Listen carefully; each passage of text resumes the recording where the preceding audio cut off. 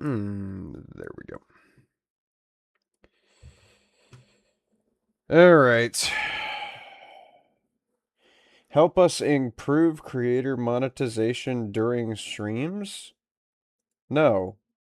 No, that's the root of all the problems on YouTube. Don't ever give me these questionnaires again. Howdy, name's Reyn. It is time, once again, for me to not sleep on a Monday night.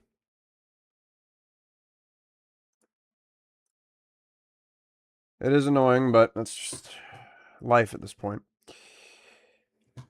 I'm playing Kingdoms Reborn, single player. It can be played multiplayer. I played a little bit with Belly on multiplayer, but this is one of the only games that I can stomach playing single player. It is extremely good. I love this game. I never would have thought I'd be playing a city builder, but here we are. Everything's boring, and I'm playing a game that was made in 2020 to alleviate that. Why is it not opening? Hello? There we go. I've already got 2 saves in this. One of them's called Bedoinkus, one of them's called Gonkulus Prime. I'm going to be creating a different one, specifically so that I can stream it, and also because the other 2 saves had issues that I'm going to try to alleviate this time around. Large map can lag. Yeah, I know. Minus 70% wood cutting yield. I was going to see if there's something else I can do besides Doochies. Man.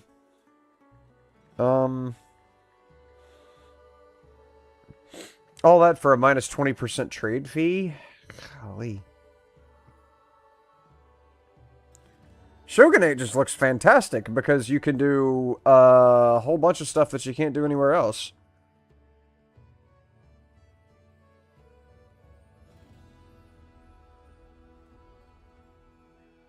And then Tlatoa is 5x trading cost. That is horrifying. Okay. I've done Doochies every time. I'm going to try Shogunate. And then all this stuff really doesn't matter because it's not multiplayer, so Bacon Strip. Blue. And then my portrait will be, hang on, which one looks the most like me here? What? I've never even seen this menu before. Nelson Mandela, okay. Abraham Lincoln. I'll just stick with what I've got. This doesn't matter. AI players needs to be reduced to 5 because they really get in the way and it's annoying. So yeah, we'll generate this. Hopefully the large map lag doesn't actually affect the stream. I've got to drive for about 2 hours today to get to my job site. So it's midnight now. I'll be getting off in 5 hours.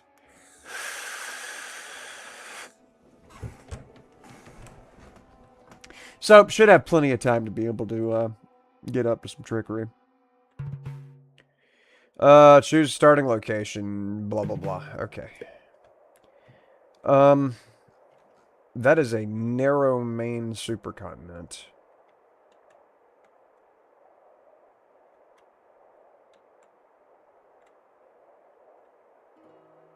Wow. This map is terrible.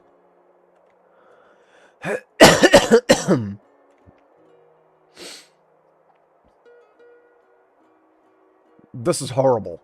Absolutely terrible.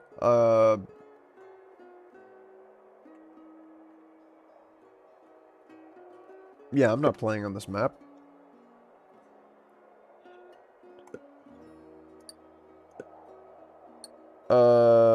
Does restart give you the option to change the seed?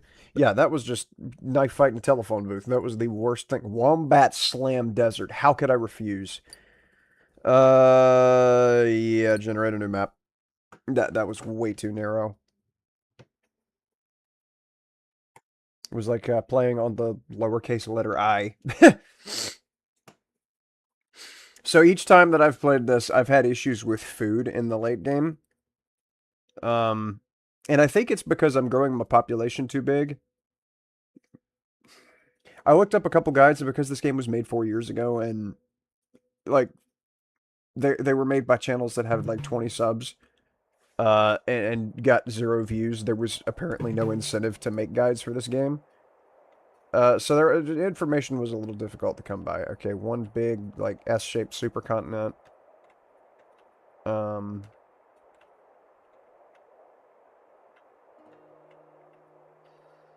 Hmm. Hmm.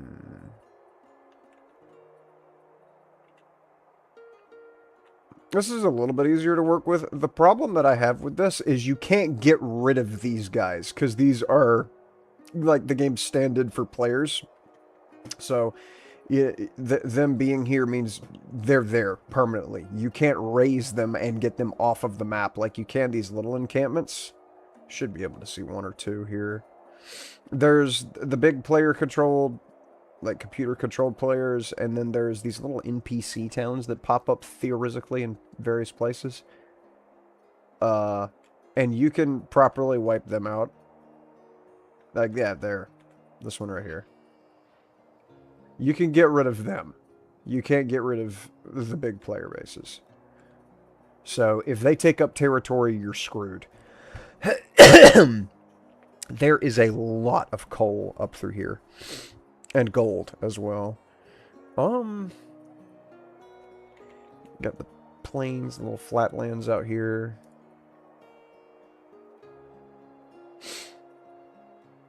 A lot of growing can be done. This is good because you've got tulips, grapes, cacao, or coffee actually, and cannabis all in one little spot. This might be huge to just start in this area and then pick my way north. The problem is going to be the coal no matter what. Are there any players to the south? Yes, Nakiji is to the south, and he's going to expand out a good ways and entrap that cocoa, not cacao. This is, again, it's so constricted. I'm just going to be fighting on 3 different fronts. And Stormheim being on the same continent is horrible. Because these guys are... It's a warmonger tribe. About the best I can think.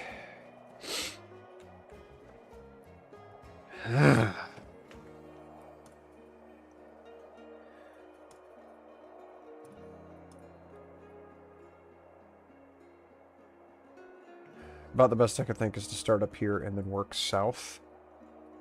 Then jump north once I have captured this little bit of jungle area.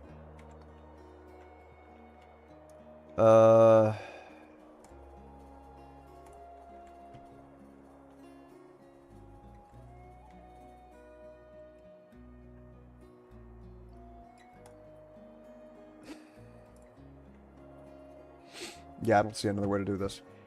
Okay, so... I don't remember how much starting money you get. I'll grab this.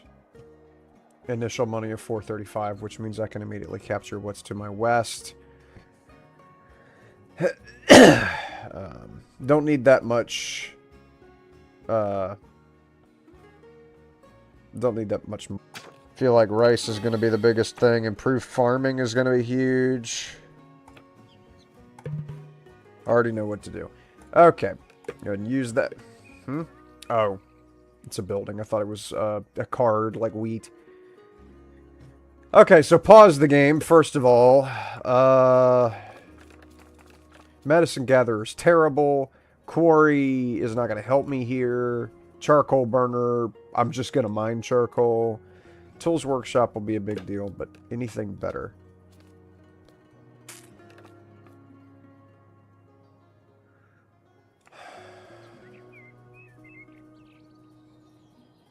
I think I start with Fruit Gatherer. Be the best way to do it. Because I see fruit trees are in this area. I made the mistake of buying Fruit Gatherer one time whenever I was in the Borean area, and yeah, it wasn't producing any.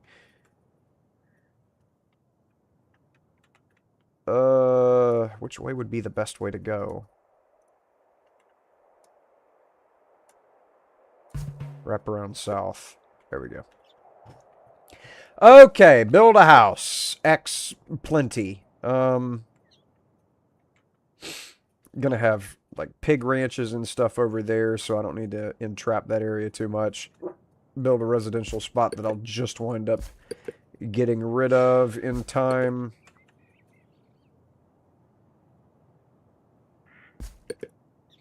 Gotta have plenty of house. These guys, you can have 4 people in one house, so that's 20 housing space, should be plenty. And then as for the fruit gatherer, that number is a lie because a lot of those fruit trees are in the areas that I can't access, and they can't go to trees that are not in their property.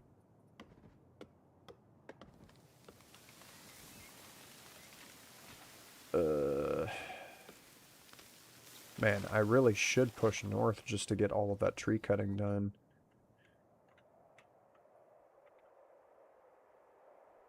Nah, this area works just fine.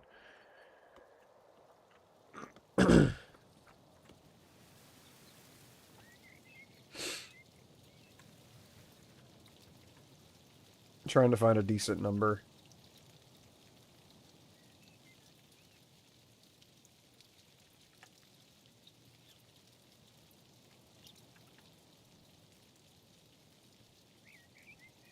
Yeah, I'm gonna put that right there.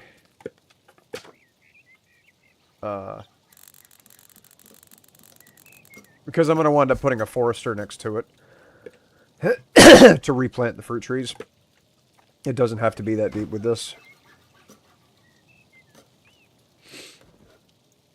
And then it would be nice to have this as a farm of the rice variety. Although there is a lot of that space that is lost due to the rivers chopping into it. It doesn't really matter. I just need food. Okay. And then I kind of have to do this. I don't like drawing a road through a farm, but otherwise they'll be too slow with it. Where is farm? Oh, I haven't unlocked it yet. Give me medicine farming immediately.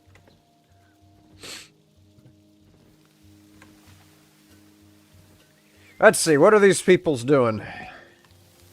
Dragging their resources back over here to the shopping center. What you got? Male, age 47. That you live in a box?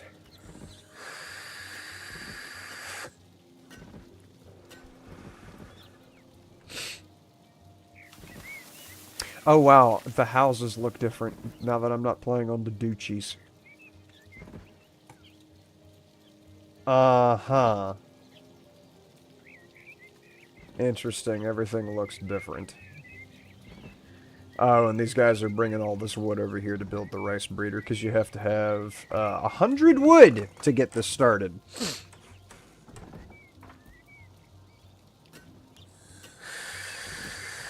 Is this guy a kid? That explains why he only took 3 wood. Because he's 11. Okay, and then she's 44 and is sick. Well, just so happens we have the medicine to be able to handle that. I need to move my camera. Because that is in the way. Put that right there. That is in the way of all the statistics. And then what are you doing? Storing her inventory of 2 oranges. Interesting. We're at 0 food already? How? How is this possible?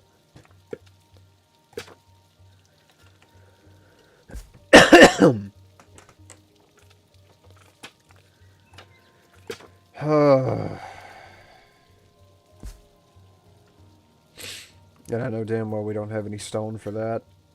No, we do. We do. Okay. I was thinking if we didn't have what we needed, we probably didn't have that, but we're good. Still don't have farm? No, I just have bridge. Okay, will that quit flashing, please? Whatever. I'm going to go ahead and put us into 4 times speed so that this gets over with quickly. And assign more people to build because we have plenty of laborers. We don't need that many laborers there. Fuel reserve is low. Okay.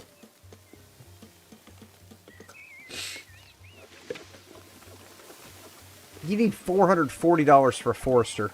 Good grief. Okay, I have to wait.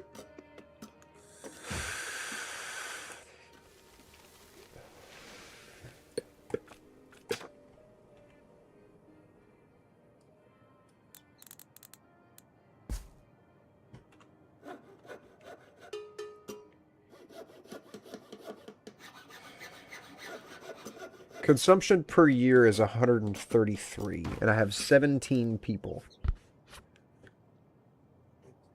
I've never really actually sat down and, like, done the math on how much food people consume.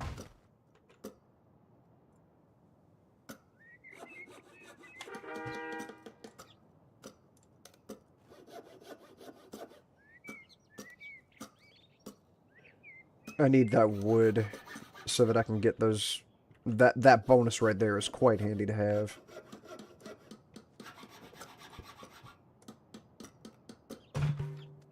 Mm-hmm.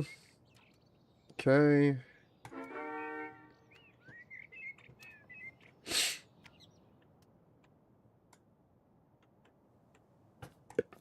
I'm assuming I get farm once this rice breeder's actually made. And I'm going to have to give them a gather order because they just don't know that they need to be collecting trees. There you go, bud.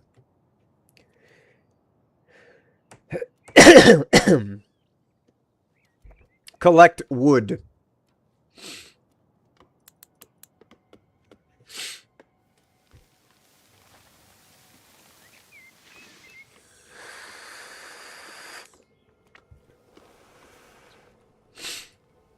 Well, these are definitely working now.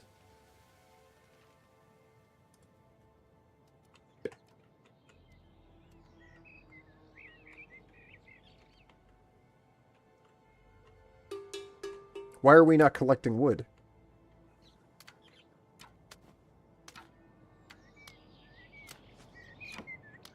I hear the arrows flying out of the, Yeah. This guy right here is hunting. Is he hunting a bear? I can't see. No, he's hunting a boar. Later on, you need bears, and they're very hard to find. It's very annoying. You have to have them for a zoo. And it gets really frustrating trying to find bears.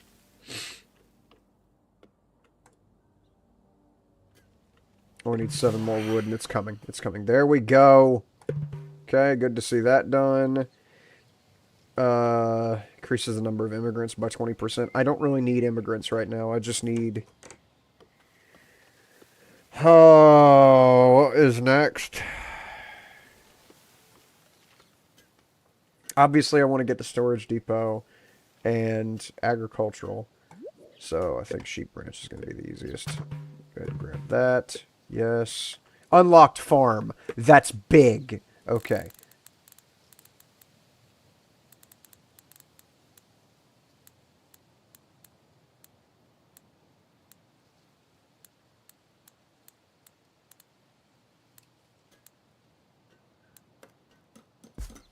Do that. And then I really would like this to not be here. It's occupied by a boar. That's the first time I've ever seen that being occupied. Can I demolish that? Yes. Get that off of here so it's not in the way of this rice farm.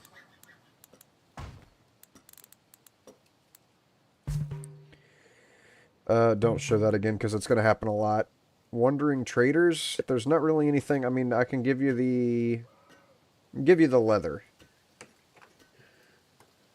What? Minus 80. There you go. $670. I'll take it. You don't use leather until later.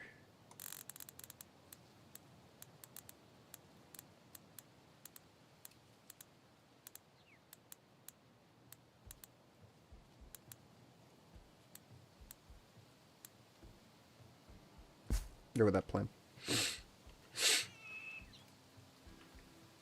Alright, plenty of rice being grown. I am going to have to grow medicine. Somewhere. And I guess that'll just be over here. Fertility's not bad for that. How did that wind up being so far? Okay. It's divided by the road. I forgot how that works. Okay, that's already set to medicinal herb.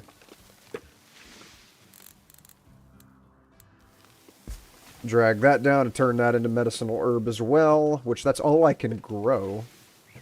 Huh. Oh, they're all going to freeze. There's not enough wood. Can I get a forester real quick? Yes, I can. Thank goodness.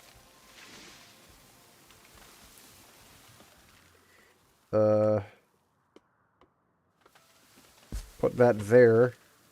And hurry up with the building of that, please.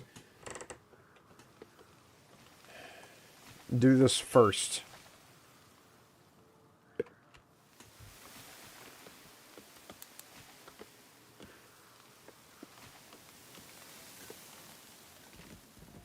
There we go.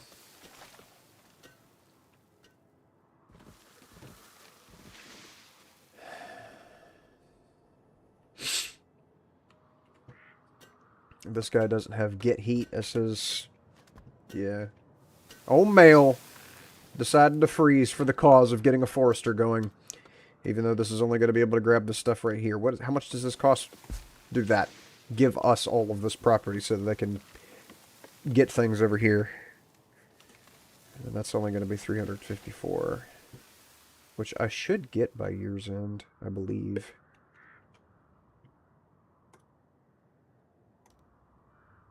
Why are we not prioritizing getting this? Oh, because this already has all the materials. I see that now. Okay.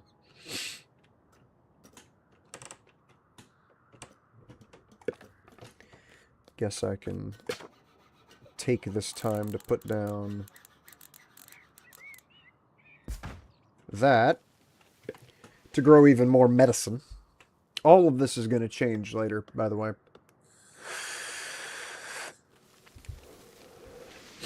Every last bit of this is all getting torn down and replaced.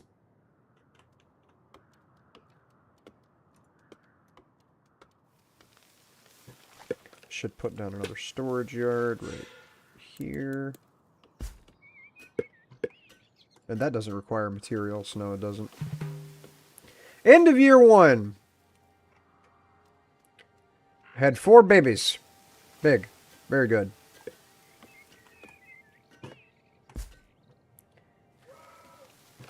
Alright, as for the tulip breeder...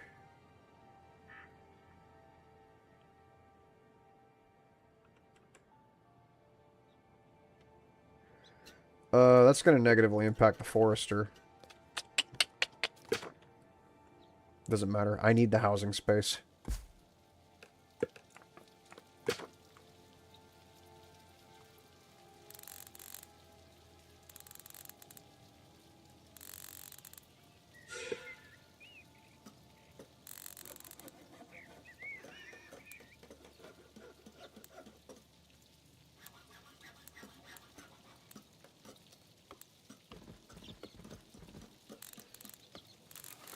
Crud, how do I do this efficiently?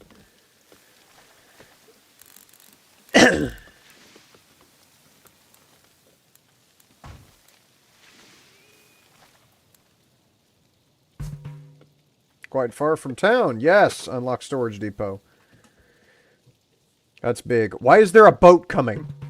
3 immigrants wish to join your... Sure, come on in. Passion. You always get passion books whenever those pop up, because they don't pop up for long. I'm going to need roads.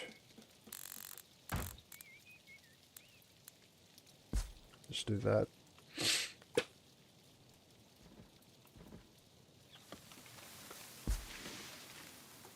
Set this to tulips. And then a freaking house right here, too.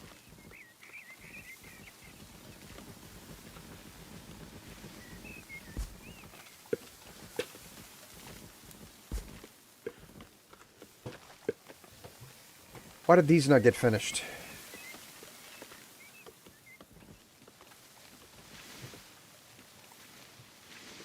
I still don't have enough wood to upgrade the hunting lodge or the fruit trees.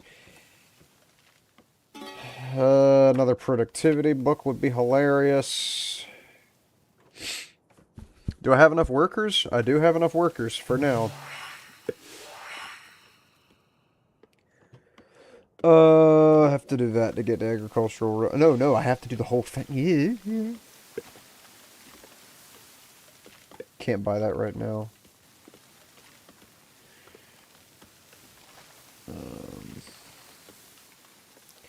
I guess the only thing I can really boost at this point is...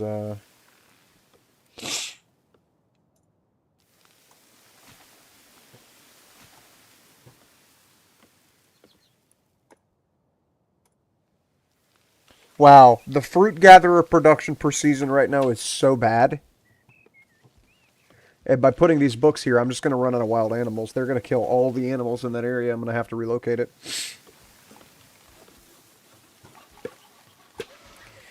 Put down another tulip farm while I'm waiting.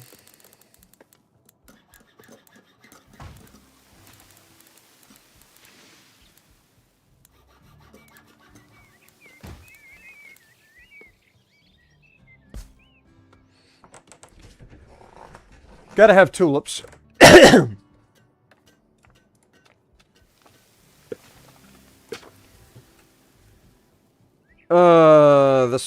The efficiency here is going to be so bad.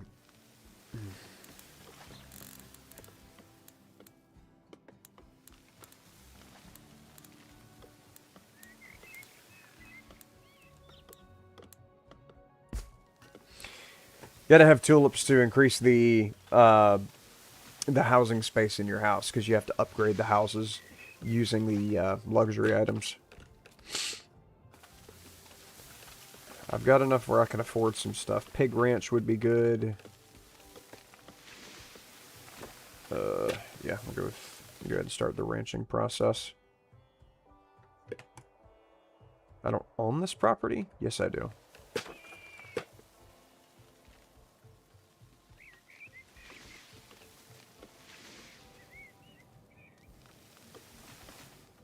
Nope, that's just going to negatively impact all those trees.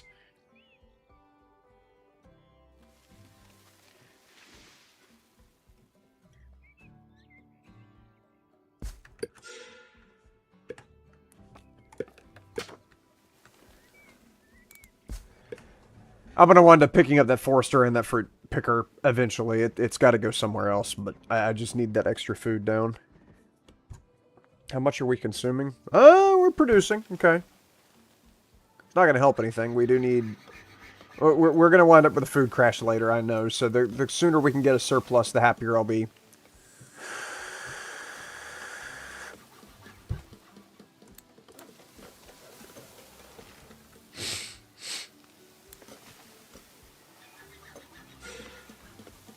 Need more storage. Sloppy that. Okay. Right here. Soblin Proved.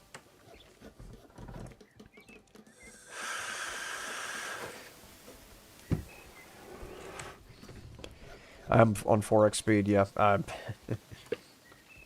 The tavern wouldn't be a bad thing to have right now, but I don't need it. Not yet.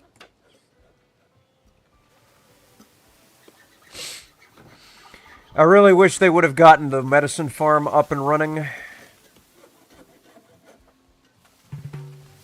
Wandering traders, take all of my leather. Thank you. I wanted this up and running before the season changed, because they only plant seeds up to summer, and then, you know, autumn is whenever they actually harvest everything. not anything that can be done about it now, but there's going to be less medicine whenever wintertime ends.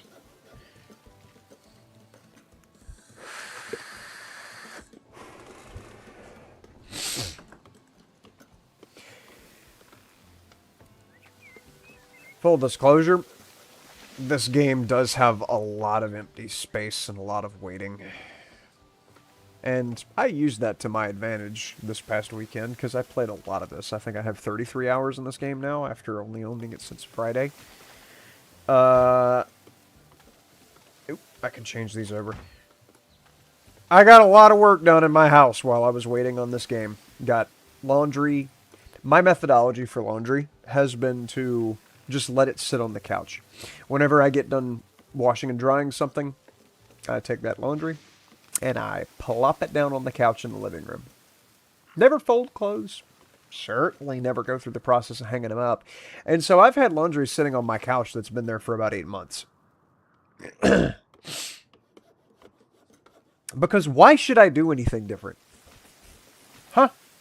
Why should I do anything different? There's no reason to. What's up, David? How you doing, bud? If you like chill village management games, I'd recommend The Wandering Village. Let's see.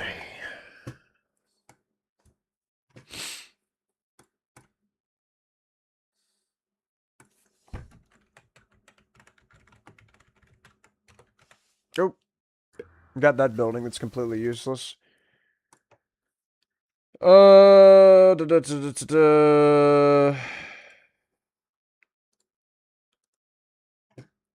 Yes, I know about the upgrades tree. Tech tree. Give me forward trade.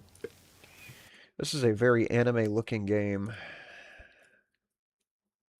Wow, that is a very anime-looking game.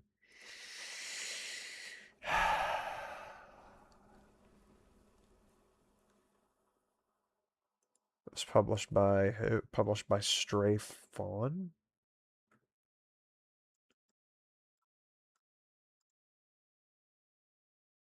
I've never heard of Stray Fawn.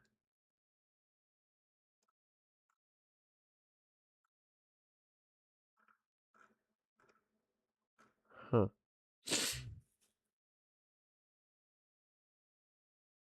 Okay, looks like they've done a couple city builders. They've got Airborne Empire as well. Earth of Orin. Also published by Stray Fawn. Huh. Well, it looks like they've got experience in the genre. And they've got a couple different ones. Might take a look at it. Would you please? They're gonna freeze to death. They're all gonna freeze to death. Here, gather. It's the end of the year. There.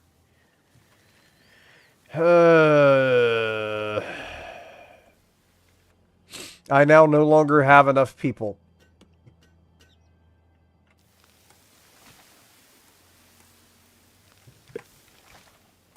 And my hunting lodge isn't being occupied. What the hell?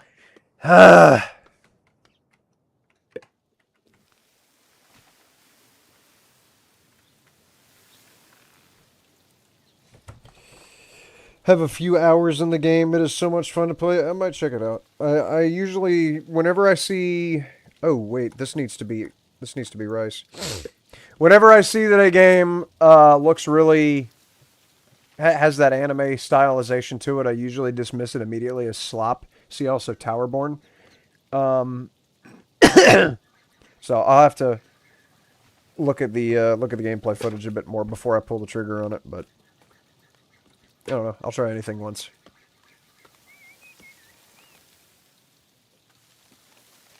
Here. My mood has already dropped to 69. I don't need anybody right now. I don't have the housing space. That unlocks rice breeder. Increase in farming. I don't have enough space. I hit that without looking. Yes, grab trading post. Yes, grab trading port.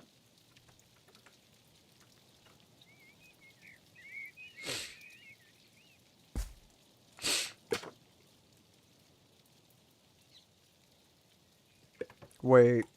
Does this farm completely cut that off? Yeah, that farm completely makes that trading port inaccessible. Which so does this farm. Okay, I can't put those down right now.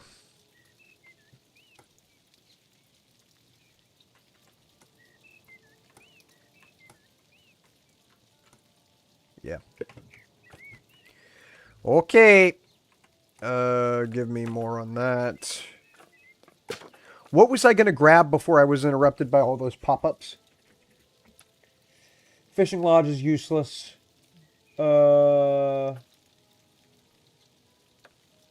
Medicine gatherer is useless. Already done tavern. We're good on tools for the moment. I don't even see a building that I would want. Whatever.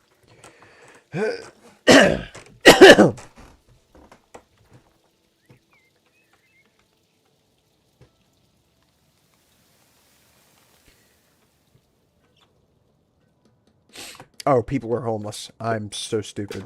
Okay. I don't have space for that. Do that then. And now we'll build houses.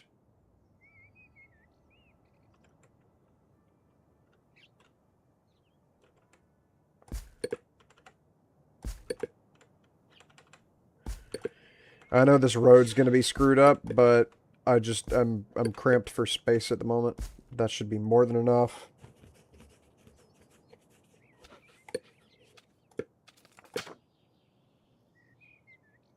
Is there a way to connect these roads?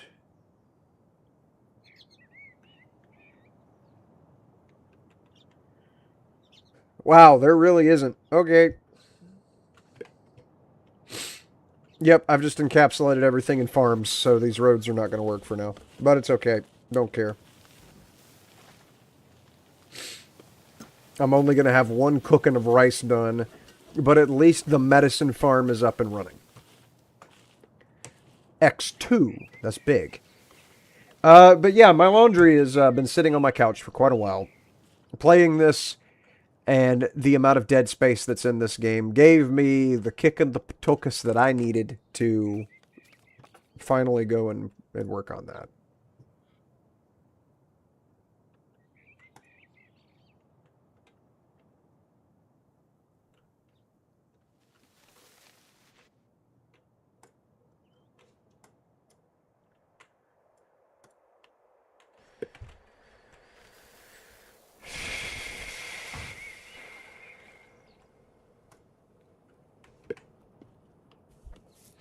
Not enough workers, it says. Not enough housing, it says. Anything else y'all want to complain about? Ilya, a homeless age 7 girl. I don't know how long these guys will just sit here. Ilya left your town homeless. Well, she's clearly right here. There's more than one Ilya. Golly. I don't believe it. Those are some tall medicinal plants. And yeah, I don't have to follow her around anymore. They're going to build this tavern before they build these houses.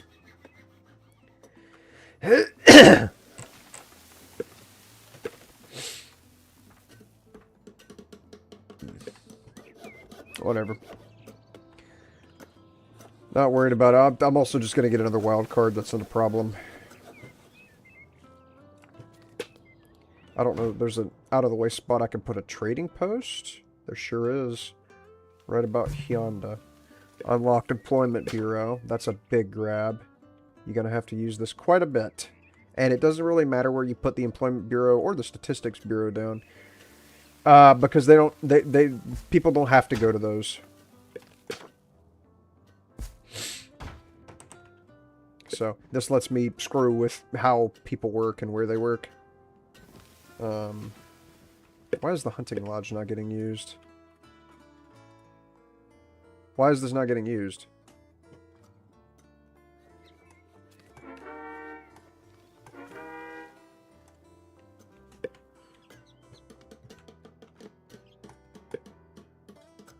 I'm confused why the hunting lodge isn't getting used.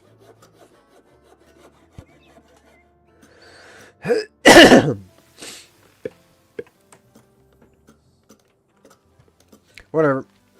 It's higher in the priority list than everything else. Doesn't matter. Might have dedicated too much space to tulips and not enough to food, but it'll be fine. It'll be mitigated later. It'll be litigated later. Also, I am now just realizing I put that trading post down in the way of where the pig ranch needed to go. It doesn't... It's again, everything is fluid at this point. You just use what tiny little bit of space you have. You make the most of it. And that's all you gotta do.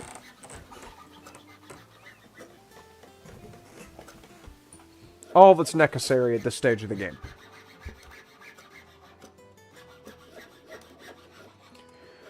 Also, this is supposed to be rice.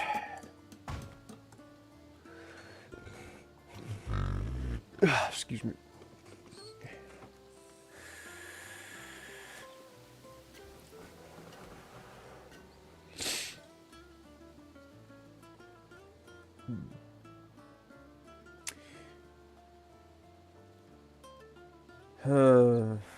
You know I have to drive 2 hours today to fix a thermostat. That's what I'm doing. Driving 2 hours to work on a thermostat. I know this is not the most valuable thing I could be selling, but I'm not worried about it.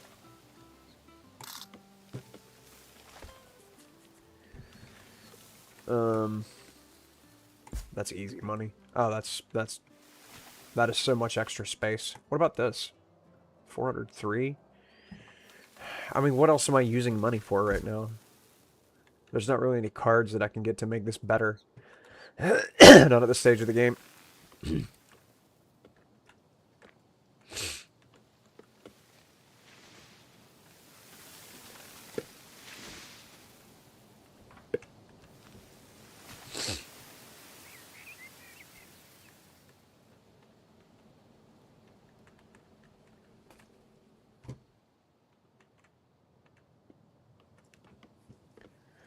They're not building very fast. Problem is they have to clear out all these trees that are in the way. All these trees have to be removed to make way for the construction, and that takes forever. People hate me. Yeah, well, maybe if you built your damn tavern, you wouldn't hate me so bad. See, this says people hate you. That is so annoying. That is the first time I've ever seen that message. I didn't know once they got down past 69, they hated you. That is wild.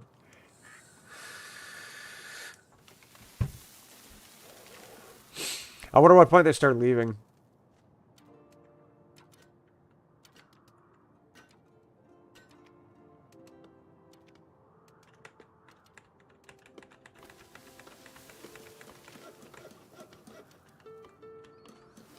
I shouldn't get a game over, because as soon as the tulips come in, and once they ever finish this tavern, which they're working on now, the problem will be solved.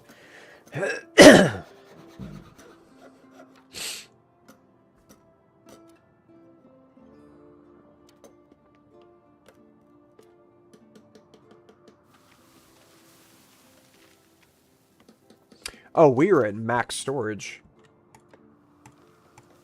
Yeah, we have no more room for storing things.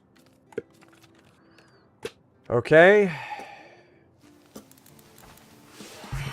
Put it right there. Sock brewing, which is turning the rice into vodka or something. I don't remember.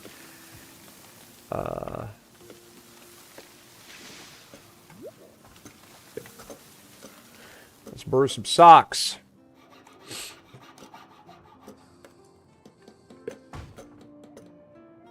Did entertainment go up at all? Yes, it did. Okay.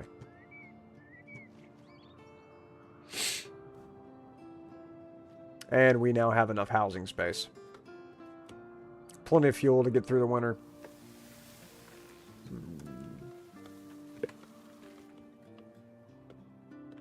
They need to finish the storage yard so everybody can start dragging things in.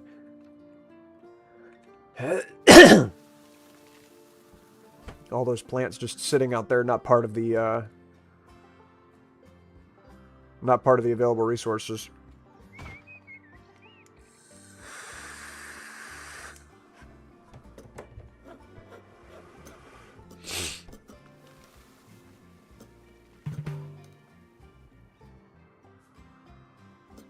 There we go. One person died of old age. Already? It's just, what is this, year 2? No, it's year 3.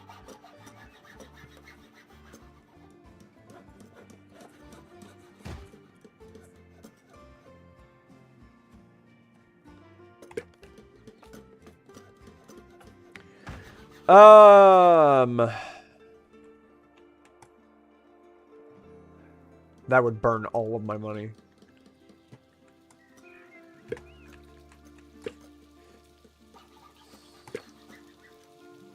There we go. I can go ahead and put this down comfortably. And start getting people in here, because we've got enough housing space to take them. And we're obviously going to need more, because I need 11 more people to fill all the jobs that are just right now. Happiness is climbing up again. That tavern brought us back up from 50 entertainment to 98. That is big. I don't need anybody right now. But I'll always take the immigrants because it gives you the passion book, and the passion book is massive.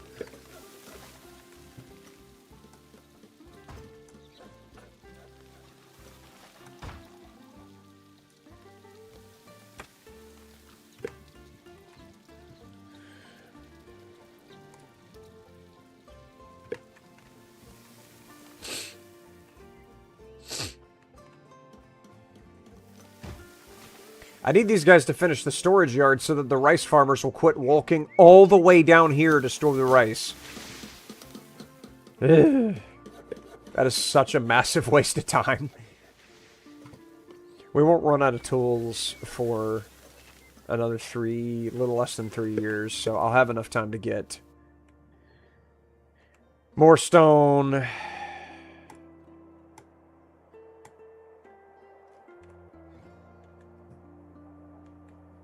Yeah, go ahead and do that now. Get over here to this. I know that looks like coal. I'm confused. Oh, that is actually coal. Huh. Usually whenever you see those black dots, that's not actually coal. Can you gather that? No, you can't. Okay.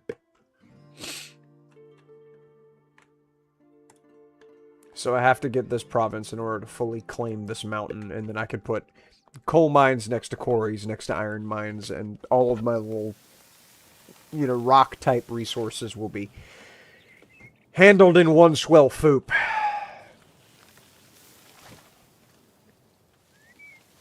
Plenty of food for the time beazle. Is my trading post done? It sure is. Okay, start getting rid of leather.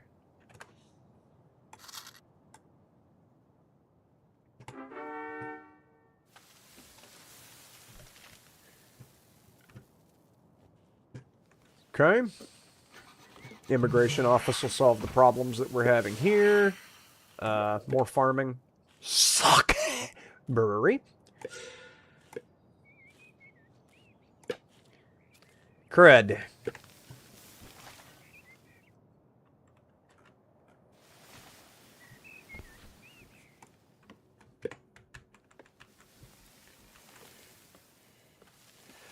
Need a lot more people to get this thing under control. Like, nobody's going to be at the immigration office for a minute. Solve that problem with the star. I just am curious as to where that took somebody from.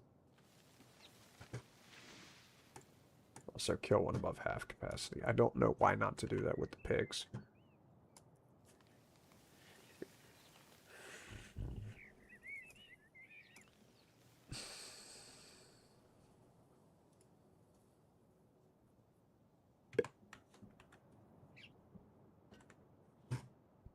Good food variety, but it's still less than 80%. Whatever. And these tulips are definitely going to play into the happiness too, because I'll have luxury tier 1. These houses will be upgraded. And stuff's going to get rolling. I don't think I'm going to get a game over at this point.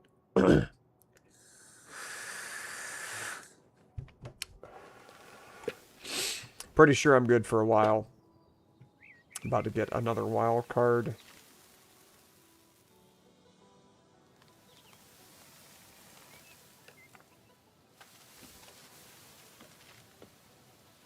What is my building upkeep right now? 178. The trading post almost done cooking. I have 2 minutes for this thing to... Oh, yeah. I'll be fine. I just gotta sell this leather. Otherwise, I'm gonna eat that 178 building upkeep cost. That's gonna suck. Gonna put me in debt.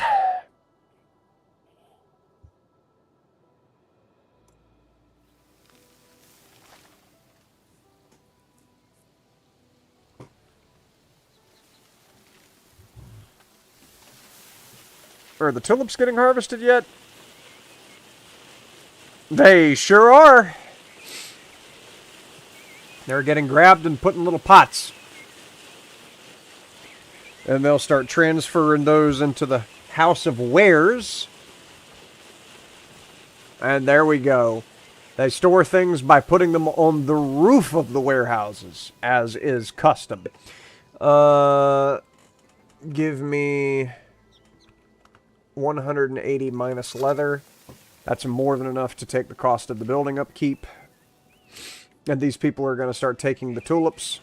Like this person right here. Get luxury is the activity. So she's going to go put that, Michelle is going to go put that in her house.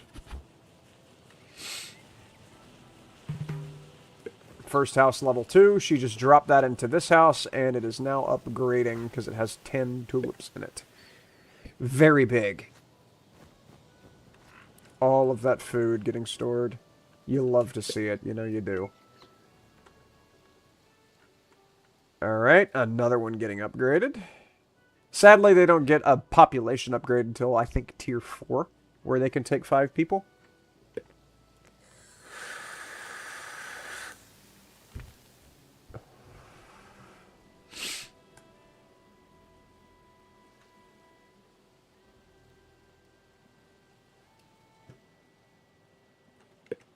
I'm not going to mess with the productivity of that. I don't need it to work too quickly. But I've got enough people to satiate the problems that I'm having in this town. I have too many people. Okay? People think I am okay. A lot of folks just died of old age. At the wrong time. Okay.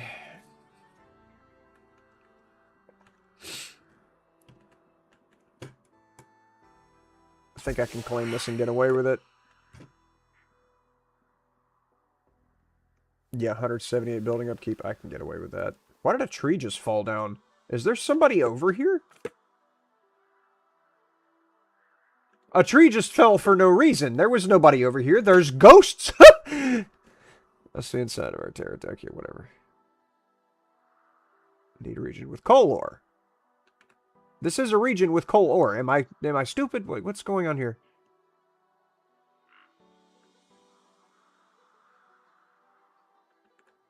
How do you... Why is this being difficult?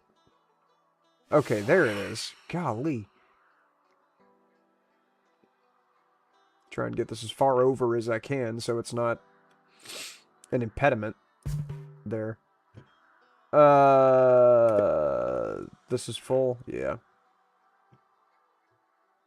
One building combo, but...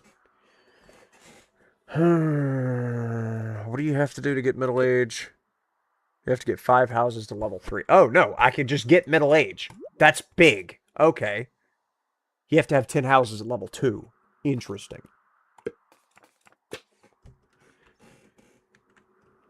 And then as for this road...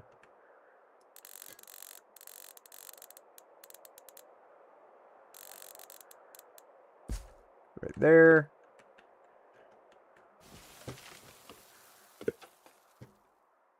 And then I can handily put a housing thing right about here. Just took away that boar's house.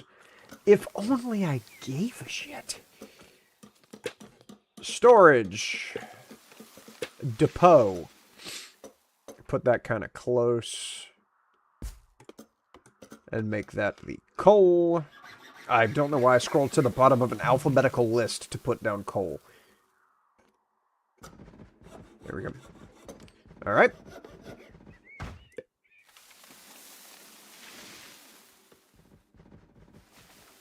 Not enough employees. Grand. We are beyond good on tulips for a while. I could actually sell those. Because that'll be more valuable to sell than leather, right? Only by $2. Yeah. Okay, never mind. It's not going to be that big of a jump. I'm definitely going to need stone tools here directly.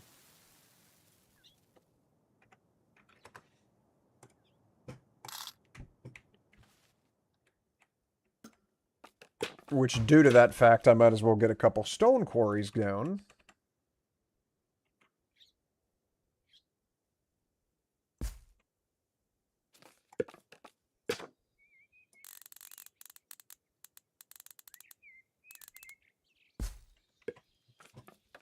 Which is also going to require a storage depot.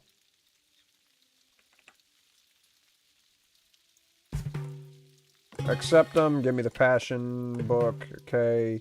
Lock copy button. That's big. Stone. Stone. And then the tools workshop is going to be the next big thing. Put that.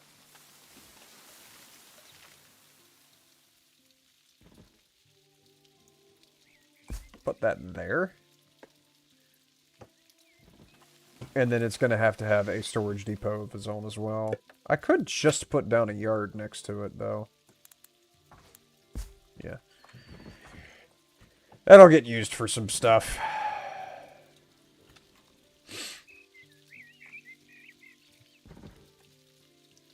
And that should do me for the time beazle.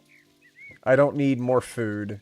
I guess I should probably just focus on luxury items at this point to get to the next level. That plus housing space is going to be an issue here in a bit. Because I have to have, gosh, I have to have so many employees. I have to have 35 more people in this town.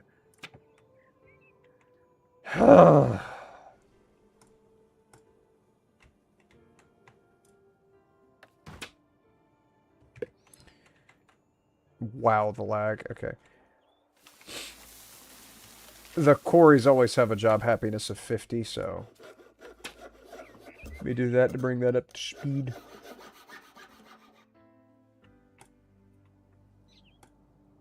This isn't producing at all, but I'll store a productivity book here for later, I guess.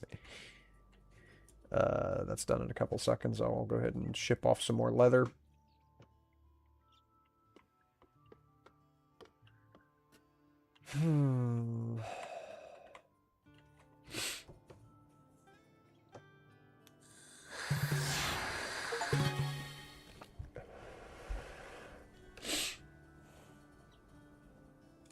Gotta go with the food option. Here. Okay. Now trade away the leather.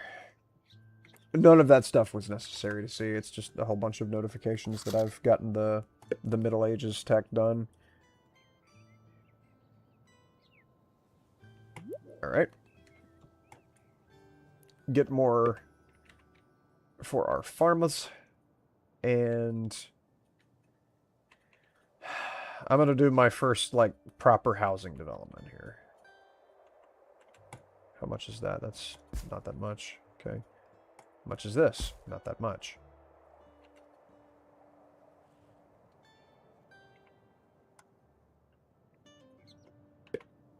Okay, so move the forester.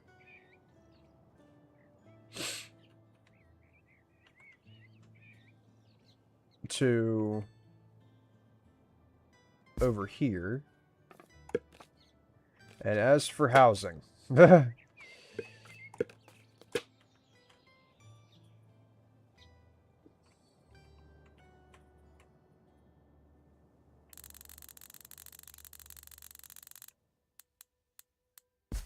Good, run a road up that way.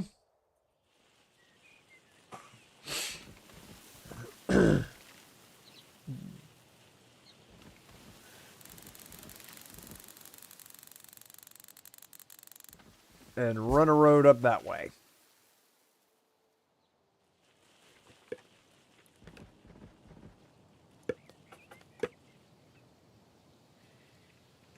Alright. And then I'll have houses on either side.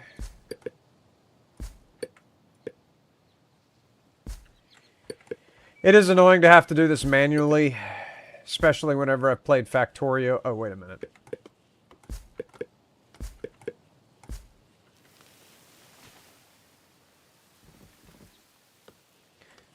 Especially when I've played Factorio.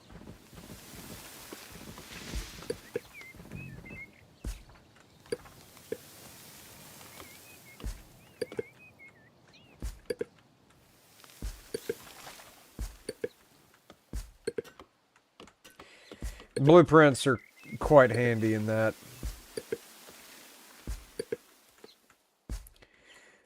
Now, why am I building so many houses this early? Because houses become a serious problem later.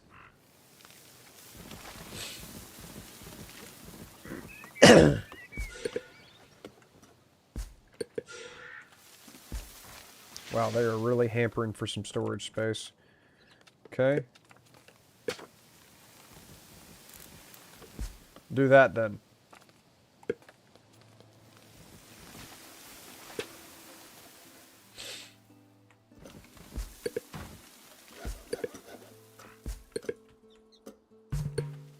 What?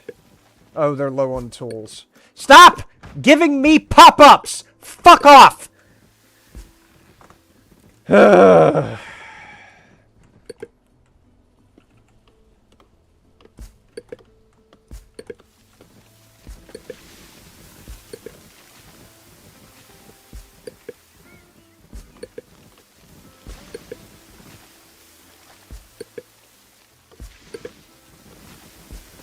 Alright. That'll be more than enough houses to get me a little ways. Furniture will be huge. Granary, big. Okay. I don't have enough space to put it here, but this rice paddy was always temporary.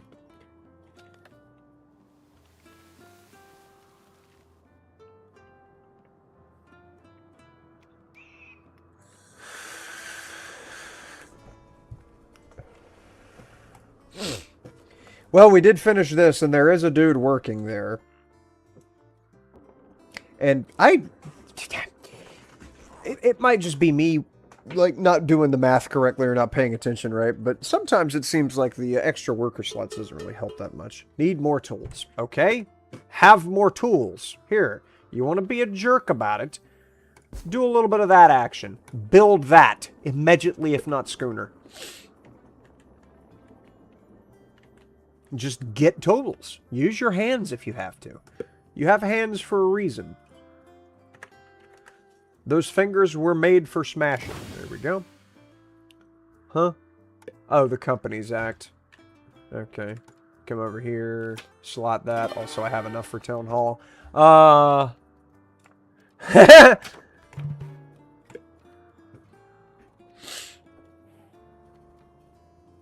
Alright, I have 45 extra productivity for the alcohol making, so I've definitely got to take full advantage of the sake whenever that becomes a thing.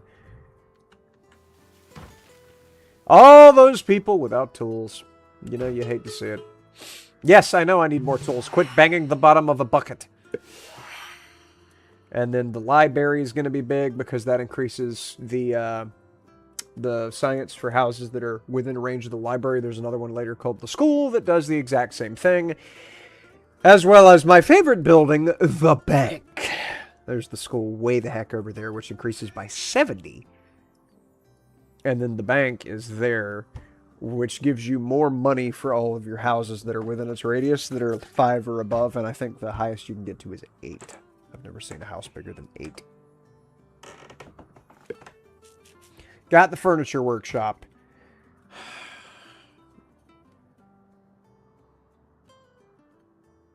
Not going to bore you with that right now. I don't need that to be a thing yet. I still need 37 more people to get this town under control. And I've got all the housing space I could ever want. Storage too far? You are a jerk with the storage. Just go get storage. What? Oh.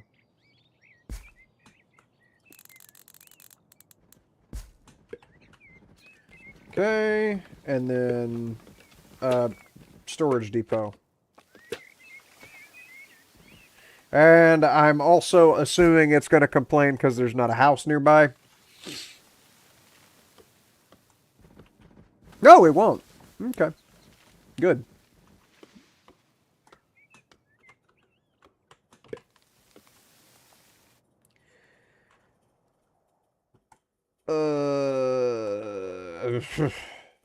Get over here.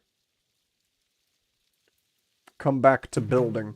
3 immigrants wish to join the city. Give me that passion book. Need more tools. Quit banging that bucket.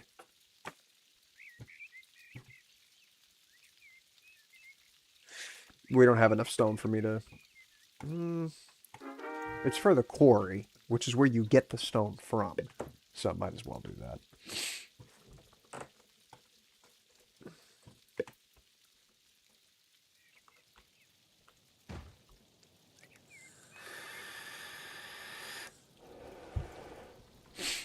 Trading post ready yet? Yes, it sure is. Okay.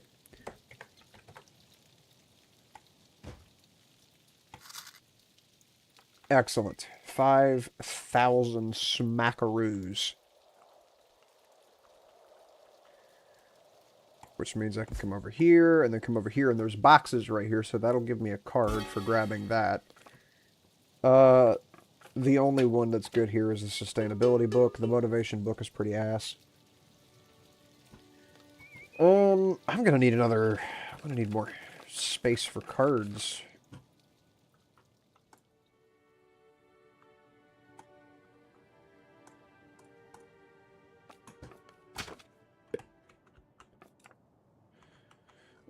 I can go ahead and slot this in with the tools so that it's not consuming quite as much stone. I've got the library, and then the trading company is the lifeblood of the trading mans. Yes, give me the library.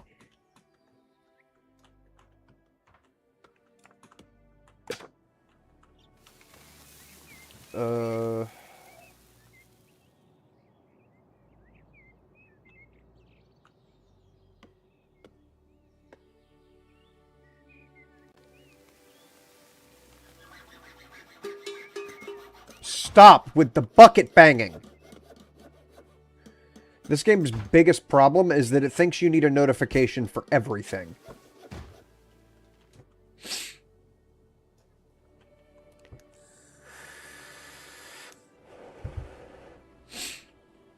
Everybody's going to do stuff super slowly because of not having their tools.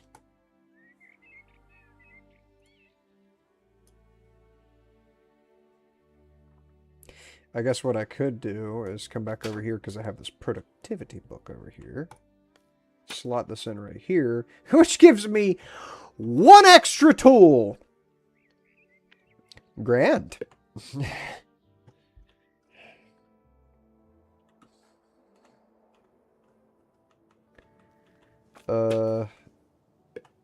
How's that going to interact with this? It won't at all. Good.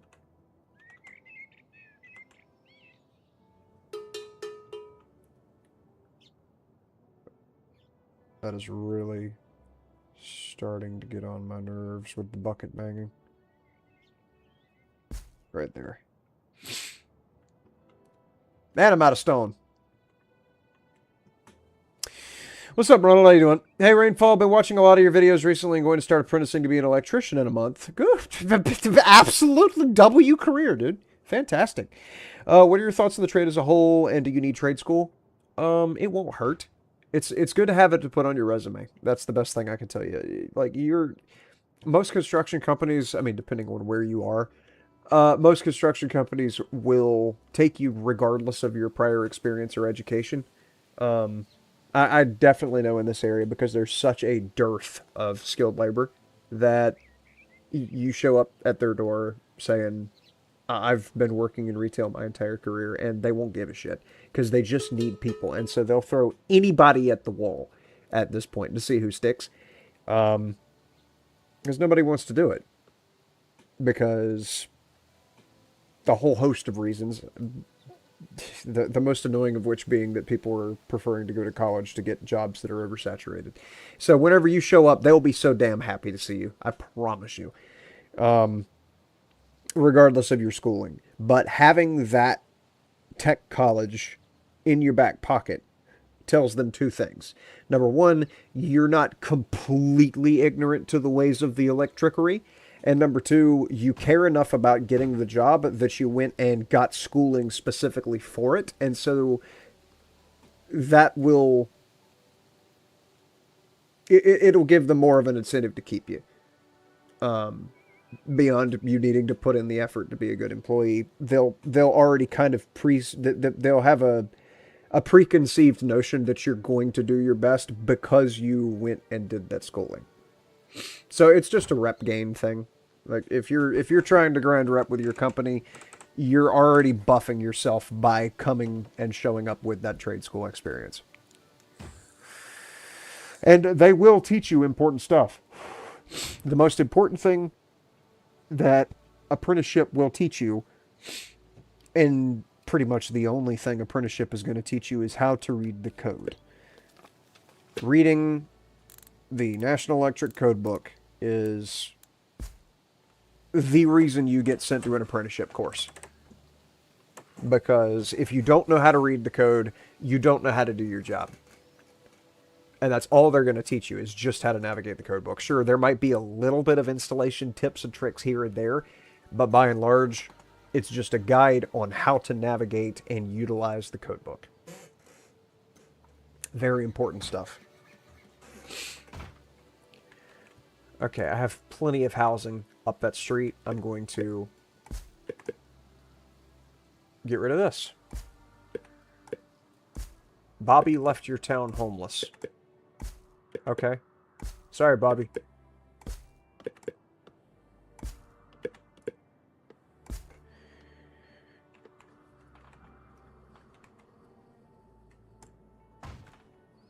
Now this tavern does absolutely nothing. So I got to move it down here. Right there.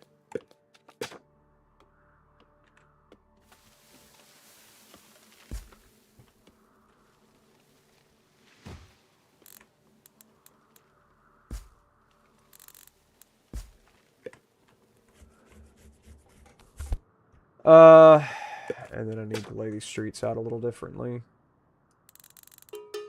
Do that.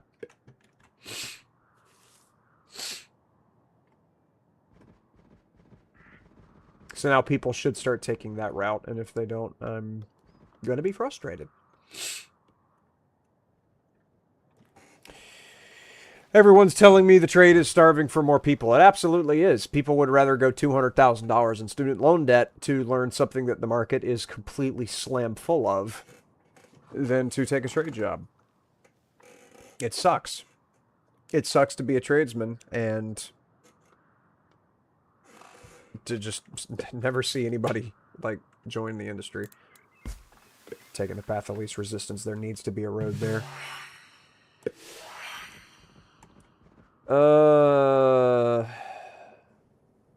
Okay, I've got to get that card inventory expanded or this is really going to start to hurt.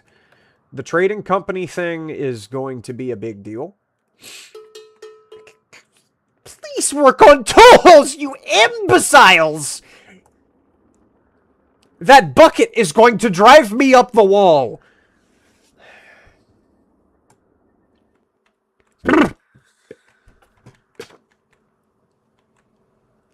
I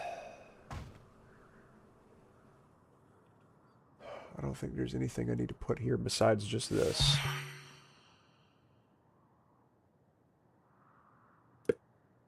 That completed really quickly. Card inventory. Pop up? Yeah. Okay. I'm not going to be able to build that for a really long time. I need brick, which means I have to get to the brick part of the program. So, yeah, probably half an hour before I get bricks going.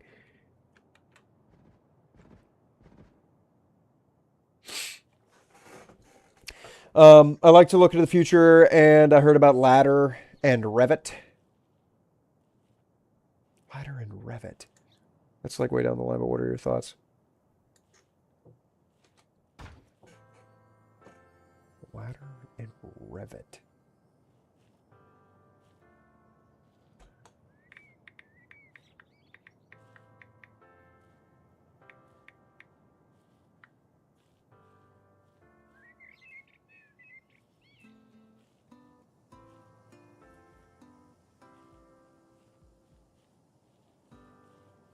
Creating ladders with Revit's tools.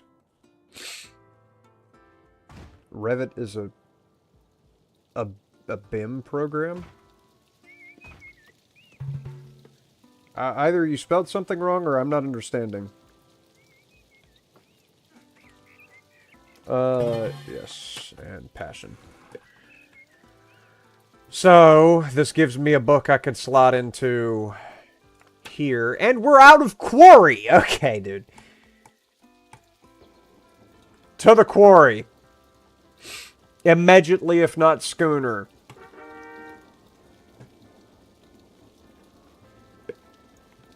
We do not have enough rock. Okay, pottery. There's that.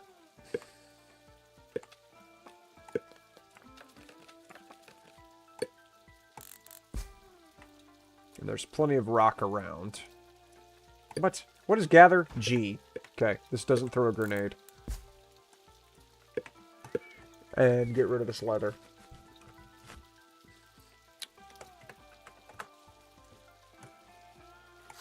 Good.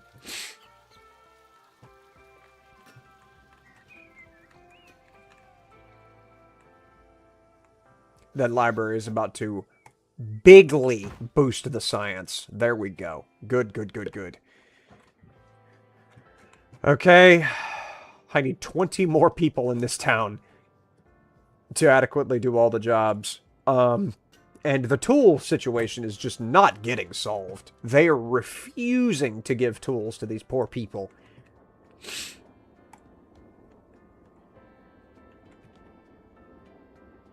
Basically, as soon as a stone comes out the quarry, it gets shoved into this building immediately. Okay, brickworks. Potter. Don't need potter yet, but I do need clay pit.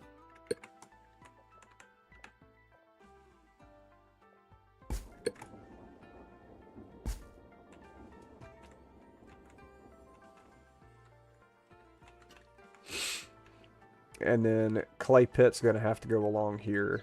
Or it could go up here, actually.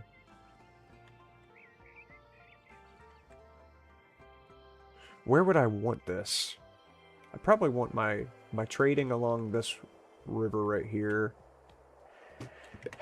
This is going to be a farm for sure, for sure. I'm almost positive this is going to be just a farm.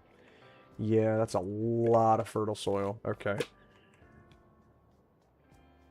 And then I don't know if there's deep sea fishing over here because you can't see the reefs yet until you get the deep sea fishing building.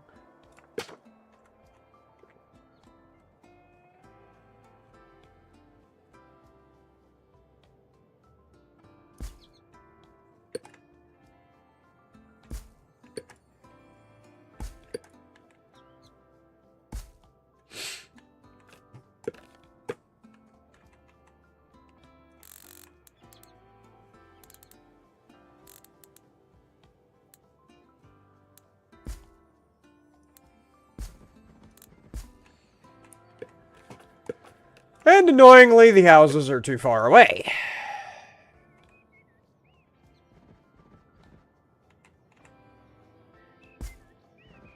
Okay, that was actually somehow close enough. And then as for storage, I would really wish I had warehouse unlocked already, but I don't have that. I'm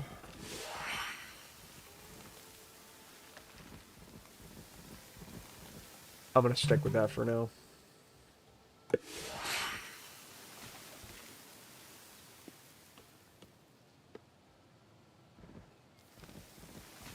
I'm going to want to reduce my trading fee because it's very annoying at this point.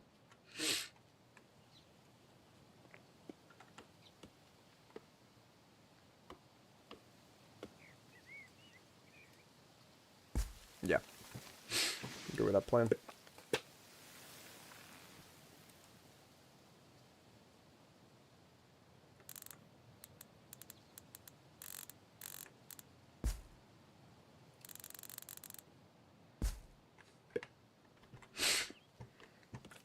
Plenty of room for brickwork. This is going to be clay. Good. And then right next to it is going to be brick. Stop with the bucket!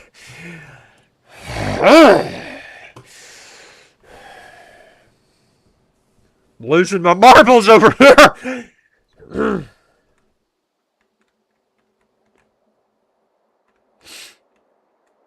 Okay. Let's see. Ladder is programming language for PLCs. I have no idea what that is.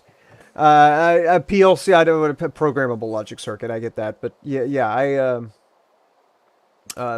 I don't have any experience with like programming stuff. I know how to like take the little 22 gauge wires and stick them under the little plastic terminals and tighten the really tiny screw. But beyond that, if you can make money off of it, do it.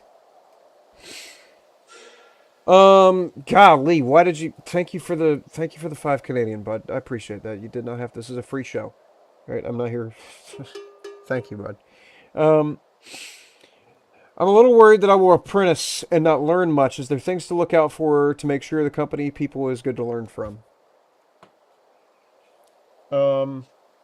Okay, first question. Is the program that they're putting you through done by the company itself, or are they in some way involved with...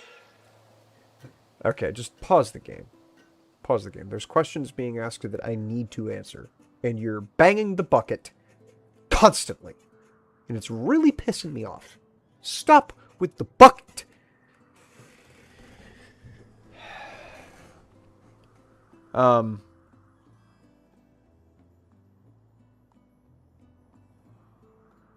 So yeah. Question, I will want to know if the company's doing it or if they're putting you in some third-party program. If they're putting you in a third-party program, then there is a small chance that... I'm so tired of this bucket, man. There is a small chance that they have not fostered an atmosphere within their company of teaching up-and-coming employees how to do the job and how to do it well, but I seriously doubt it. Pretty much every company now, if the people in the field are not willing to teach you, the people in the office will be extremely mad to hear that. Okay? The people in the office will know very well that the skilled trades will die within the next 10 to 20 years without new young employees being brought in to take the place of the old coots who are dying off. So, pretty much, if you get into a company that is more than like 10 people, like if they have a centralized office location and there are people who work at a desk in your company, you're gonna be fine as far as learning stuff from them and being in a company that has an atmosphere of teaching and learning the trades, because those people in the office are going to be laser focused on getting you the education that you need to do the job that they need you to do. Because if you don't, they'll wind up losing their jobs within the next 10 to 20 years because of a brain drain in the field. The next couple decades, the companies that survive will be the ones who can attract the attention of the next generation and can hold them. Because there's a lot of companies that can get them in with empty promises of, oh, we'll pay you double what the other guys will pay you. And then not delivering on that. And not only does that lose them an employee, but it turns that employee off to the idea of working in the trades anymore. So you need to more or less focus on getting with a good company that is large. I'm not talking about a good company as in you need to be able to tell the quality of the work before you come in, but I'm telling you that the larger construction companies are going to be the best bet over the little mom and pop hole in the wall shops that if they have an office, there's like 3 people who work there and one of them works from home and then the other 2 are just kind of sitting there fiddling with their phones while they're at the office. It needs to be a sizable enough company for, number one, the bigger the company, the bigger the safety budget. And you really, really have to be in a company with a big safety budget. You don't want to be in some company that is not providing you with safety glasses or laughs in your face if you ask them if they have earplugs. Okay? The bigger the company, the more they'll be able to spend on the things to protect you. And the bigger the company, the higher chance that there's a reason that they were able to last long enough to get to that size.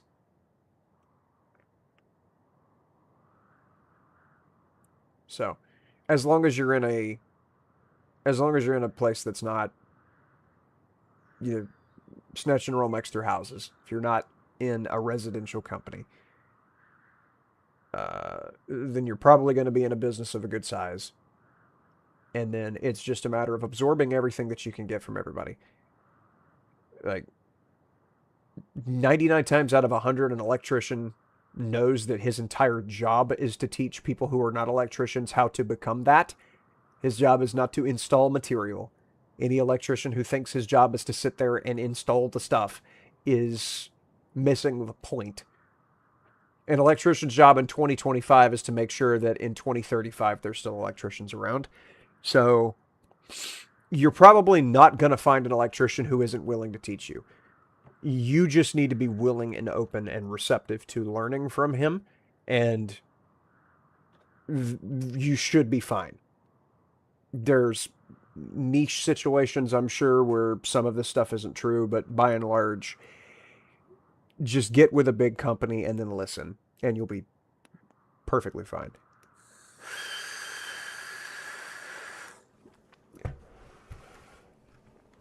That's the best I can tell you, man. I hope I explained myself well enough. I hope I didn't explain that in a shitty way.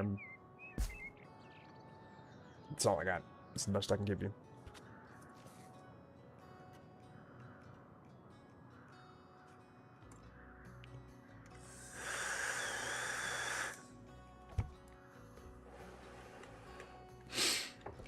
All right. If you guys don't want to do the whole tool thing, I'll do it for you. Where's the damn stone tools? We have 9 stone tools to our name here. Bring in 60 of them and quit complaining. There. And then as for you,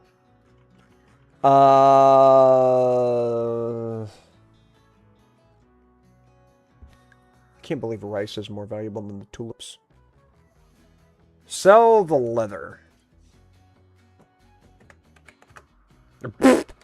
Wish I could sell that much at once. Not until I get the auto trading up.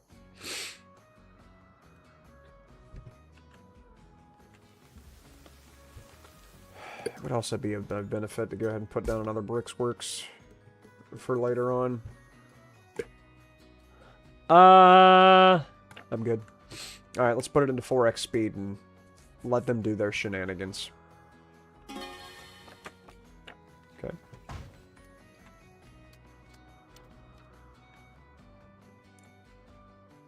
Oh, the pig ranch actually has somebody working there? That's big?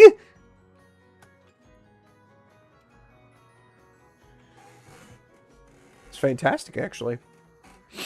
Very logical answer, thank you.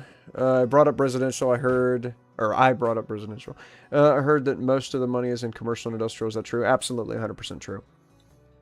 No question. Residential, I meme on residential a lot because it damn well deserves it. Because it's just not as stable of a business.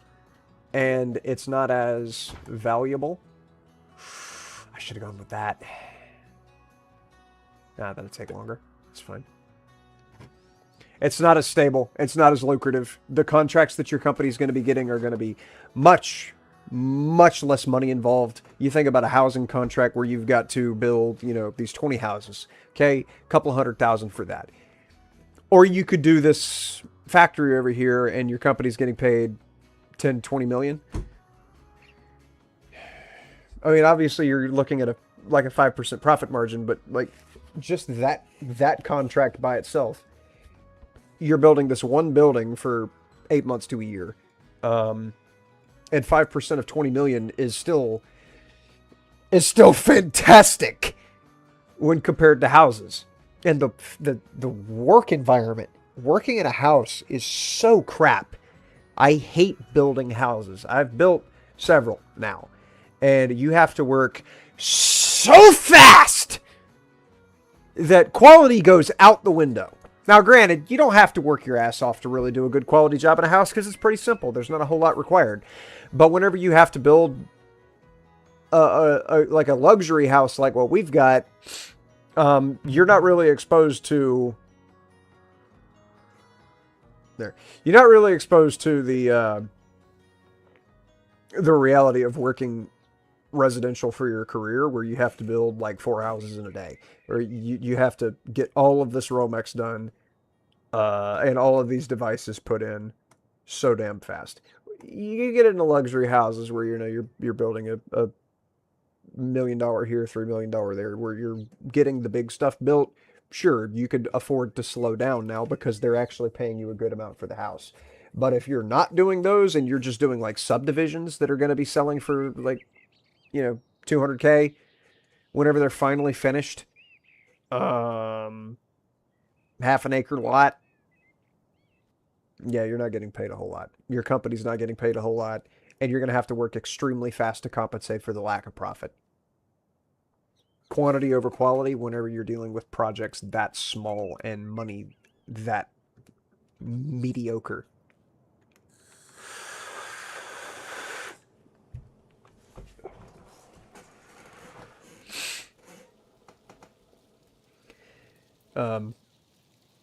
But yeah, the commercial and industrial is much better money. Definitely go with that.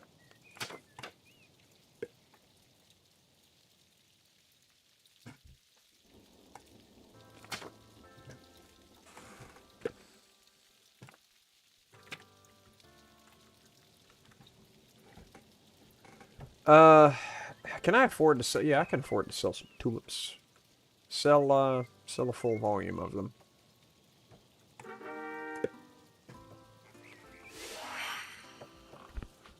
Minus 300. Okay, that paid for itself. Yeah, do house adjacency now. Give me that income off of the housing. And then I'm still good on tulips here, so I can sell more of them. Minus 300. Oh, I can only do 180. Why can I only do 180? Huh. Curious.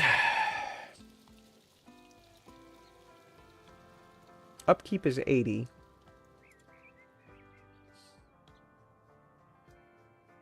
I don't know why the trading post is less valuable than the trading port. Whatever. I can take another pig ranch, probably. Library, coal mine, furniture shop. Sake brewery, yes. Sacre bleu. And then give me the wood. Oh, I have a deck now. Yes. I have one of these things. Get the granary out of here. I don't need that for a minute.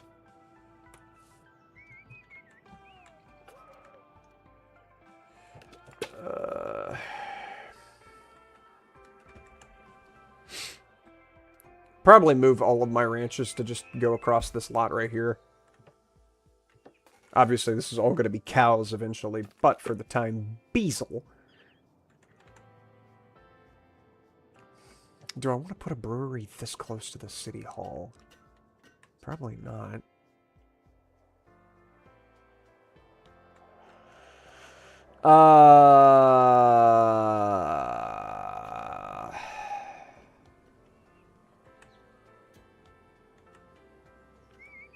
Damn. I'll wind up moving it later. There's no way to avoid that, but... Just trying to figure out a way to optimize that if I could.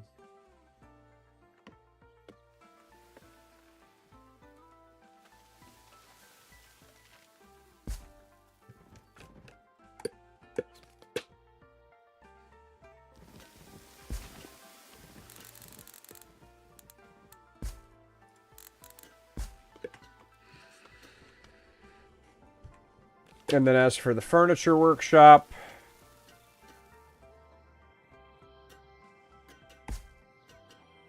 I don't think that harms anything.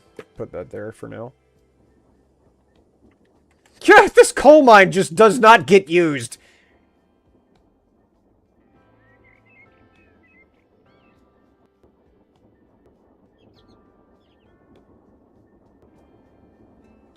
Wow, that would have been fine there. Okay.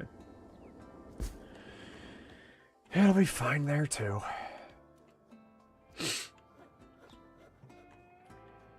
Need a lot more people. Thankfully, the housing situation is good for the time being. Not gonna need, not gonna need an expansion to the subdivision for a minute. Let's see. Got another super chat. Dude, thank you. Again, this is a free show, please. You're supposed to be getting a job soon to make money, so why are you giving me yours? How fast when apprenticing did you start getting into the commercial and industrial jobs? Because I assume you can't get into it right away. No, I got into a company that exclusively does commercial and occasionally does houses on the side in specific circumstances. If your company's a hybrid where they dabble in both sides, then I don't know exactly how that dynamic would work, but usually you'll have a residential contractor and a commercial contractor. I say all of this about residential. If you're in a residential company, run it. Do it. Get the job, work in the industry. Because the sneaky thing about residential is it's very, very fast-paced, but also it's easy to dominate and just, like, become the best that you can become, and everybody notices it, and so you wind up with promotions pretty quickly. I wouldn't want to do it because it's so physically taxing, and I'm not a very big guy. I like the maintenance job that I have now, where I got out of construction and got into maintenance. I'm trying to write a video now about the differences between construction and maintenance. I'm not working that hard on it because I have a job.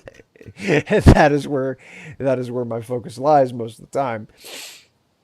But yeah, the maintenance thing has definitely been a big boon to me because I don't have to worry about busting my patukas quite as often. What do you mean storage too far? That is bullcrap.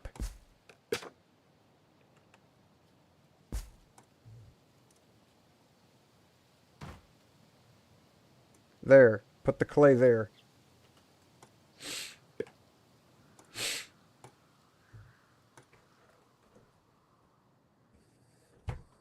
Can I increase the number of builders by chance? Yes, I can. Okay. More people are needed for it? Wow. I had to have a lot of building done.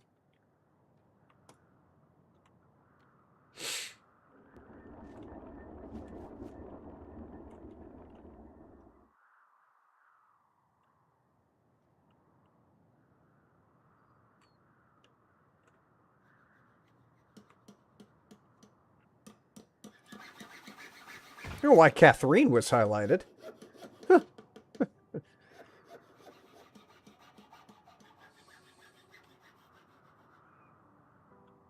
Why is my happiness meter going down?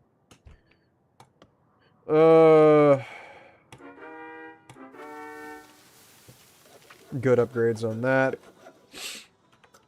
But yeah, if you're in a residential company, just make the money. Just do the job, make the money, get the experience. Because regardless of where you start, you've got to know how to deal with electricity in order to do the job.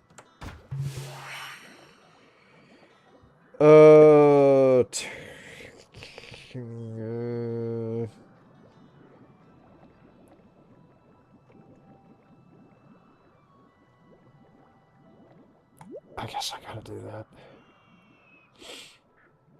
Or I'm gonna start getting slammed by the warmonger guy. Started with the notifications. Started apprenticing in commercial right away. That's surprising. All right, I'll try and get into a company that focuses on that then. I didn't know they would hire apprentices. No, absolutely. Yeah, you don't have to come... there isn't a company that I know of that you have to show up with experience in order to get a entry-level position. I've never seen one. First house, level 3! I'm huge!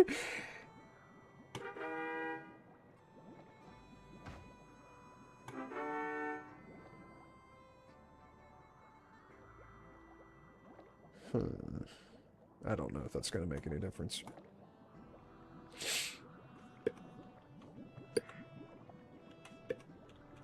I've still got plenty of labor. Hello? What's... Okay. Still got plenty of laborers. If I untick that... I do not have enough workers. Oh, because it's springtime, so everybody's going back to the farms. Okay.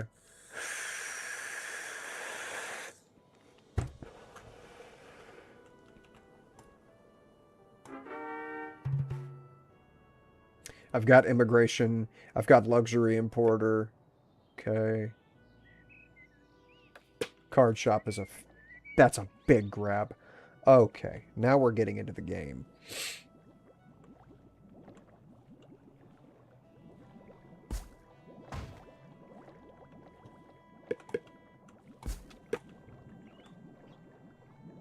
Ah, that's not big enough. Damn it. It's big enough for that, but I don't need this here because this row is going to be just trading companies out the wazoo. Which is a word that I've morbidly... Okay, so border protection's done.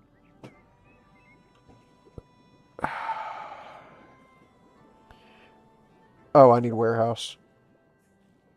I gotta have that so I can quit with these stupid little storage yards. Okay. Looks like the best choke point that I could put it down at is conveniently right in the middle of my housing area. Crapola.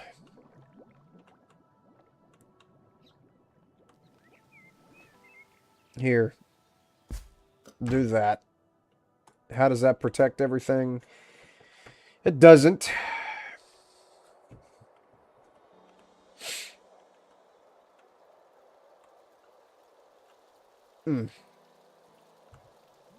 I've got plenty of money, so I can go ahead and put down another one over here. Would be the most prudent place to put that. Okay, can you stop? Get that out of here. Why is that not protecting this? It's aiming right at it. That is unfortified. Why is that unfortified? There is a line coming off going that way. There's a line coming off going that way, yet that's considered unfortified. Give me this back. Fort Colony's not recovered. Why is it not recovered?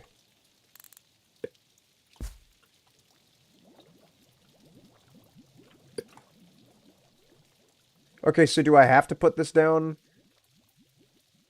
in the middle of a housing development? No, there's no way. I know I don't have to do that.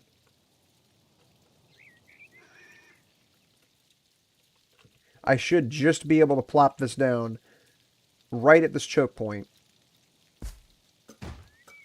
Why is it not protect? The line goes through here.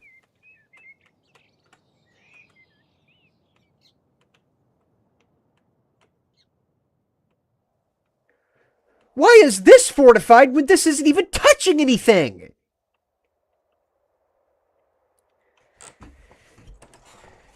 Okay, the forts don't make any sense in this one. Alright. That is bizarre.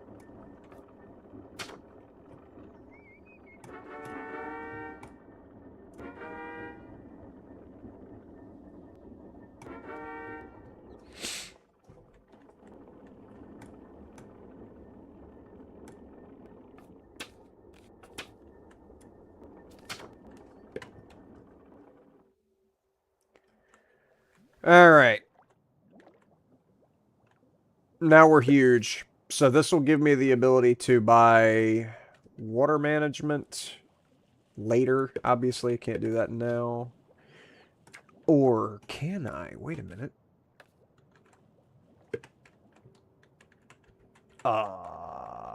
Trade. You can sell the tulips, or which is more valuable right now, the leather or the tulips? Tulips just barely.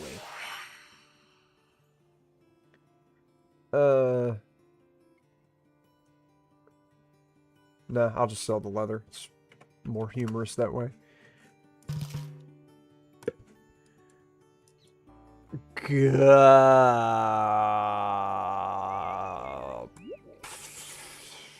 Farming.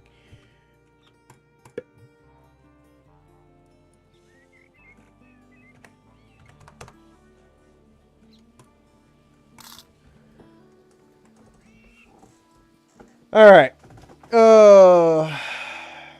What's the difference between this game and Civ? This is my first city builder. Assuming you don't count Factorio as a city builder, so I have no idea what the difference is. I thought that if you're an apprentice, only residential companies will hire you. No, everybody will hire you.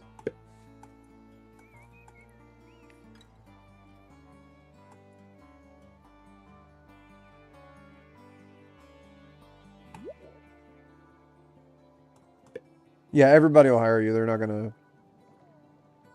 gonna turn you away for... Well, I can't think of a reason why they turn you away.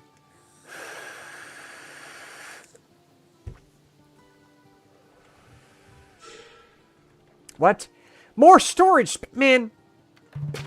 Okay, so I could get out of my face. Warehouse. I still can't build warehouse? Why can I not build warehouse? Oh, I forgot about the... I thought I'd already grabbed it. It also costs 100 brick to build a warehouse, and... Storage full! Oh, is that a fact? I see a storage right here. There you go. Now, why are you putting clay anywhere besides the warehouse that I made specifically for it?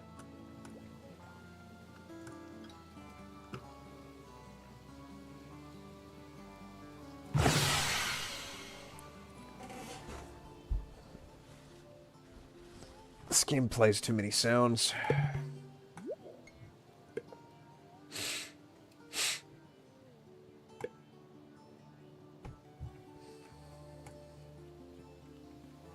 We are producing bricks. That is massive.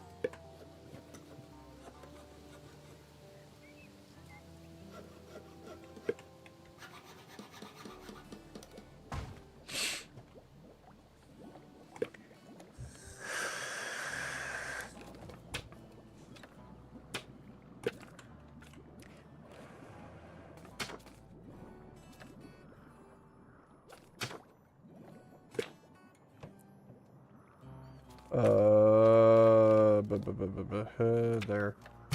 Gonna use the immigrant thing. I'm gonna need more housing.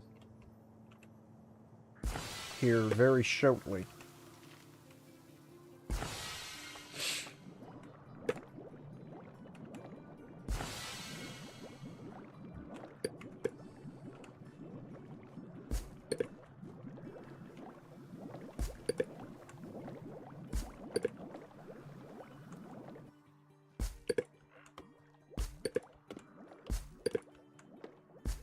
gonna wind up tearing down some of those houses to build banks later, but I'm not concerned about it at the moment. Embassy's useless. I've never put down an embassy because all it does is increase your upgrade points, which you get from 1,000 other ways anyways. Oh, quick build is going to be big.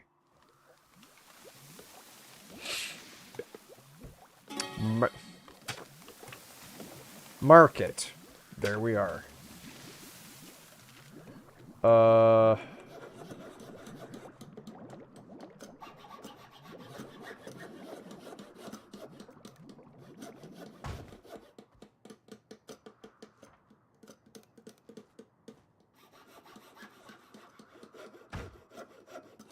There.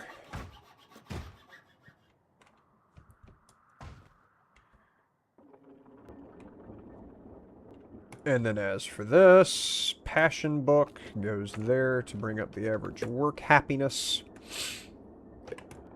Buy that. And Bob's your uncle. I'm gonna go grab a drink right quick while I am waiting on this shenanigans to ensue. Another fort is available. I know I've got to have it. And another market would not hurt to have, since I'm not covering all of those bases very well.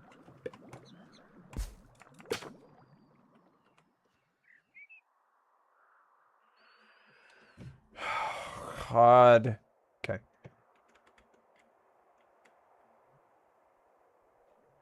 How far back can I zoom? Zoom back! And now zoom in. Zoom. I am scrolling my mouse. Okay, so there's only what? I'm just not allowed to see the border of where that stops? Is that what I'm to understand? Game?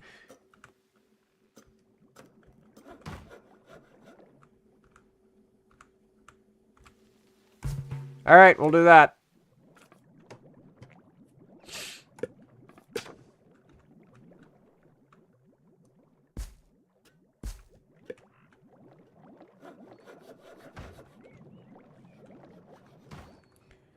Okay, and as for the fort, oh, so I can, yeah, there's, you actually are limited on how far in and out you can zoom. Annoying. Okay.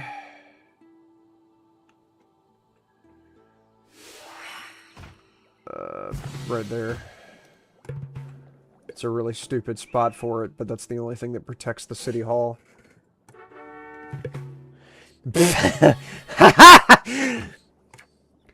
Anything else? Alright, give me a quick build.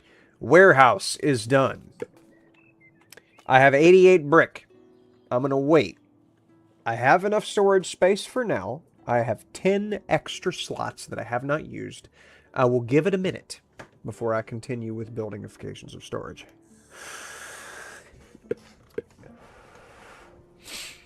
Slot these with sustainability books so they're not burning through all of my clay. And I'm going to go use the bathroom. Then I'll get a drink.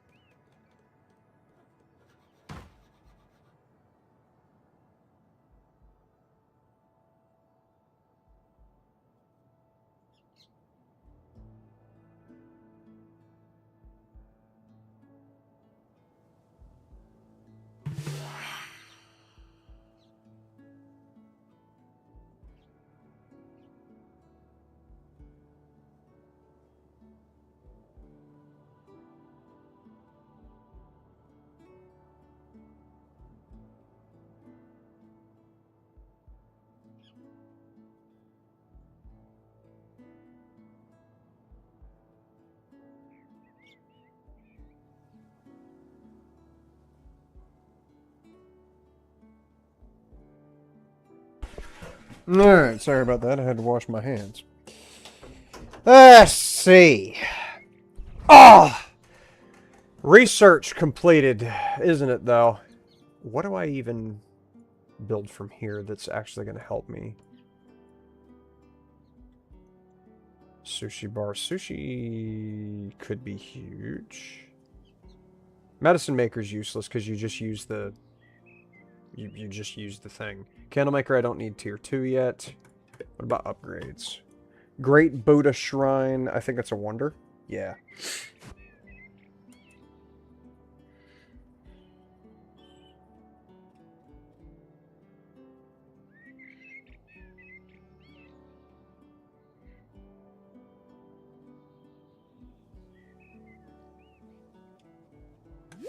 Quarry well, that was instant. Okay, that was instant too. Fine then. Close. Anyways, again with the super chats. My gosh, dude. Appreciate it, man. Thank you. I have no experience in construction and electrical, but I got my head on my shoulders. Have a bachelor's in business. Do you think these companies, especially commercial and industrial, will take me? Yes. Yes, absolutely. You can be...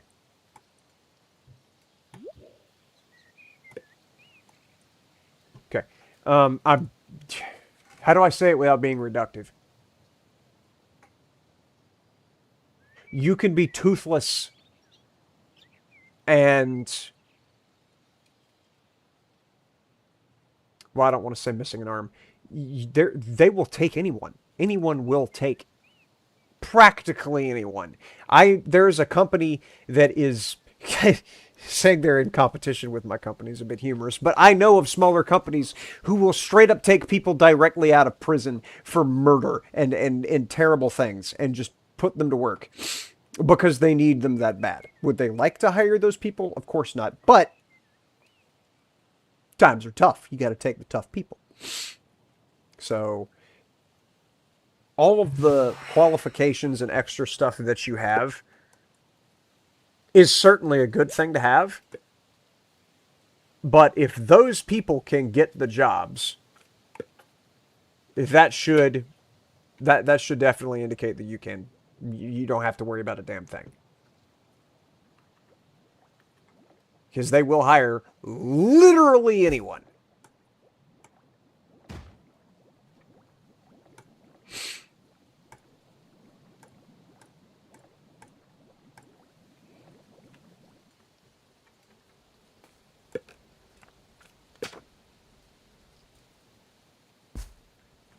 Okay, 2 warehouses side by side should be hilarious.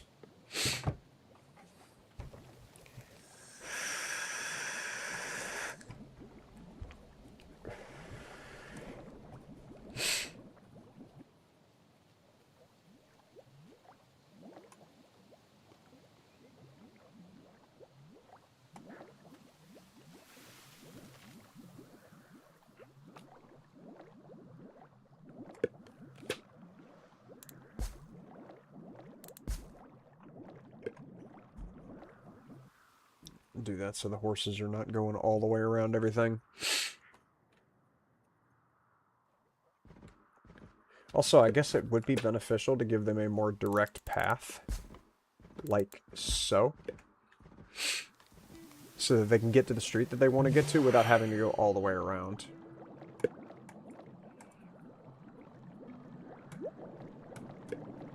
Okay?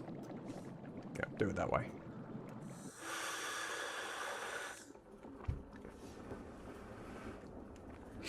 The tool situation is once again a problem.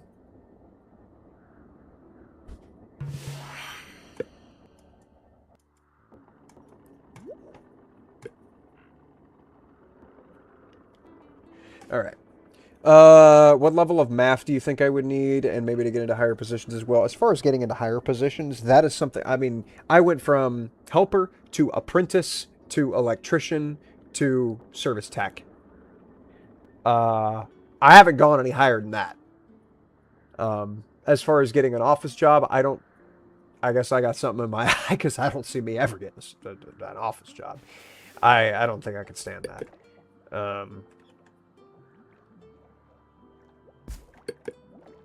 Too many unemployed citizens. What?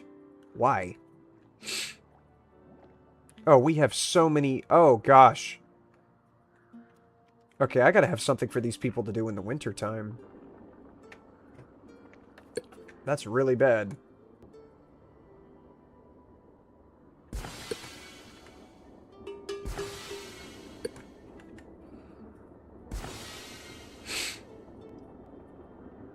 Might be time to break out the old iron mine.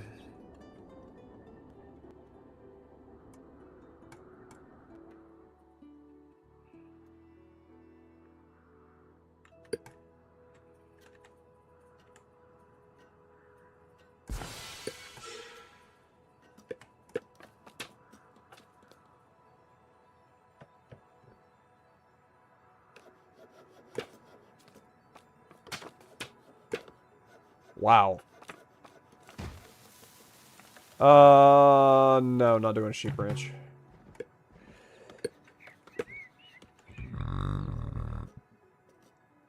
There. The food is just all over the map right now.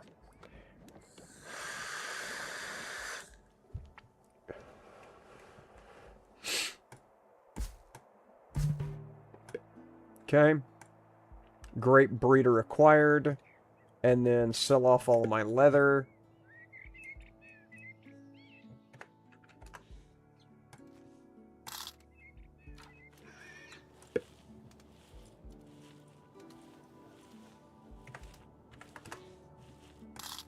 Good.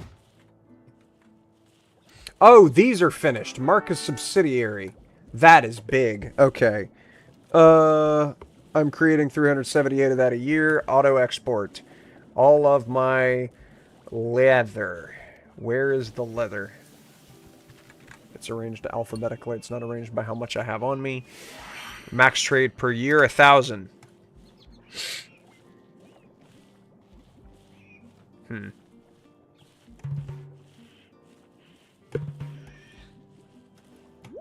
get that out of here. So, as far as math is concerned, I've got...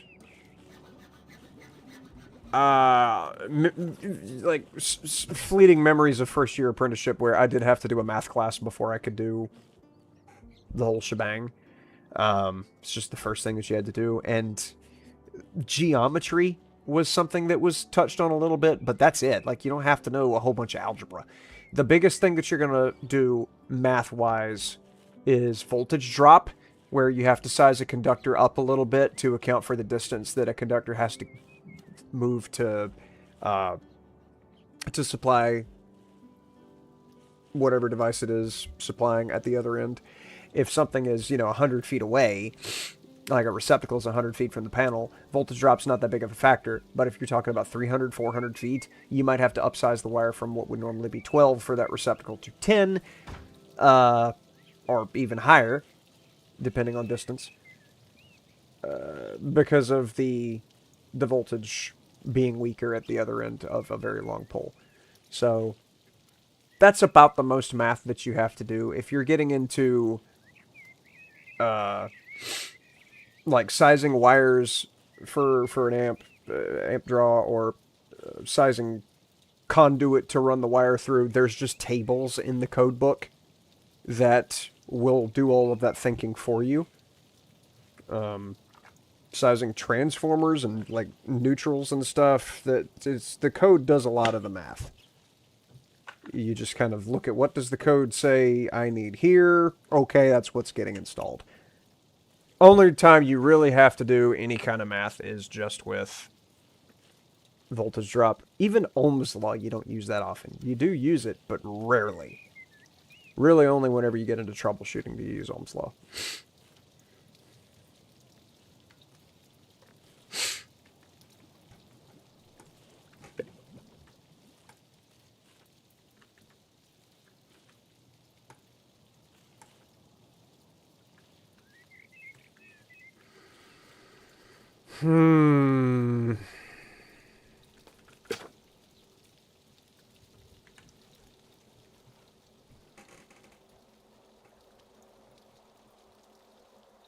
Oh, there is a lot of prime farmland down there. Oh my goodness. Okay. Grapes are going to go here.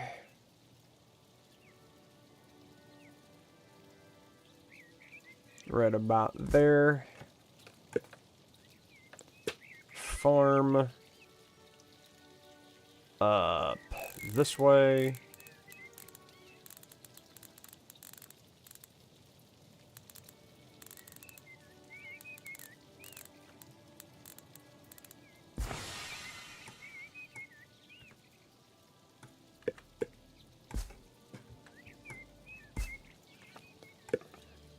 Do that so it's not interfering with me. Hello? Farm? Thank you.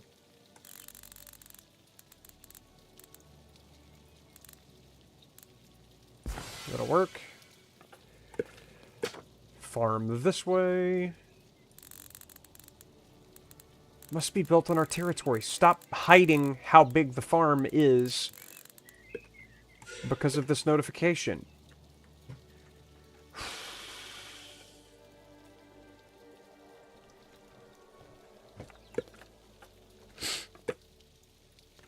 Oh, this actually gives me an opportunity to use a granary.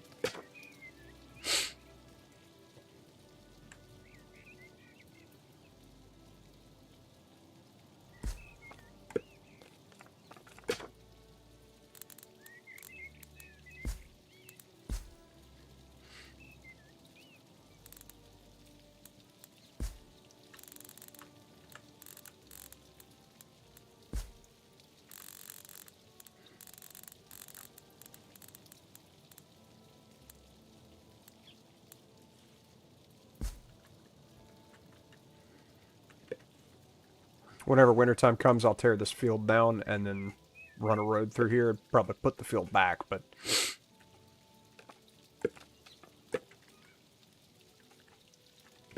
How's the farming through all of this area? Not great. So, run a road right here to put the house on. Oh, first things first, the warehouse. Then the house. There we are. And then the farm can be built off of this.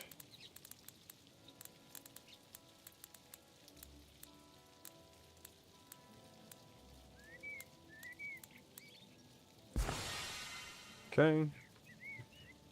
Does that granary affect that at all? It sure does. All right. Man, you and these donations, man. Good Lord, you like if you're donating because you think I like need to see that in order to read your chat, I promise you I don't. Okay? You're the only one saying anything. I'm definitely going to see your chat and I'm definitely going to read it. Why are you donating? What are your thoughts on union? I mean, I appreciate it. For God's sake, yes. Thank head of the rest are better than others. All right. Government jobs, you're talking about working specifically for the government? I don't know. There's the old meme that, oh, you can't get fired from a government job. Which is kind of true, honestly. But having never worked a government job, I don't know. I don't know how that would be.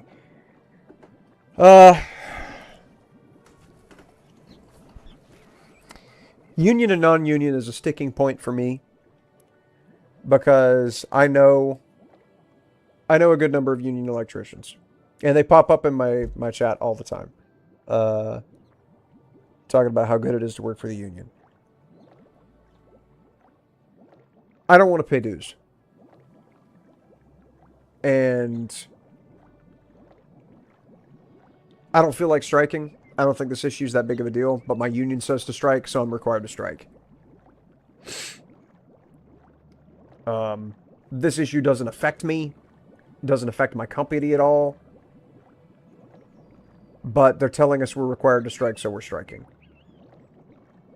There's a political element to being in a union that doesn't sit right with me as a person who avoids politics like the plague. And there's also the issue of the compulsion to work that is problematic to me. I don't know if maybe it depends on the union that you're in, but I know a union electrician who swore by it, thought it was the absolute best thing since sliced bread. And he was on a job where my superintendent asked me, "You feel like working tomorrow?" I told him, "Absolutely not. This has been a terrible week. I want to go home. I want to sleep for the first time in forever." And he was cool with that. The electrician that I was speaking in front of, the union guy, was astonished by this. Talking about how in the union you can't tell them no. If they want you to show up at this time on this day, you're going to do that. And that, I guess, out of everything, bothers me worse than anything else, because I don't want to be told, no, you can't take a day off. Absolutely not. No, sir. I don't know if that's common. Maybe it was just with that one union that guy was in.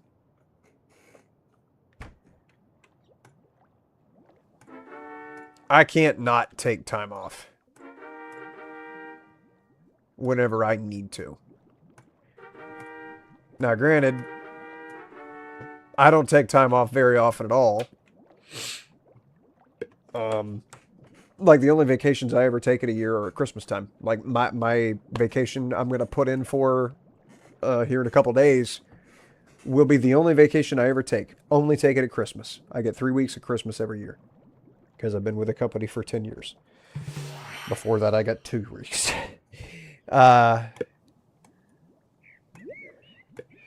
So that's the only time I really need it paid off. But if I've got to take a day because my sister's getting married soon, or because my mother needs me to drive her to this doctor's appointment, you're not going to tell me I can't not work. You're not going to tell me I have to be at work today. My life consists of more than just my job. And I feel like a lot of times with the union, they give off the vibe, they never say it directly, but they do give off the vibe that their job is their entire life. And I've been there. I've made an entire video talking about how I felt like my job was taking over my life, and that was all that I was. I'm trying to work on that, trying to get away from that. And for a while, I wanted to do YouTube as a way of getting away from it and establishing a work-life separation. But as I saw, the difficulty and the sheer volume of work that you have to do to get into YouTube as, you know, anything at all, I realized, yeah, there's no reason to pursue this. Because it's just so heavily commercialized and monetized to the point that all the content is just garbage. And you're having to compete with people, and I didn't feel like competing. So I'm trying to figure out something else to do, and trying to figure out something to spend my time on, and living right in front of my parents. I go to I've been visiting them quite often. Trying to find something to keep my life from being just about my work. And I feel like getting a job in the union would just be shoving your head further into that wood chipper. Based on the general vibe that I catch, not just from the union guys that I've met IRL, but also the union guys that speak in my comment section. It doesn't seem like something I would want to do as a guy who knows that if you push yourself too far into your work, you become you become much less for it. Your job doesn't need to be dominated. Your job does not need to dominate your life. Because you get to the age of retirement with your broken little body, and you have nothing to do, and you wind up getting a job greeting at Walmart or something because you just can't live without work. And then whenever you finally sit down ready to die, you're like, what was it all for? Made all this money, never really spent it. By the time I got to the age where I could spend it, there wasn't much left of me to spend it on. And if you don't have children to leave it to, It was completely useless life. I know you asked me thoughts on union versus non-union, and I just went on the biggest spiel. Don't take my time away from me, because I know how little of it I have. And I don't care what the business is, whether it's union or non-union. Just don't try to become everything that I am. Because there's been times where even the company that I'm working with now has tried to take an overbearing position in my life where they wanted themselves to be the focus of me and of every fucking waking moment. And I rejected that. And for a time they didn't respect that, but they got over it.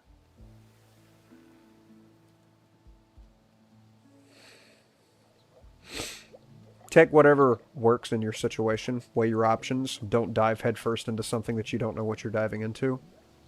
Make an educated decision, and don't jump around once you get into a position. Once you get a job somewhere, stick it out. Other companies seem like they're doing a better job, seem like they're providing a better work environment. Stick with the one you got. I know of 2 companies in my area that, realistically, looking back, I probably would have worked for them had I known that they existed. But 10 years is a long time to be with somebody.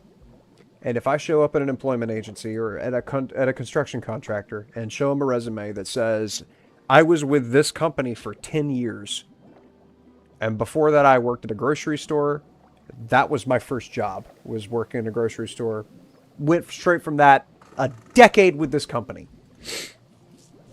And they see, okay, you're a millennial. You're working with somebody for 10 years. I mean, that's a third of your life. You're 30 years old. You spent 1/3 of your life with this company. You're a good investment because you demonstrated that you will stick it out with somebody through thick and thin. Because in 10 years, a lot of thicks and a lot of thins can happen. So, yeah, easy hire. But if somebody shows up, if I show up with, I stayed with this company for 6 months, and then I jumped over here and I was with them for 3. I went over here, I was with here for 2 years. And then after there, I left, I came here for 3 years, but then I went here for 8 months. Now I'm here trying to get a job with you. They're absolutely not. If they do hire me, they will not give me very much responsibility. They will not give me very many opportunities. If I ask to be put into their apprenticeship program, they're going to say, fuck no. The electrical apprenticeship program is 4 years and you've never spent 4 years doing anything. No, you're not getting in the apprenticeship. So once you get into a company, stick with it. Whatever you choose. Don't jump ship at the first sign of a storm. I appreciate that answer, man. It's totally fine to go on that tangent. I would rather see all perspectives and even the possible negatives. Yeah, the best negative, like, to give you a... Oh, let me go get a drink, and then we'll talk about the negatives. Because I don't want to misadvertise the industry as being all sunshine and roses. But I also don't want to make it sound like it's terrible whenever it really is as any other job.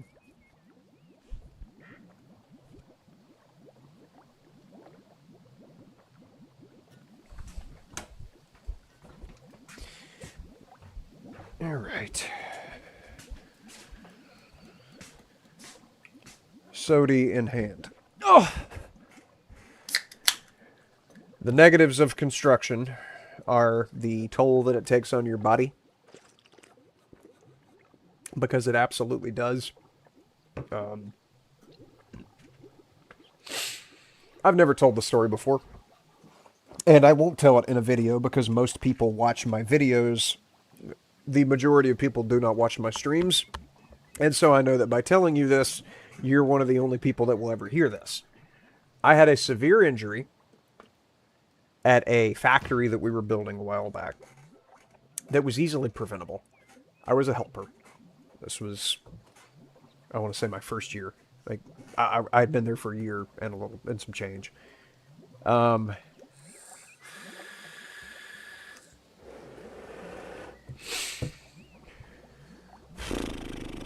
We were pulling wire into a switchgear. The switchgear was feeding a distribution panel about 900 feet away. And it's some pretty big wire. It was aluminum. About yay big around. 500 kc mil. And we're using a forklift to pull the wire. Ideally, you want a pulling machine to pull the wire through this conduit. It's 4-inch conduit. Going a very long distance, 900 feet to this distribution panel. And we had like 5 or 6 guys. We're all holding the wire up on their shoulders and pulling it off of those big old rolls to feed it to me at the pipe. Feeding it down into this pipe. Being pulled at the other end by the forklift.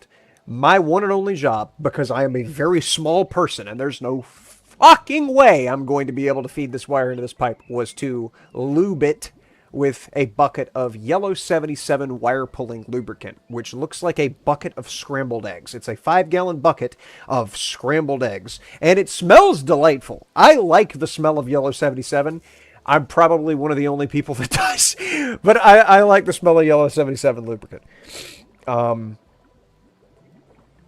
And it stains the heck out of your clothes. Oh my gosh, my jeans went from blue to brown after this experience. But that was my only job, was to lube the wire as it's going down the pipe so that it reduces the friction and reduces the chance that the rope that we've got going 900 feet through this pipe over there is going to pop. Because if that pops, oh my gosh, the amount of work and the amount of money, the time loss would be staggering. So we have all these people stretching it out. At the other end, communicating by radio, is the forklift guy. Communicating with the superintendent who's standing there. There's like 5 superintendents there. Communicating with the superintendent who's on the radio saying, all right, we're ready, you can pull it. Guy at the forklift's like, all right, we're going up, boy. And so they're pulling the rope, and the wire doesn't move. Look, and I could see way off in the distance the forklift boom arm. It's a Class 7 forklift. It's one of those telescoping forklifts, and it's going up into the air. And there's rope. They've got the rope through that little hook that you have on the bottom of the mast. They're taking it up. They're taking it up about 40 feet, and then drop it down. Okay, they pulled 40 feet of rope. No wire has moved. Now I'm standing here, crouched down like so, right? And the wire's going up over my shoulder. Got my back to the guys that are feeding the wire to me. Hard hats on, glasses are on. Hard hat's the only reason I survived this. Don't ever let anybody tell you the hard hat's useless. Hard hat is the only reason I'm alive. And guy down there comes back down, tells the guy on the radio, all right, we're going to get another bite, which means they're about to wrap the rope up around the hook and they're about to take it up again. And superintendent's like, all right, well, be easy with it because it didn't move on this end. That rope is extended. It's elasticing. If they pulled 40 feet of rope out the other end and the wire hasn't moved at all on this end, that means they pulled 40 feet of tension into that rope. So they pull another 40 feet on that end. The wire doesn't move on my end. 80 feet of slack have been pulled out of that pipe with no progress made. Not an inch of wire has gone in the pipe. All right, we're going to get another bite, says the forklift guy on the radio.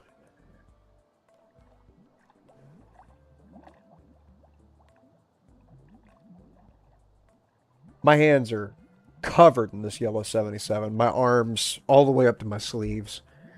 There isn't any movement here. I've got so much lubricant on this wire, you can't even tell the color of the wire because of the yellow slop that's all over it. It's not doing anything. It's not getting pulled. It's not going in the pipe. So there's no reason for me to be standing there. I realize I've got a second. So I start to stand up to grab a rag from behind me. And that's whenever 80 feet of tension all of a sudden releases. And that rope does an elastic band thing. And instead of snapping, the wire shoots 40 feet into the pipe instantly. Within a couple tenths of a second, the wire shoots into the pipe. That wire was going up over my shoulder and went from being about 4 feet above the ground to about 9 inches above the ground in a couple tenths of a second. With me between it and the ground.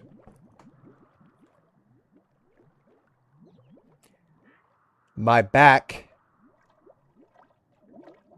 would have been folded in half if I had still been in the same crouching position that I was in. If I had not started to stand up, that would have broken my spine in half. Just above my lumbar region. If I'd still been in the same little crouched golem-like gremlin position. Instead, it slammed me straight flat.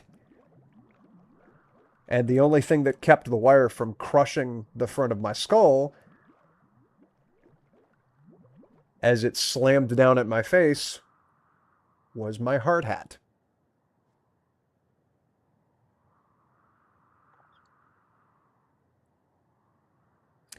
Underneath me was the edge of the housekeeping pad for the switchgear.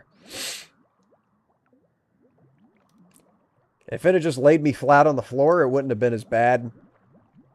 But the housekeeping pad is a little elevated slab about 4 inches tall that if there's like water standing on the floor, it won't roll right into the switchgear. Thousands of volts, thousands of amps. So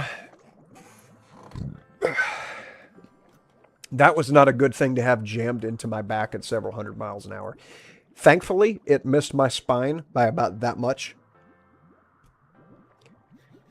Had a 14-inch bruise on my back that looked like I had been hit with a gardening hoe. And this project manager that we had at the time has since been fired for unrelated reasons.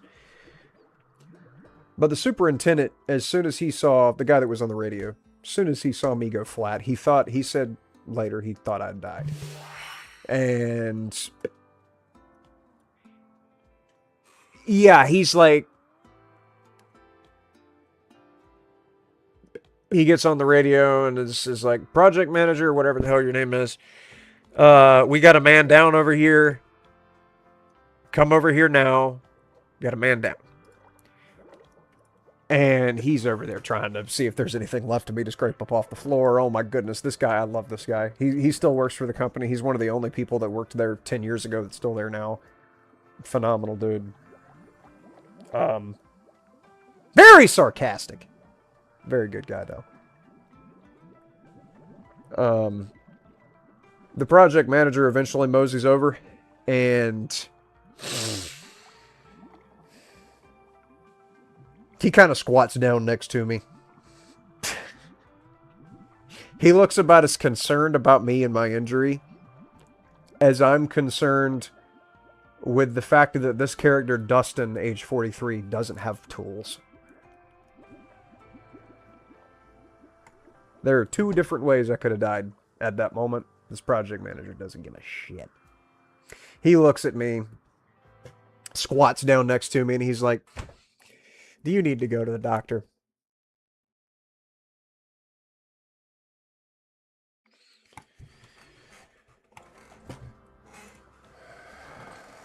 Like, no, sir, I don't. All right. Off he goes. That was his back to work for us. And so a couple minutes later, I was able to get up off the floor. Got back to work. My back has never been the same. My back has been hurting for 10 fucking years.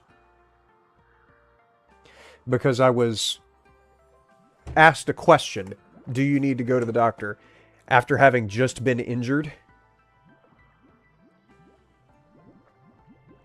Having just taken a massive hit to the head.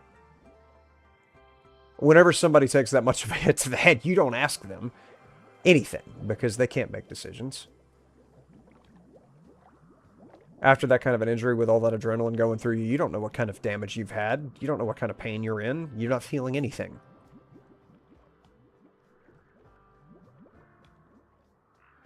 The guy took advantage of that so that I wouldn't give him a recordable injury on that job site. It was preventable. There were 5 people behind me who knew that the rope was being stretched. 5 people who had more experience than I did and could have very easily told me, hey man, get up from right there. Whenever that tension releases, you don't want to be sitting there. They didn't even have to know it was going to be that bad off. They just needed to step up and say, hey bud, you move from right there.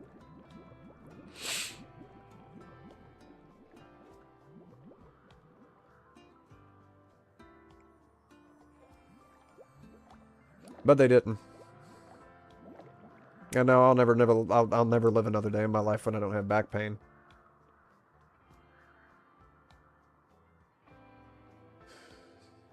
Thankfully, our safety culture has evolved quite a bit, so that if you get a paper cut on a job site, they're going to be trying to give you CPR. Like such a good change has taken place since they got all of the old guard gone, and all the stupid, parasitic motherfuckers who were working for my company 10 years ago were gone. Because we used to be a mom and pop shop until we got over it and actually started working.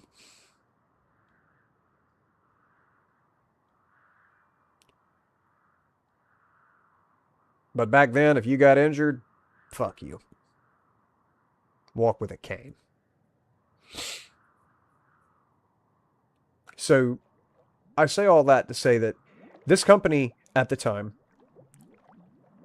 sounded exactly like every other company whenever they tell you, oh, well, safety's our #1 priority.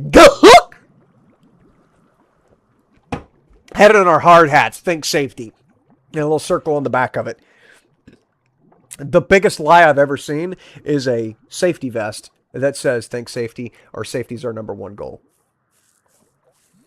Abso-fucking-lute lie.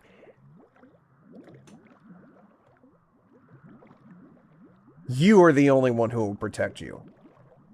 Your company, my company, with its exponentially world's better safety policy than what we used to have, I still don't trust them at all with my life. I don't trust them to tell me all of the hazards that are involved with my job, how to protect myself against everything. I don't trust them. Their job is to make money. My job is to make money and stay alive. And I'm the only one that can do that. So the negative that I will tell you, that I spent all of that time with that boring-ass story to tell you, the negative is that your company will kill you if they get a chance. Because they will not take your safety as seriously as you do. Because you want to spend the money that you're making. To your company, your death means paperwork, an OSHA investigation, that there's ways that they can mitigate the damage that would come of an OSHA investigation, and everything's back to normal. Perfect example, the goddamn Hyundai plant on I-16 here in Georgia. Whenever you get a chance, research that Hyundai plant and look at the 2 fatalities that happened before the ICE raid that took out 400-something illegals from South Korea. That place was up and running. Everybody running around with their little think safety crap on their vests, masquerading with 2 fatalities.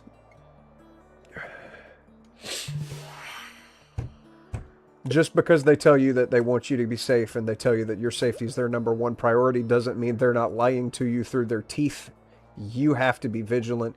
You have to watch out for your own safety. And if you think that you're in an unsafe situation, you are the only one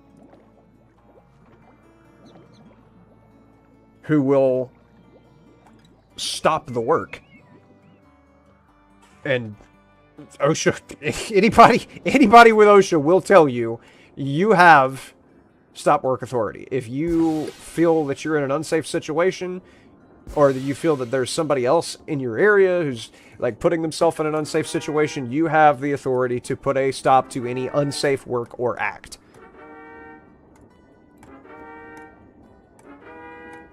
So use that whenever you think there's a problem. And you'll catch flack for it, of course. But you'd rather piss this guy off and maybe, you know, reduce production for a couple of hours than die. Because you can't produce when you're deceased. That's all I got, man. Same story, holy shit. Hopefully you recover well from that. No, I haven't. I haven't. But at least I got a story out of it. Screw that project manager. He's gone. As a matter of fact, I know where he went. He went to a different company. About 2-ish, 3-ish, less than a year after that, and he got fired from there too.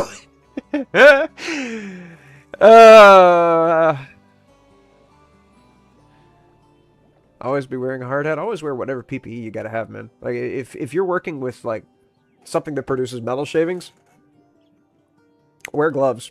Because it's really hard, it's really annoying, and it's really difficult to get a metal shaving splinter out of your fingers, and it'll get red, it'll swell up, it'll be annoying as hell. Sometimes it can get infected. I've had one infection before from that. But the biggest thing I would say, barring all else, your damn safety glasses. Oh my god. Dude. Oh. Something that you'll deal with a lot in commercial especially is metal-clad cable. And metal-clad cable, all it is like Romex. Allows it to be pulled through rough areas, like through aluminum studs, through the holes in aluminum studs. You can't pull Romex through aluminum studs, because it'll just cut the insulation, cut right into the wire. But metal-clad cable can be pulled through rough areas where it's subject to physical damage from whatever surface it's being run along. But all it is a slinky. That's all it is. It's just a slinky. And it bounces all over the place. And you're trying to pull it nice and neat through the studs. And it's doing this little corkscrew number right here. You're up in a ceiling trying to pull it up here. Trying to squeeze through this little 2-foot by 2-foot gap for this drop-in ceiling tile. And you're on, you know, the 8th step of a 10-foot ladder up over a cubicle. You're trying to pull this so that you could feed these 2x4 light fixtures. And it gets snarled up on some fire sprinkler tubing up here. So you turn around and you pull on it. And you're trying to get it untangled. And then a coil of it hits you in the glasses. Leaves a scratch that long across your lens. You're like, damn! That would have been my eye with a scratch across it that big. If I had not been wearing these glasses. You have no idea how many safety glasses I have left burning in my wake. I'm telling you something, Sonny. If I did not have safety glasses on 100% of the time, I would have been blind in my first year. There are so many different points at which I would have gone blind. I've gone through so many safety glasses over the years that I could no longer see out of because of all the scratches and dents. I don't know why things have to hit me in the face so often, but they do. And it is annoying.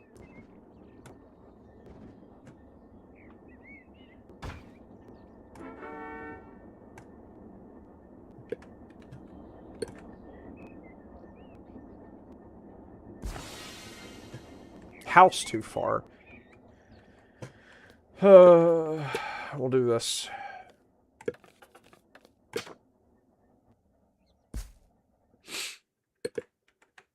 Nah. Just one would be fine.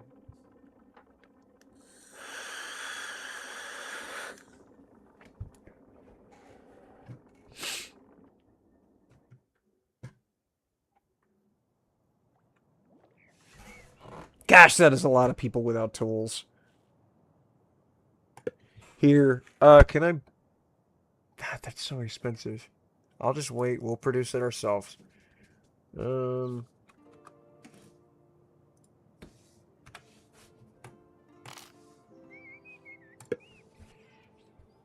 And then minusing this.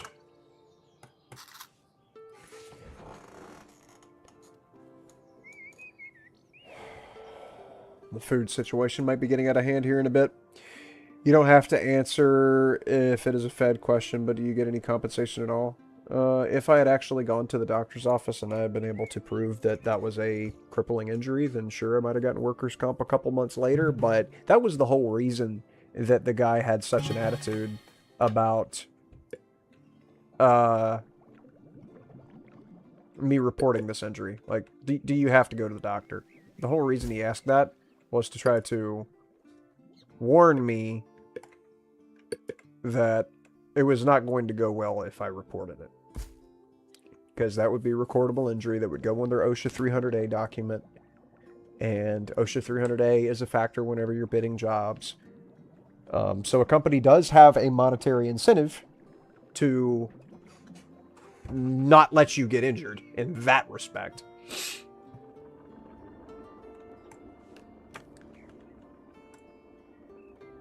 What? That's not far enough?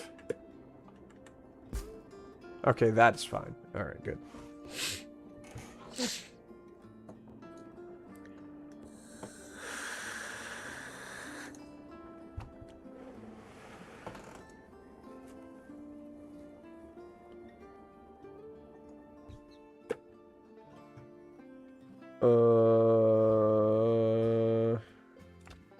I need to go ahead and get into iron mining. Another tavern would be good to have as well. How's my wood situation? I'm gonna need more later, but not right now. Trading company, immigrants. I don't think I need another library, so I'll just get another buy wood card. And then I'll grab 4 immigrants once I get to a point where I can do that.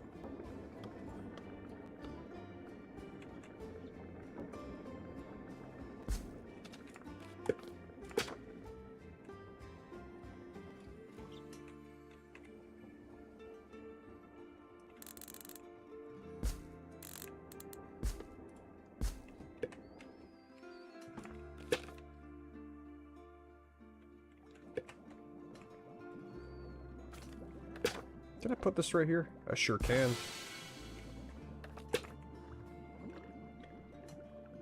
And then the tavern is... I'm definitely going to have a tavern. And that's not going to encroach on the houses. And there we go. That should bring up the entertainment value, which is dropped to 81. Still so many people without tools, man. Gosh. Rub stones together or something. Yeah, anyways, to fully answer the question, yes, your company is monetarily, like, incentivized to not let you get injured, but they're also incentivized to not report it whenever you do get an injury. In a lot of cases. For smaller companies that would take a bigger hit, yeah, they would like to keep their OSHA 300A clean by any means necessary. Whether it means keeping you safe or not letting you, like, they can't tell you. They know they cannot tell you you can't record it and you can't, like, go to the doctor. Because that's lawsuit material, that's investigation, that's getting shut down, that's felonies right there if they tell you you can't go to the doctor. But they can at least convince you to not.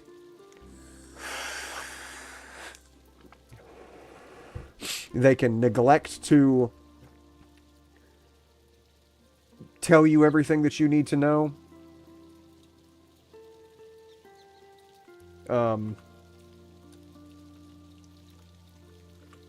Delivery, man. Set delivery target.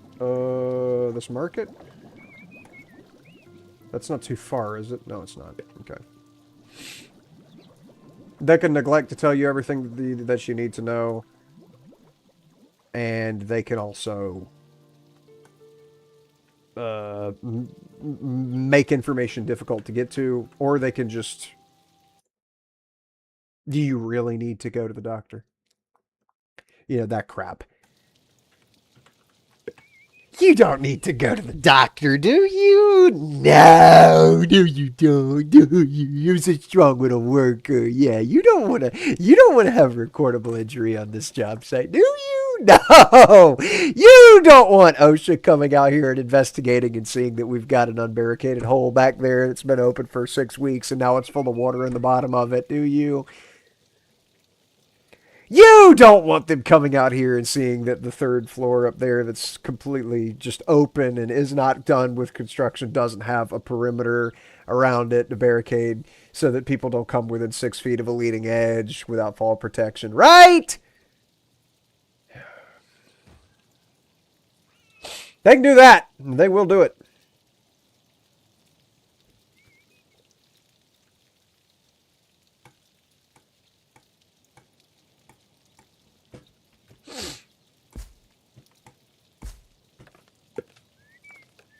Again, I'm telling you this because you need to know the negatives in order to... You need to know the negatives in order to fight them.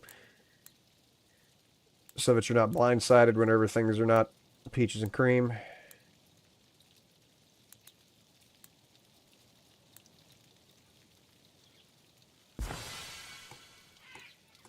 Don't let this dissuade you. But instead, be vigilant. Remember that your company is there to make money. And you don't want them to be there for any other reason. You don't.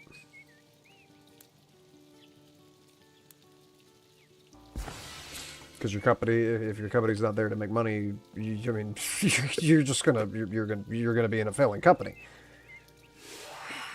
Their goal needs to be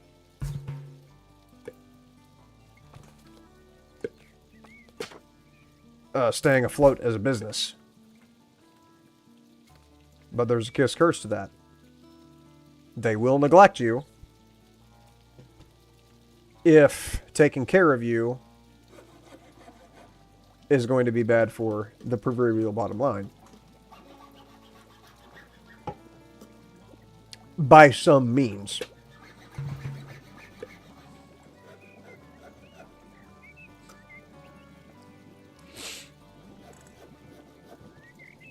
Facecam change mid-story was golden. Just wanted to make sure you understood how he looked at me and the general vibe that he hit me with. As it was not one of compassion. It was not one of think safety.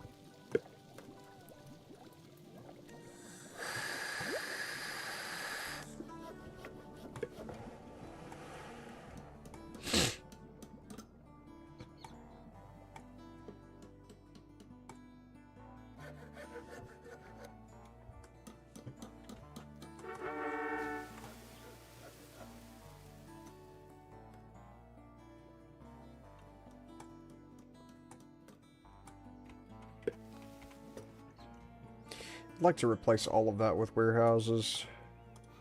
Oh, this isn't even getting used. Okay, yeah, get this out of here.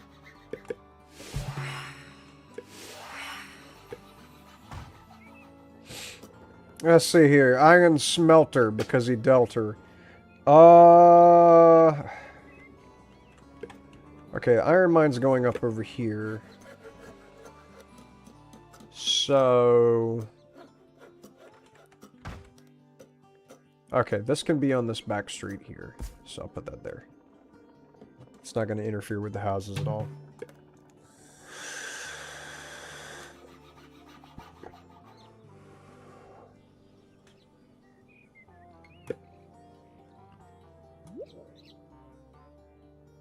Oh, my leather actually has a purpose now where I can make clothes, but that is a tier 2 thing. Oh, but I'm ready for tier 2. What is my housing situation looking like? Oh, I have a lot of houses at tier 4. I could make tier 5s. Which I have to have 2 more tier 4 houses in order to unlock the Enlightenment Age. Which means I get the school, and it puts me right down the road from getting the bank. Which is going to be big.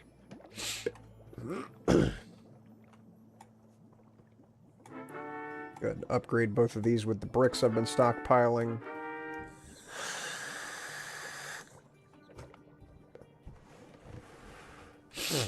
My food is starting to crash, so I've definitely got to get these grape farms up and running immediately, if not sooner.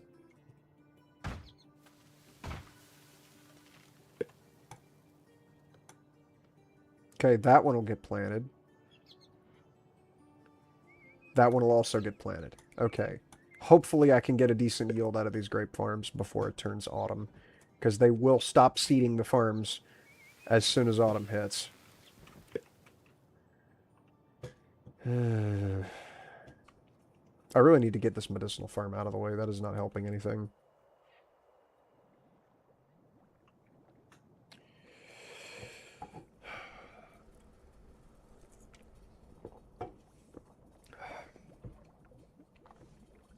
I'm going to have to expand my housing a little bit further. I'm at 305 out of 310. Did they ever finish these houses down here? They did. Okay.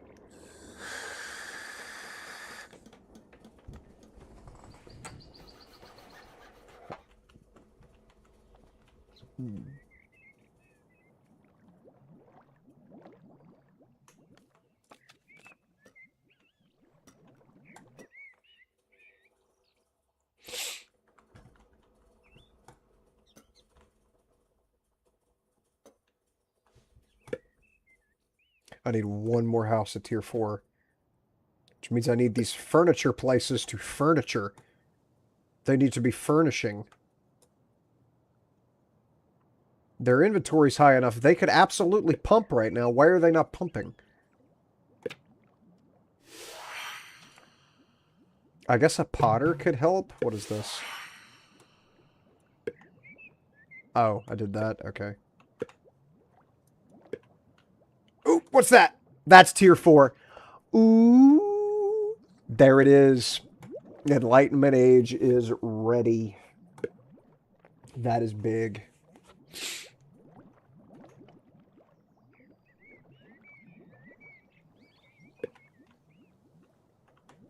Alright, how's this warehouse looking? These warehouses are looking pretty dank. Nothing happening whatsoever.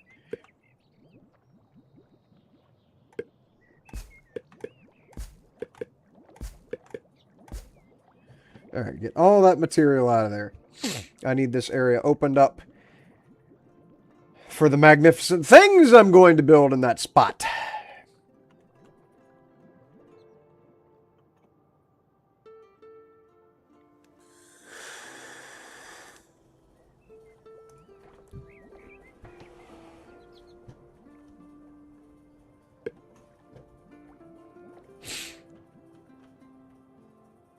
Let's see. Sorry for all the questions. Dude, if you were not here asking questions, I would have no one to talk to for this entire stream. Do you have any idea how sad that is?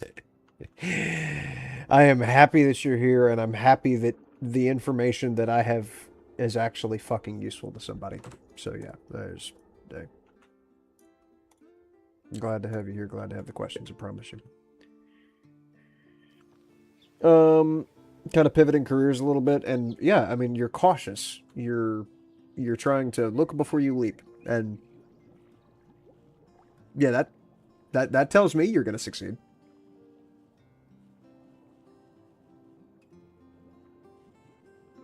Absolutely.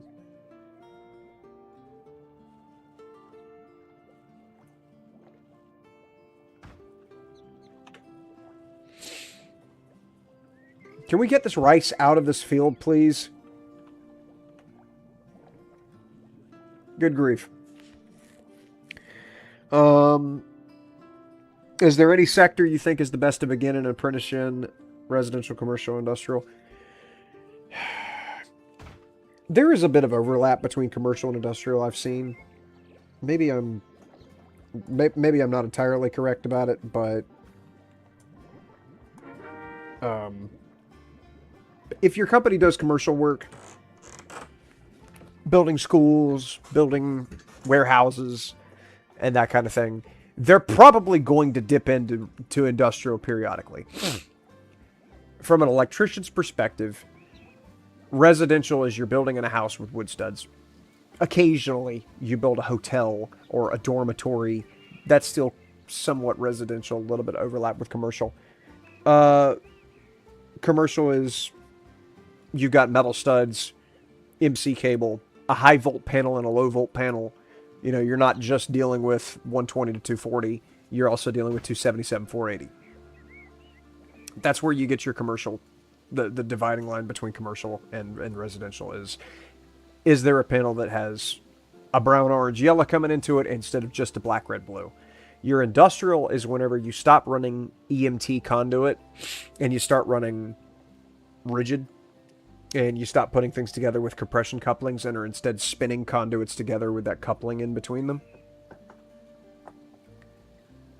And most of the time, a company that does commercial work will do industrial. They'll also have that going.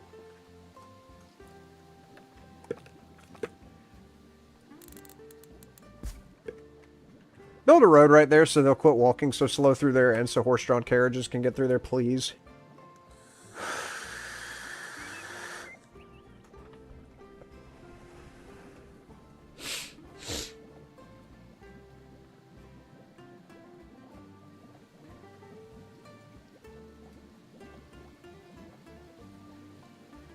There they go. And people are starting to follow that route.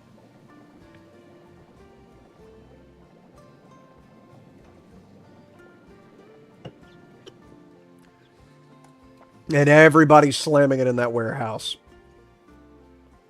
That is fantastic. All right. How about the grape situation?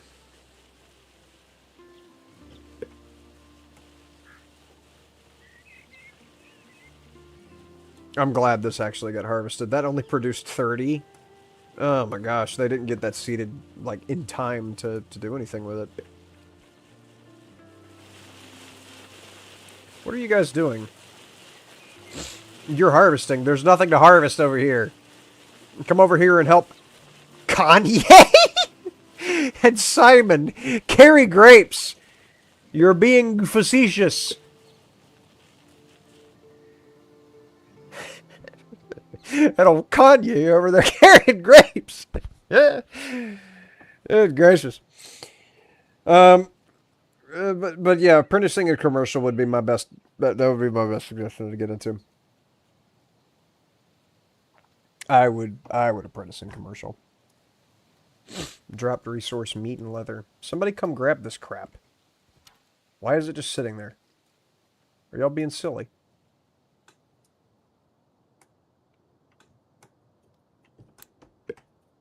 Whoa, I did not mean to turn that off.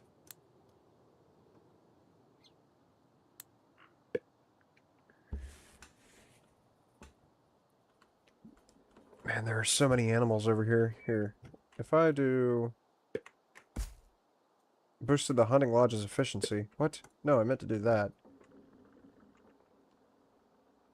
Yeah, there's a lot of animals over here. But yeah, that's same amount, 18.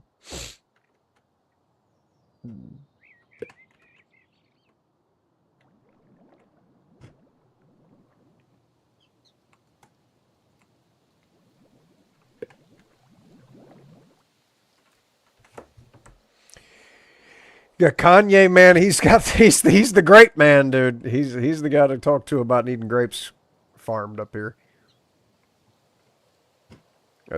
Get back down here. There you go. Lot of good farmland. Ooh. Ooh, that's a lot of good land. Let's see, I have 5,000 right now. How am I going to get hit by building upkeep? 859. Yeah, give me that. Welcome to the Age of Enlightenment. Fantastic. Town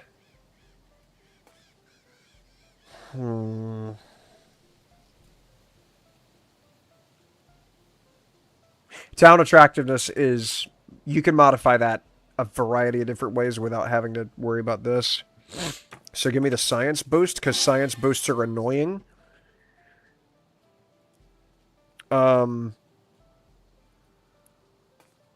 Doubles luxury resources import fee? No, don't want to do that, but... Yeah, 0.5% science boost for every trading post port company in the world. I'm definitely going to have a lot of trading companies down, so that needs to be a thing.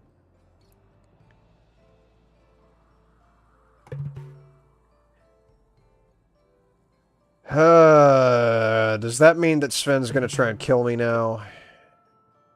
There's this one character, that Sven guy, who will habitually try to destroy your empire because he's a jerk. Here, let me do that so I don't have to go around the river. He's been kind of passive thus far, but I don't know how long that's going to last. Oh, something else I need to do is get plums unlocked.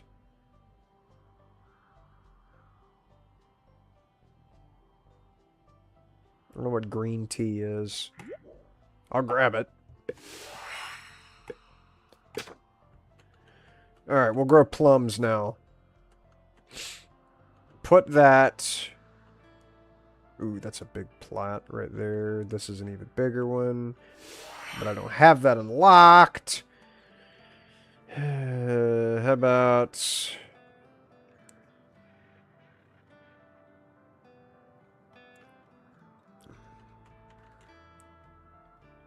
Yeah, we'll do that there.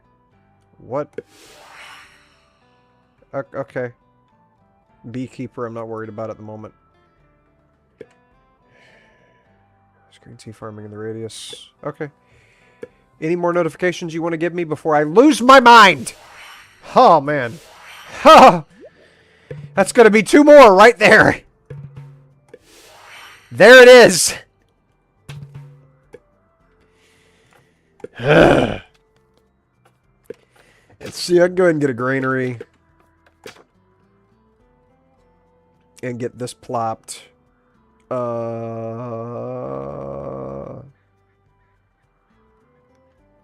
I think that would be most advantageous.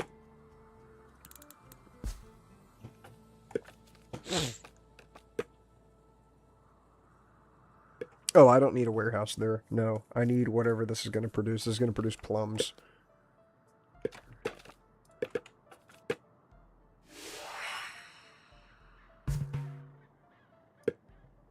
Okay. Can you stop? Trade relations, reduce the taxes, please.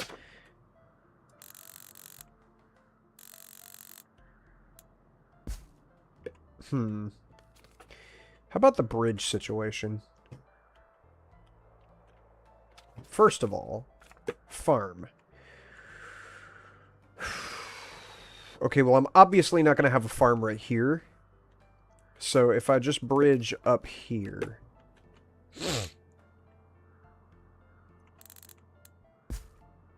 like so.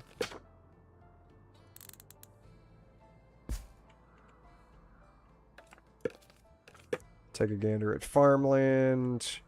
Come up here, then cut across through there.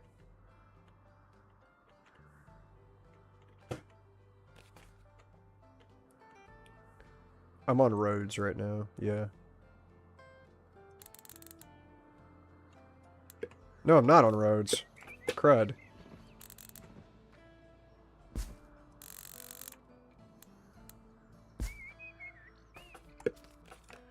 Bridge across. There. That tree just instantly fell as soon as I assembled that bridge. Good gracious.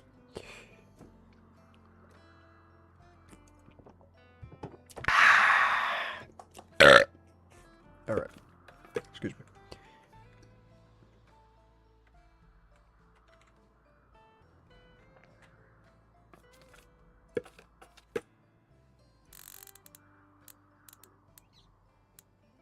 Right. There. Why did I just get Master Brewer? Oh.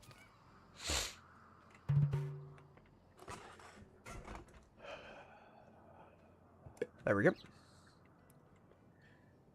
Alright. Put that there, which will make my sake quite a bit more viable. And then...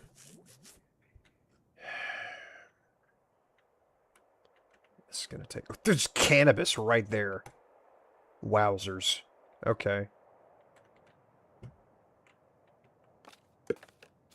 That will play right into my sinister plan.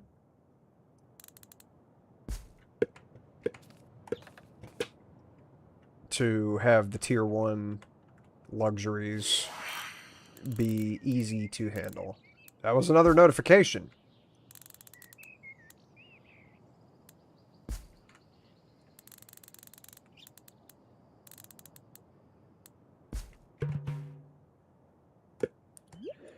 I did not mean to grab that. It's okay. I need samurais anyways.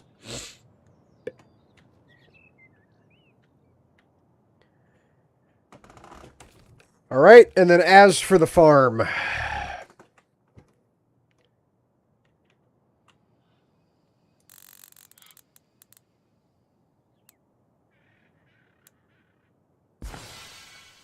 do you mean house too far? I didn't remember to put down a house. I'm actually dumb. There. Okay. And then...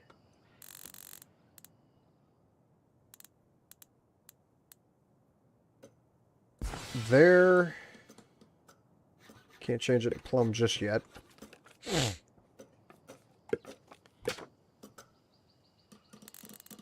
Ah. Trying to make that one square into a farm did not work out.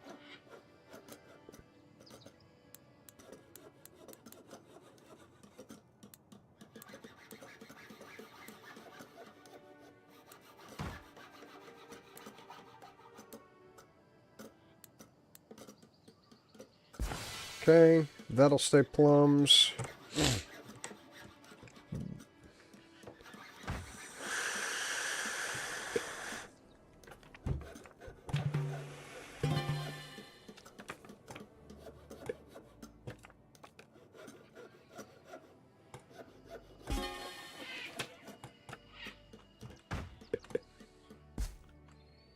Alright. Now these can all be turned to plum.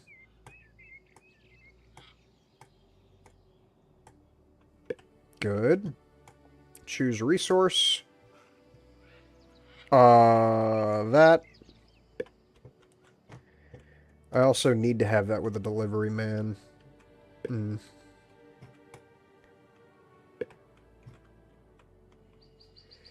I don't like that that's kind of the end of that road there. Okay. I'll handle that, though. Alright, there's the rice breeder. That's going to have to point up, because I'm going to have a road going up that way. And then another granary. How did I have that laid out? Right next to it.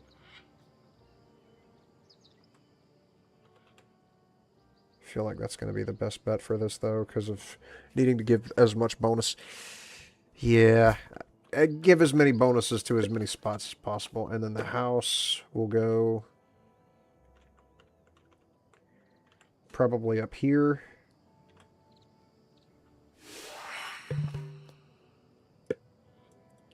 I was busy with something. You goof. Tax adjustment? Card inventory.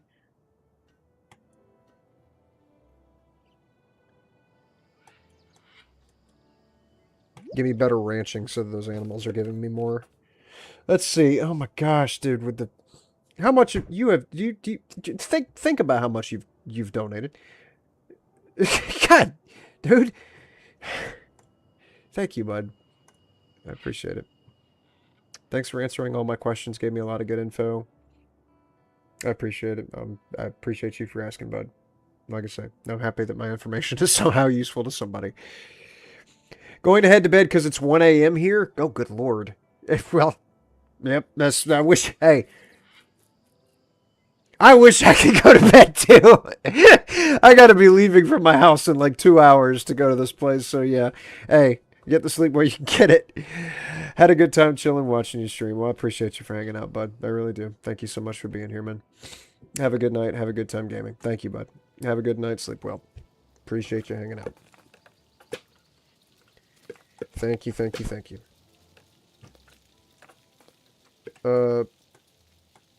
Yeah, finish those.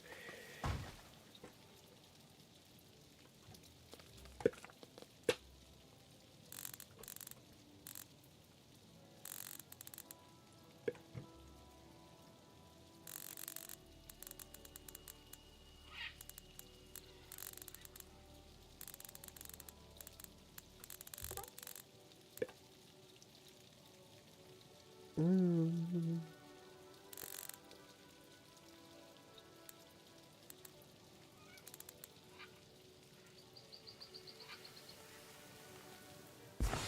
we go.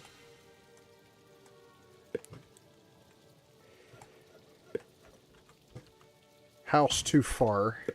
I knew that. I wanted to put the farm down first.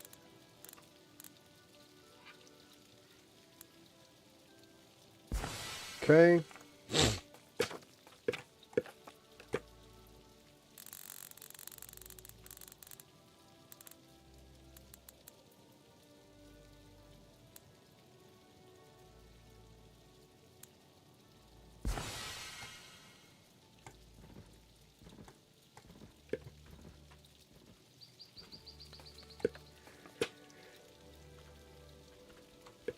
Alright.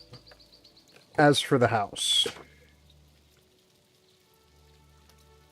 Can I put it right there and that satiate the needs of that? Nope.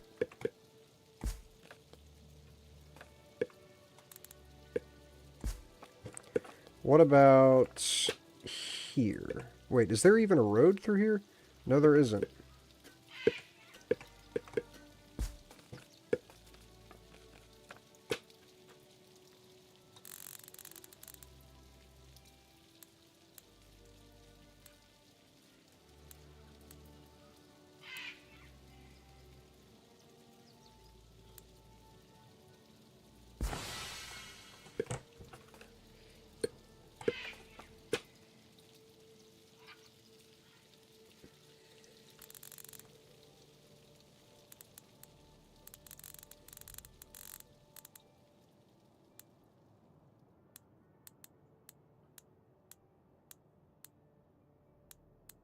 Right there. Okay, and then the house. Can I put it there and that fit everything? Yes. Excellent. Alright.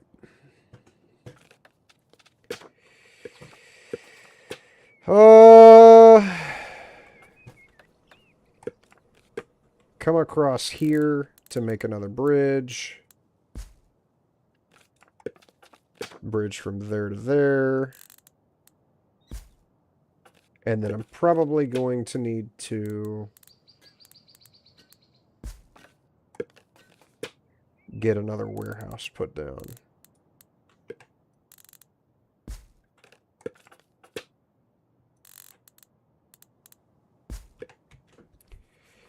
Yeah, I'm going to have to put down another warehouse.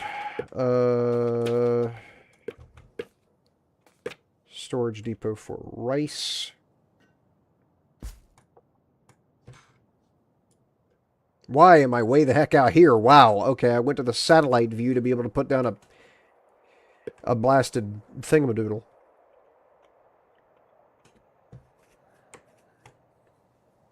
I do not have enough money to speed those up. That is very frustrating to have to sit here and wait for those to get done. I feel like this is going to be good farmland, too. No, it's not. Ew.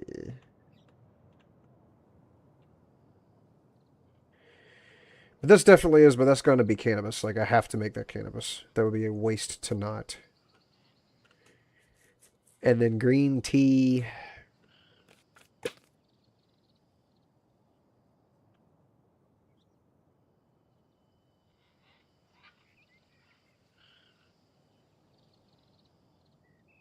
I feel like that pretty much encapsulates everything properly. Yeah.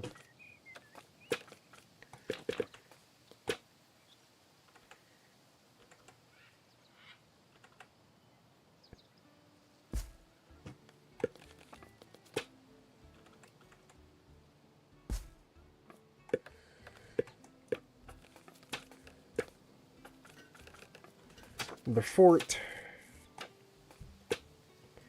Because this is all unfortified. I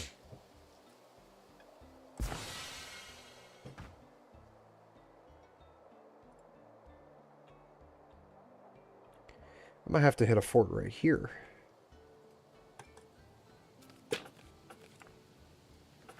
But I need to put down the farms first so that I know what I'm covering up. Oh, man. That is going to be annoying to have a fort here.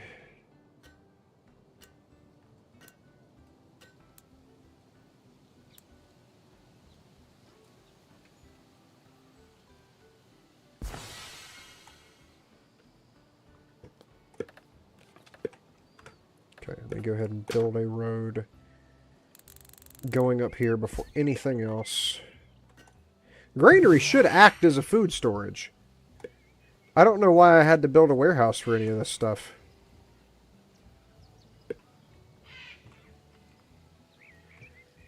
Well, let me just not do anything with the granary first, then.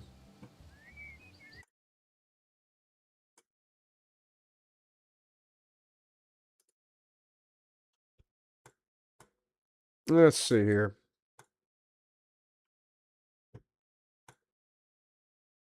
Checking these notifications here. I wonder if I can get away with streaming Battlefield or if my computer will absolutely eat shit.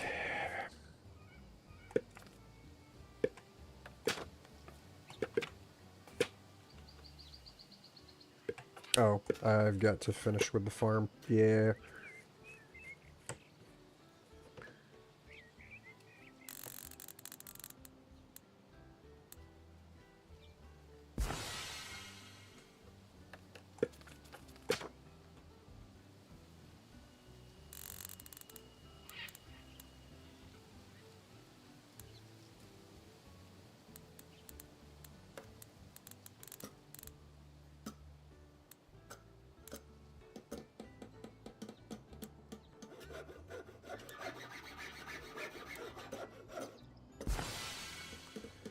Okay.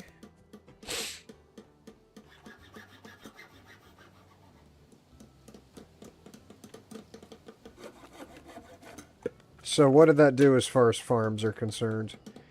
That connected these, so there is no space for a fort right here.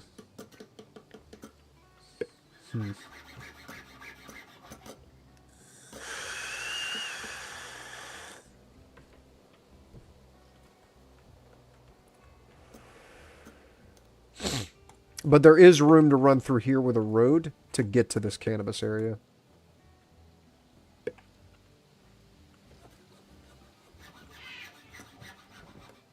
My food situation is climbing, but...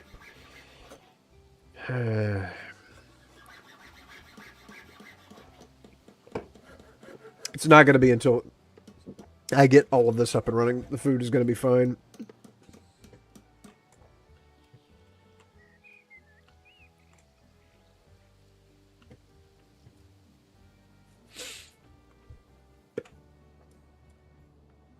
Stone Road is massive.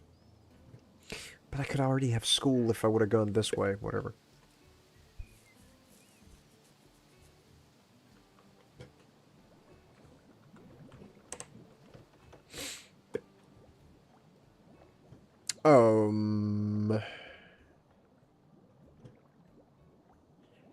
Go ahead and remove that. Do I have anything else that I can make more money off of at this point? Or am I just kind of floundering for nothing? Stone tools, I can go ahead and get those converted to iron, I believe. And then the tulips, I can sell about 1,000 of those a year.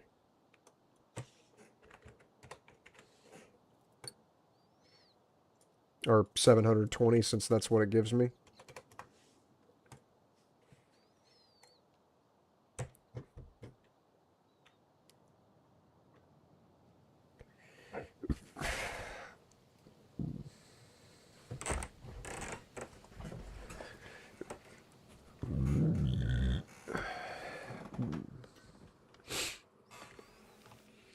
How am I doing on employment in the... Oh, yeah, it's winter. It's too early to tell.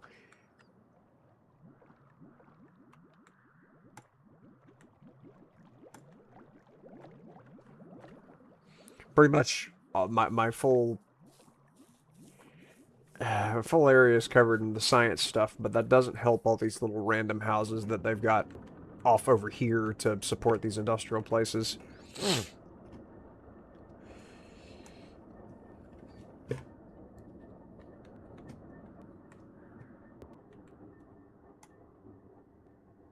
I'll put inventory full. I don't believe it.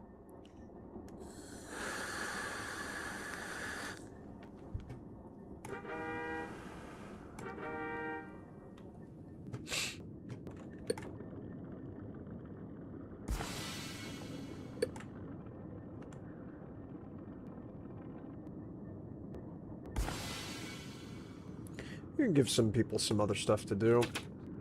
I could use more of those happiness doodads to go into the iron mines. Foreign relation. And then trade route, and that'll give me school.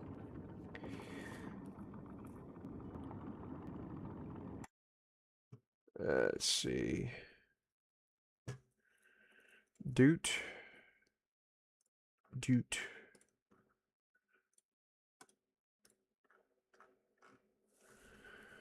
Okay.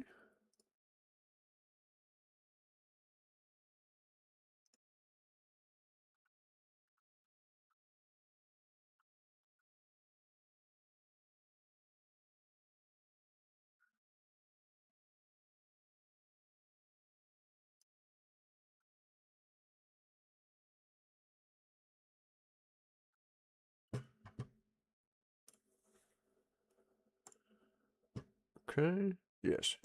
There we go.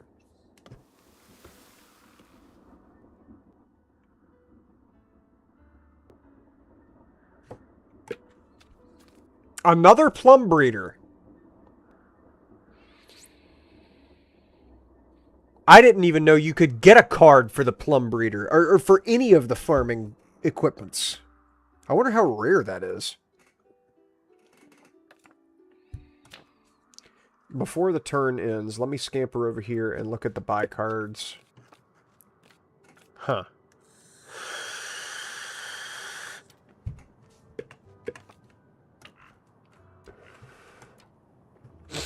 I have a sneaking suspicion that's not rare.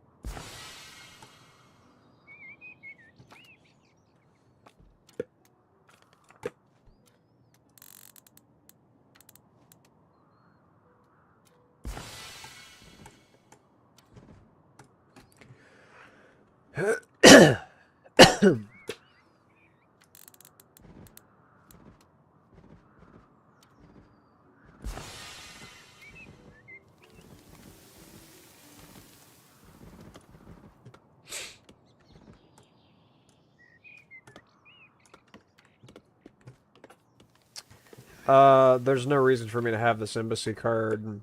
I'm not going to fool with embassies.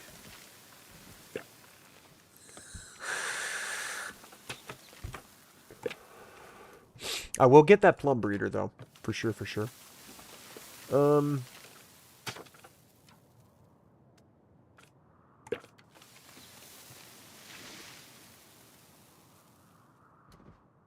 End of the year.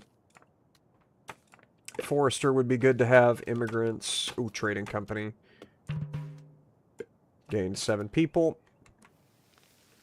Put the immigrants up there. Plum breeder up there. And then I'm going to need to rethink the furnishing situation.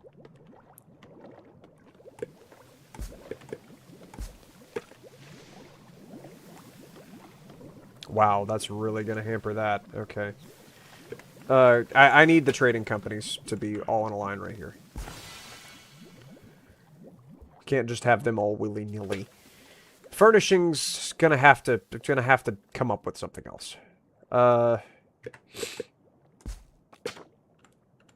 I could put this there. And that's a good spot for that. As for the furniture workshop...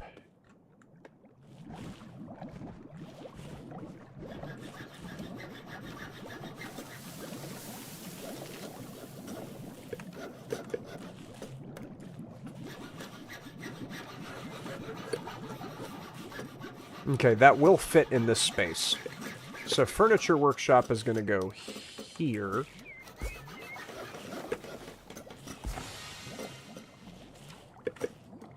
Don't need a statistics building. Yeah, you just straight up don't have to have that.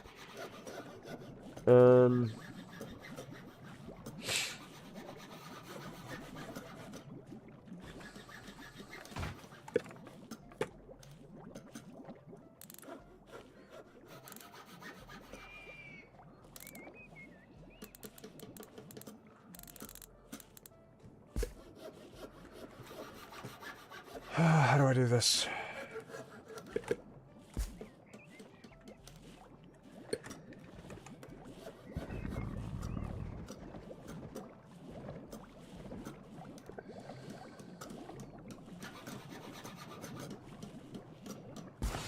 That there. And then that there. If I put another one of these here...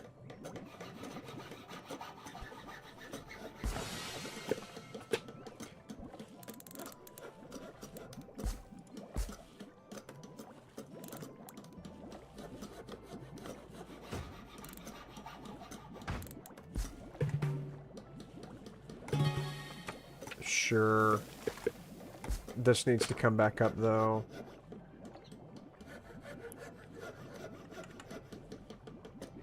Oh. I'm glad I looked at that.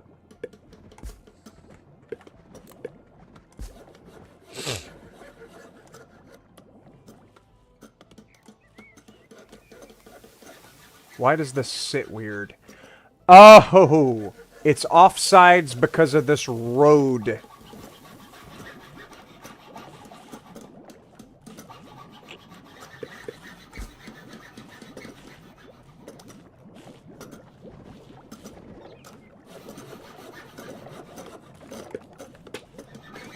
Because there's a road right there.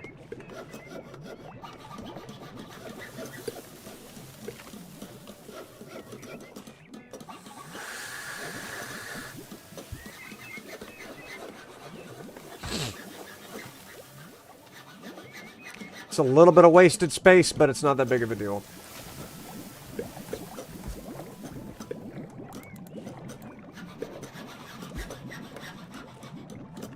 Wait, there's just a big space behind these? Yeah, there is. Well, that's irradiating.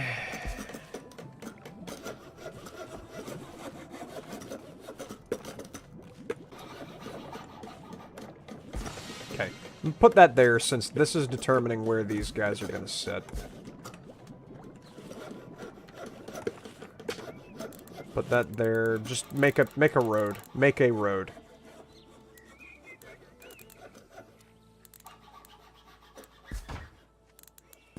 Through there. And then the furnishing stores can go in the backyard of that. Like so.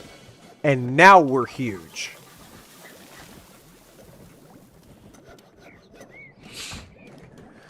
My NPCs probably think I've lost my damn mind, but listen. It's fine, don't worry about it.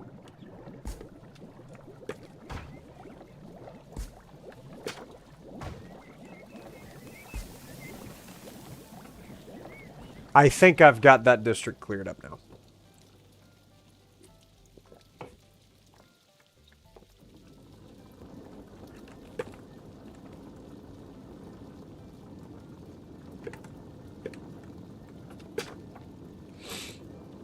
Sorry to that one house. Your housing appeal just shot way down. It's okay. There is balm in Gilead. I'm gonna get you a bunch of bushes.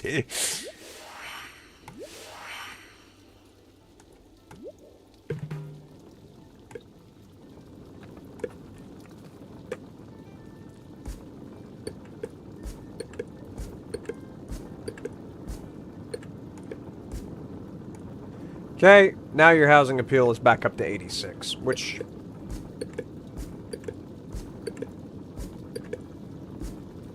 How much does that cost me? 100 apiece?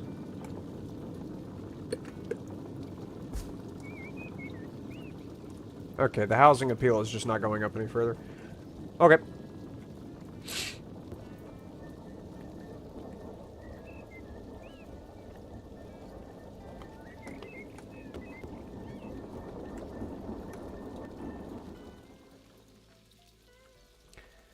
And then this forester would do well to be over here.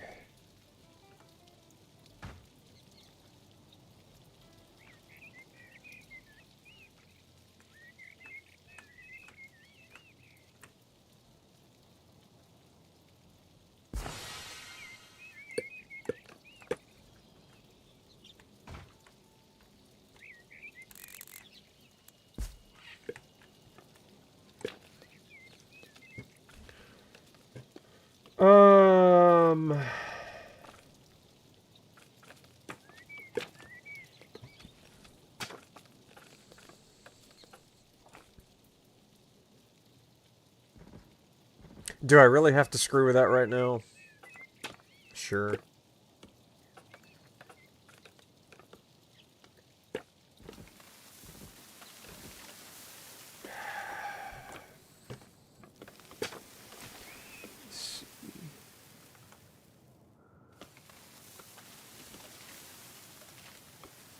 Yeah, I can do that. Cut only non-fruit trees. Prioritize planting fruit trees. Big. I told him. Got him. Those trees won't know what hit them. Alright. Iron smelter, because I dealt her. Right about there. And then all of that leather is going to have to find a new home.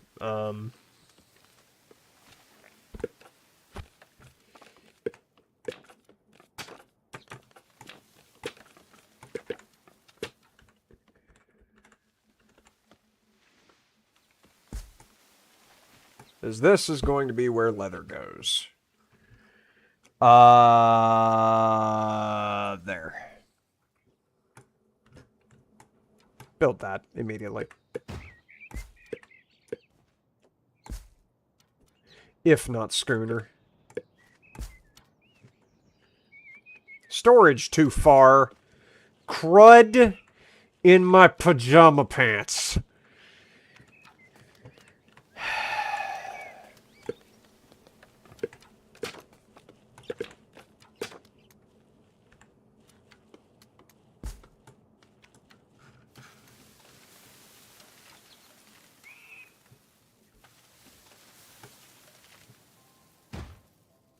And then the storage for this, I'm assuming needs to be, yeah, it's oranges.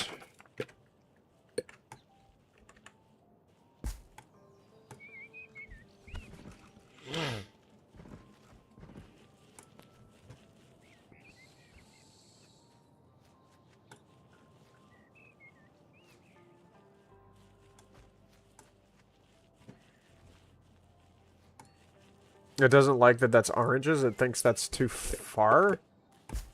Come on, man. Like, why do you have to be special? That's a lot of fruit trees.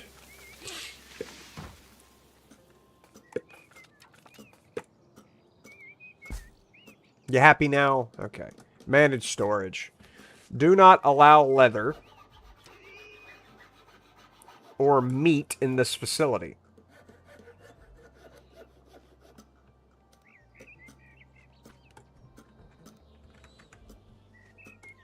There we go. So this trading post doesn't realize it yet, but it's going to get moved.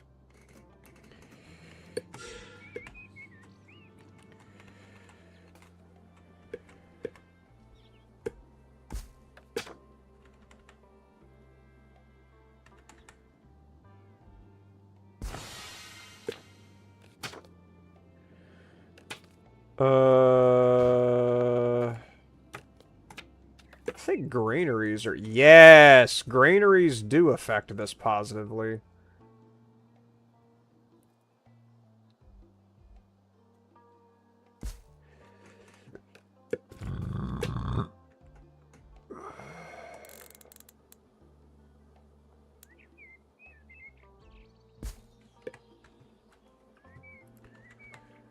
Good. And then my immigration situation can be improved there as well. Now, as for the tailors...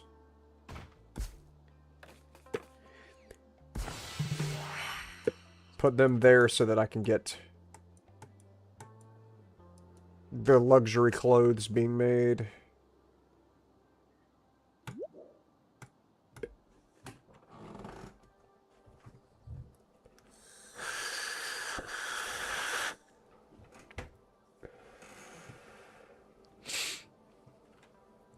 How are we doing on unemployment? Get a lot of unemployed people right now. We have 25 builders. Good lord. Turn that up a little bit. How much did the entertainment go up after that? From 80 to... 80 to 79 to 80. What? But I turned up my budget. Are you not entertained? Oh, man.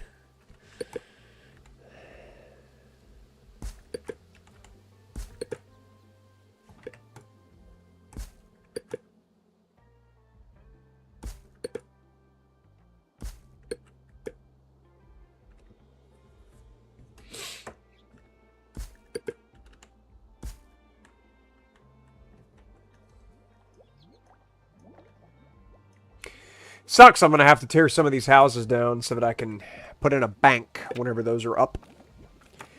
But that's a thing that happens. How am I doing on clay?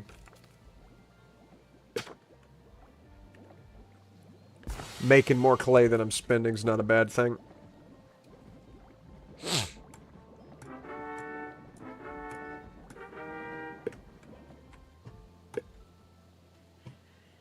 And then the tulip situation is still, I can sell 1,400 of that. Okay, it's an easy 13,000. Builders are still buildifying.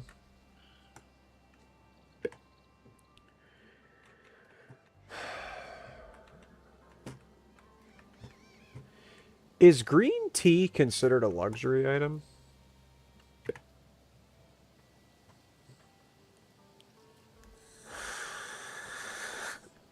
Yeah, that's luxury too.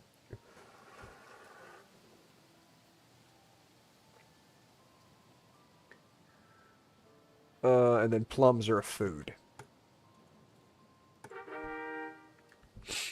I would like to have a delivery guy for this plum action, but it's going to be too far away.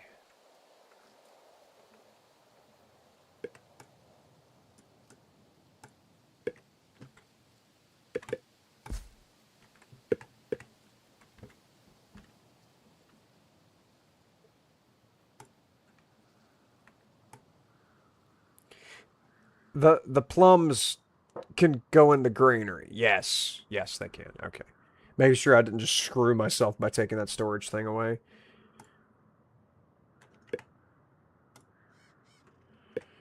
Alright. And this doesn't even have to have... this doesn't have to be here because the rice can just be right here. I'm not going to do that, though. I wanted to confirm for myself that that was possible, but I'm going to do that, though.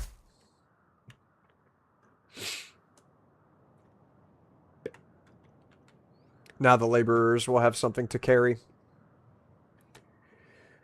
I can unlock this. And of course I am. So now I have space for this cannabinoid breeder.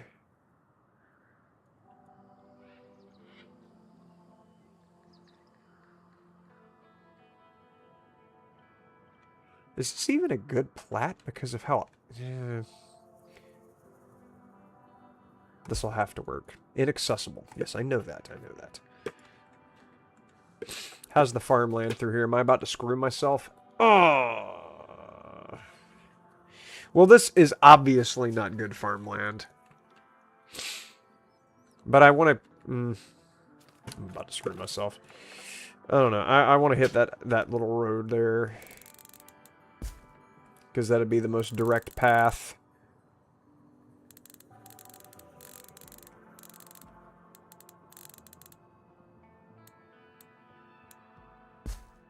Do that.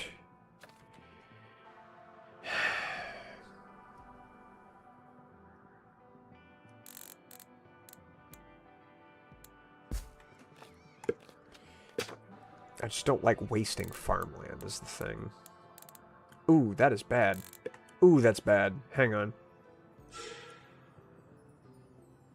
Through there? That'll have to work.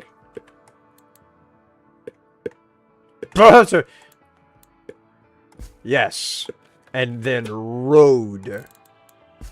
Roads are very important. Okay. I don't think a granary... Can I even store cannabis products in a granary? I don't think you can because it's not food. Nope. Okay. So the house... Too many unemployed citizens. It's going to be even worse when we get the cannabis up and going.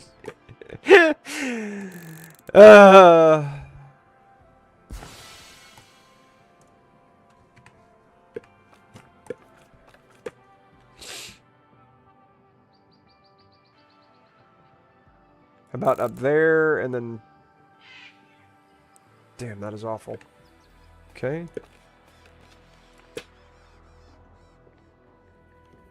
About there.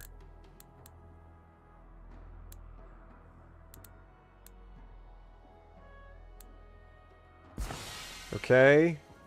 The house too far problem is going to get solved in a hurry. I'm not worried about it.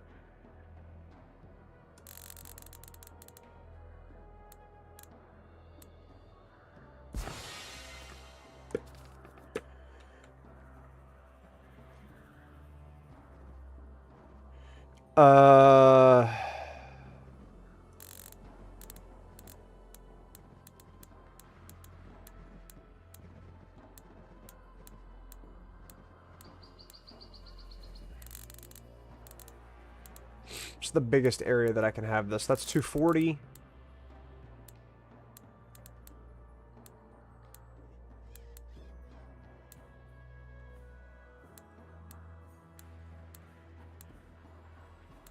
$289.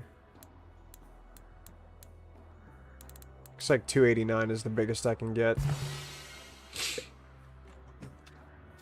And then of course I gotta have a storage depot. But the house is gonna have to go down. And then the storage.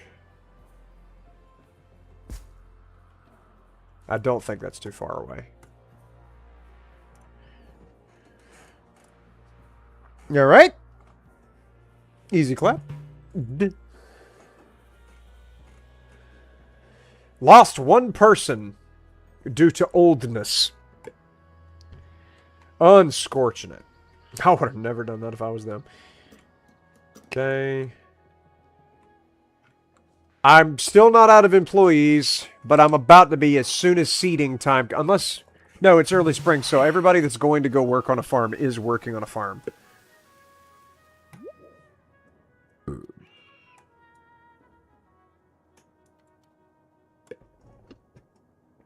Tools are not causing any major issues at the moment. I got my money from my tulip trade.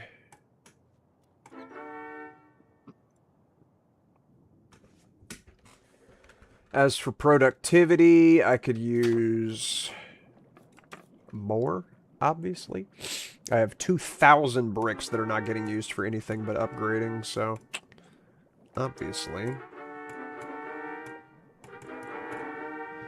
Go ahead and upgrade the furniture workshops as well.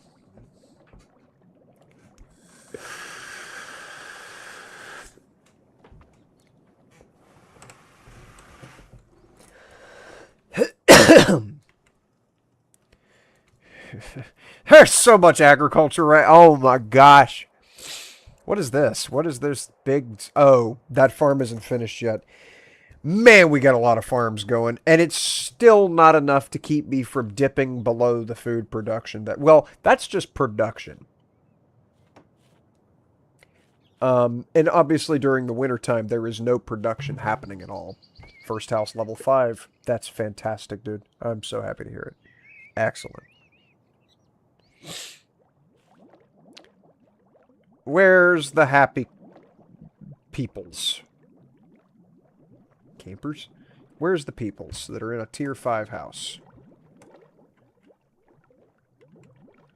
I don't know what these houses look like. I'm so used to Duchy that I don't know what Shogunate looks like whenever they have a tier 5 house. It'll be a 6 instead of a 5.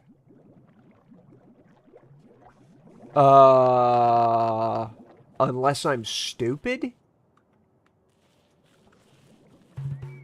Yeah. Yep. Oh, there it is. It's right there. Tier 5. What's y'all's house look like? Okay, got your little... Got your little decorative pond right there. Yes, with the fountains on either side. Little bonsai trees there. Some boxes that need to get moved inside. Those boxes don't need to be out there. Gonna draw damp. Decorative pot. Right here. Yes, dude. That's a nice little house. Okay, so it has a blue roof. Because I think tier 5 on Duchy has orange roofs, and then they turn black whenever they turn the next tier. Oh! The hell happened there? Why'd that downgrade? Come on now. You can't be doing all this foolishness. So green tea is a tier 2. And we'll be producing a handy amount of that this season. Just get this finished and get out here and seed it. Also, why is it not green tea? Green tea and green tea. Thank you. Ugh. And finish this too.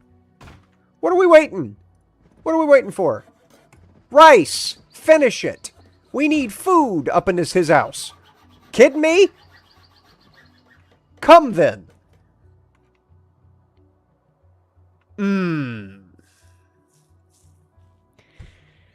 Need more fellas.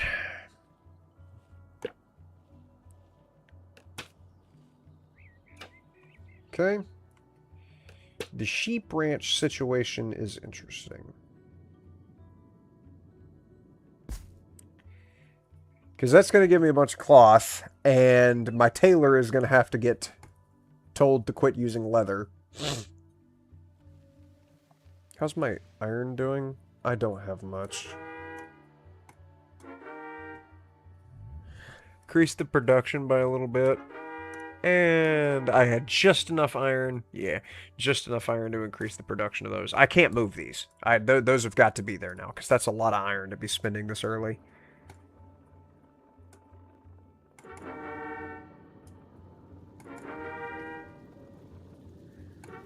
Got plenty of brick to throw around, though, so just hit him with all that. And then where's the storage located for the iron? There? No, let's not do that. Let's put that, put that here so you're not walking as far.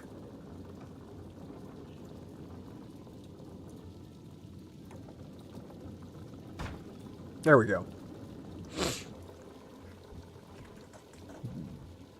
That's better.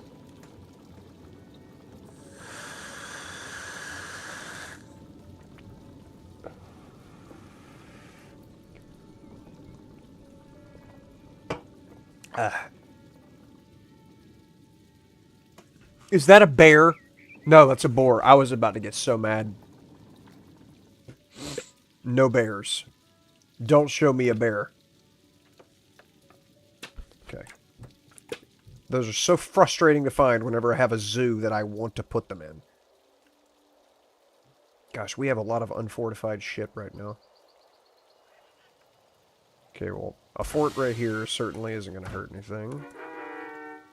And that fortifies... 2 things. 3 things.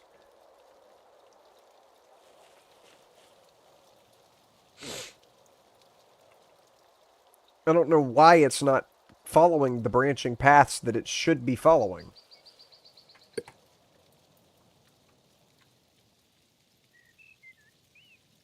What about right here? Okay, well that just fortified all of that. And then looks like the only things I don't have are my coal mine and then up the northern end of my residential district.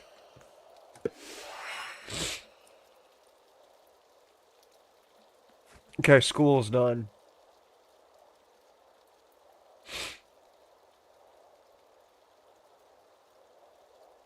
For some reason, this one escapes me what this is for. Whatever. I'll get it. Okay, somebody's about to lose a house. Oh, dear. This is so big. Man. What level's that? That's a tier 5 house. That's a tier 4. How big is a school? Gosh.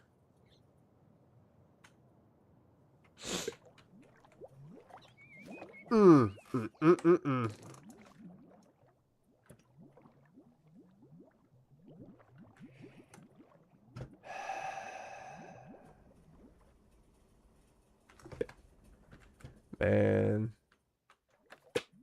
I really don't want to start bulldozing houses, but I have to, because all of that science is going to be needed.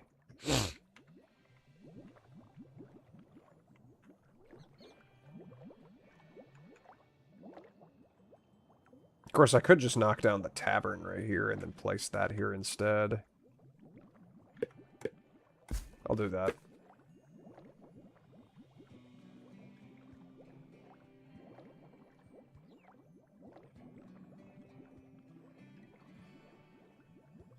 Right there. Alright. And then this tavern, you guys want to go get slammed? You're going to have to come back here.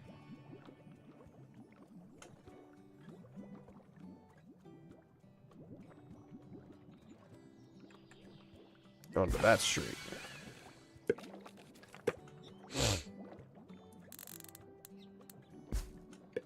There you go. I don't even think that affected the entertainment that much. That's... yeah, that's great.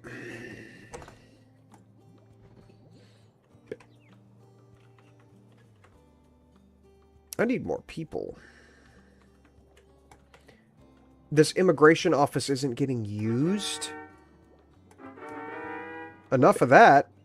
Get immigrants here. Were you teasing? Come on now. Can't be not having any of that.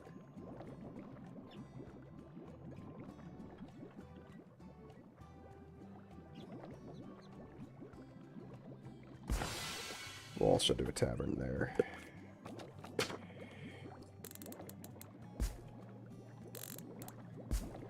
All right.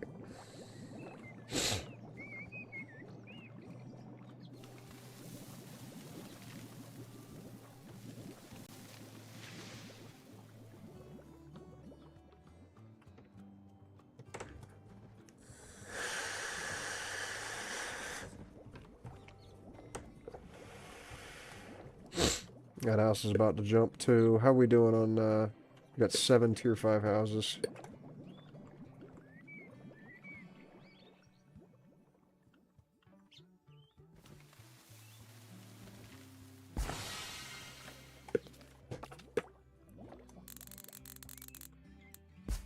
Okay.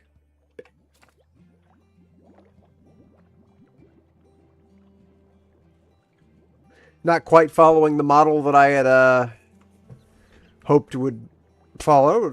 It's working. Not enough workers again. Grant, I'd love to see it. Yep.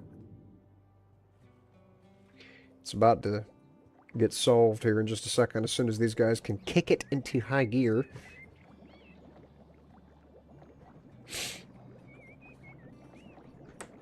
There we go. That didn't solve a damn thing. Alright. You know, one thing I forgot about is I have a bonus. Science boost for trading ports. Oh, no, I've got an extra science boost because of this. Does it say what my bonuses are? Anywhere? No. That's unfortunate. It would be good to see what influence my trading actually has.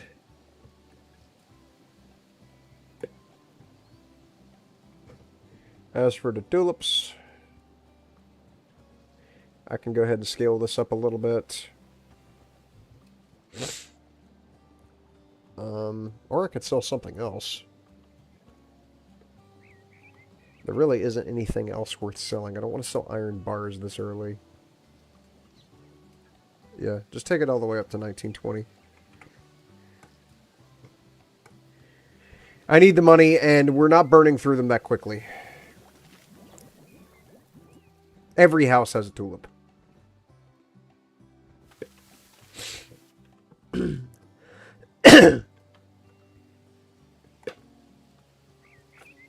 Another school? Don't mind if I do.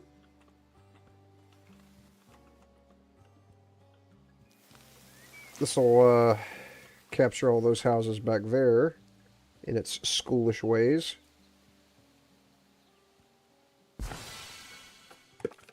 Good.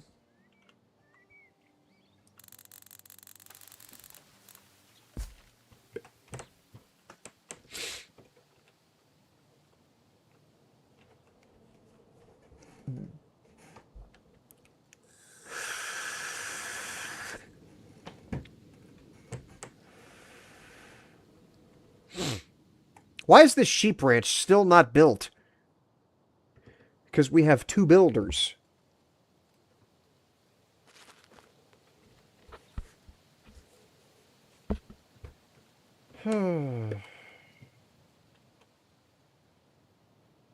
Well, we got a bunch of agriculture growing. Oh my gosh, that is so much tea. Wow. Oh, there's going to be so much food happening. Cannabis farm still isn't done.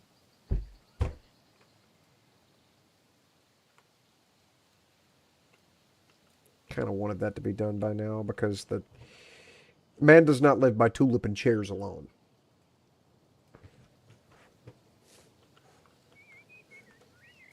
Yeah, especially with the chairs being depleted as quickly as they are, and that's going to cause problems later on.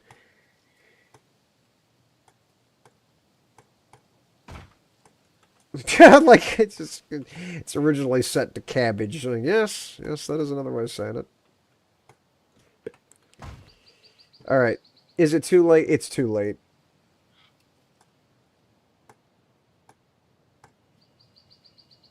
They won't seed it. Oh, that's annoying.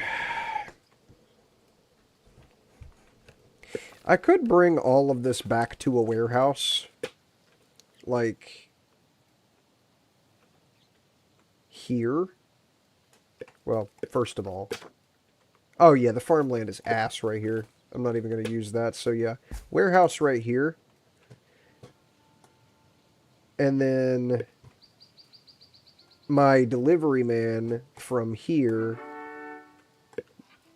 can set this warehouse as the delivery target.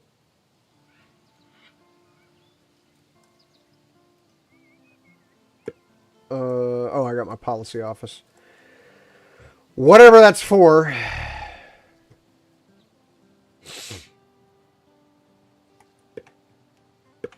Something in the tech tree that I need to get by chance. Paper maker and scholar's office. This will allow me to print the productivity books. But I'm not hurting for them too bad right now. What is a bonsai? It's a luxury item.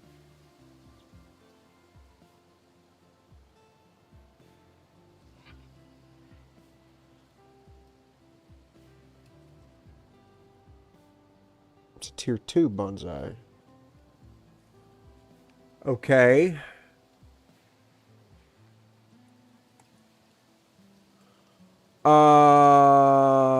Doubles hauling capacity of all citizens? Yeah, give me that.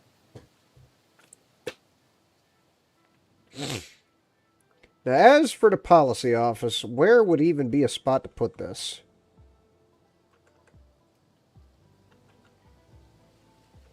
Probably somewhere that's not getting used. So right there. And it's movable quickly and easily. Wow.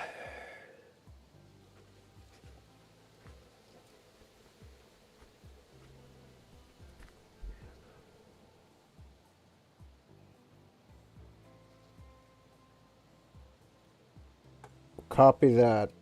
Okay. Smelling what you're stepping in.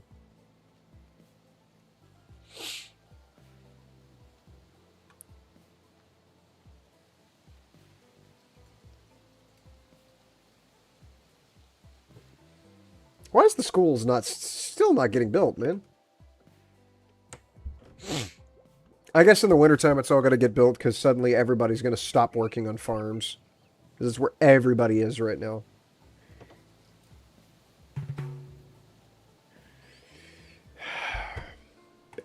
Crud. Alright, I've got to train or I'm going to get bulldozed.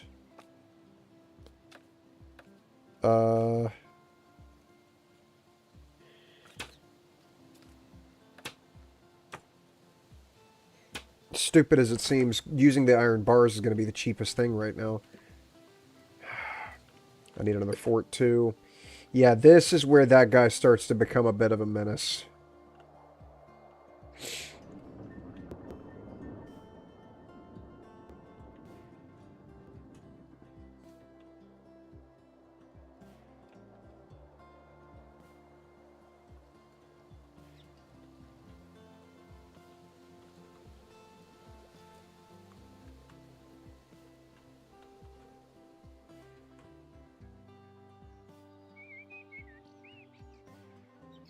This is going to suck to put this here.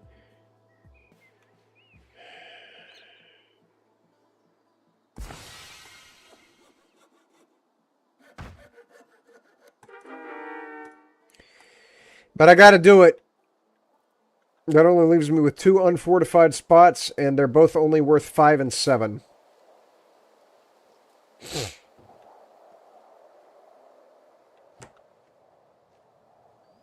Once I get these troops up, though, having troops will prevent a raid from successfully coming off. Also, 12 builders during the wintertime. That's huge. Fantastic. And then these productivity books. I wish I could put productivity books in a farm, but you can't. Wow.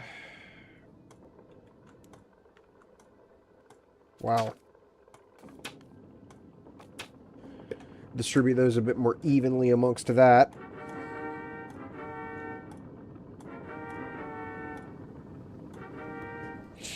Am I about to get hit with a big building upkeep cost? I absolutely am.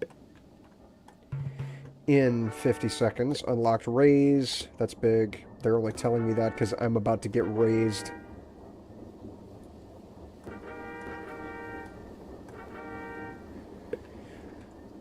A lot of dudes going on.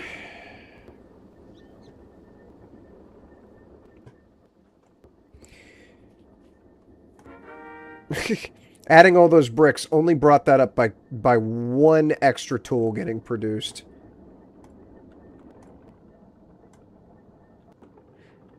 Irritating.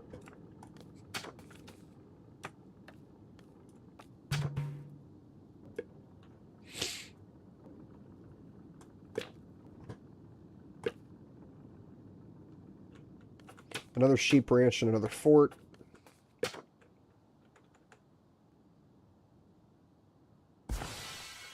House too far. Come off it. You kidding?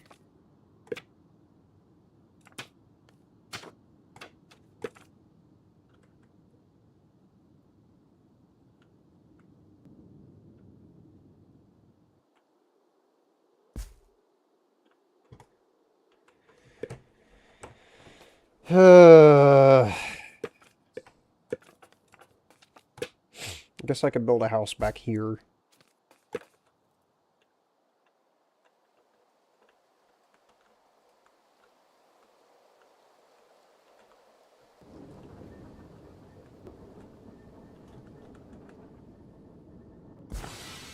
That should guard this spot handily.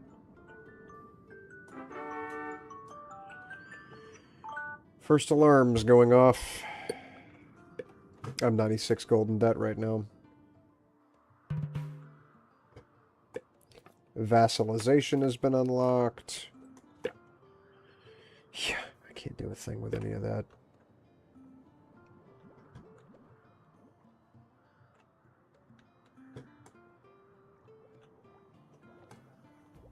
I think high tax would make everybody mad at me.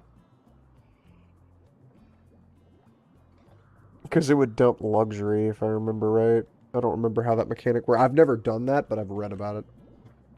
I don't remember what that actually hurts.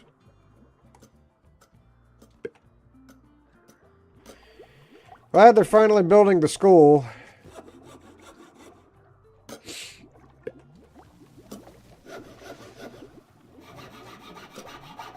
About time. That guy was just eating. Or putting something in the market, because there is a market across the street from the school.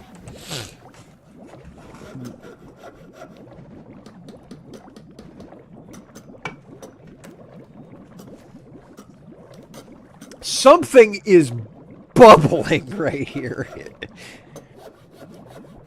It sounds horrifying.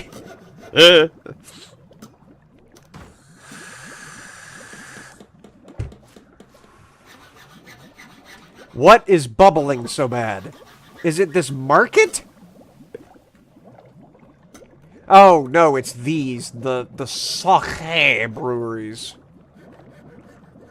It's amazing how many different ways people have found to make alcohol.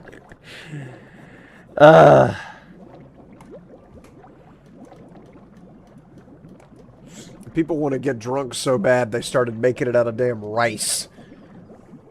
What does that say about us? What does that say about life?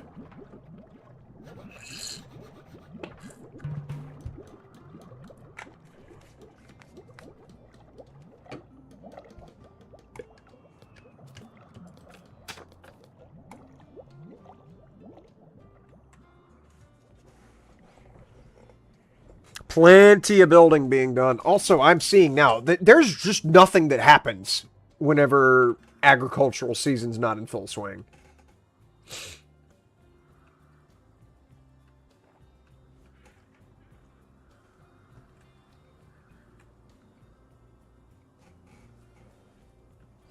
What are you doing there, Boreal? Putting stone somewhere. Interesting.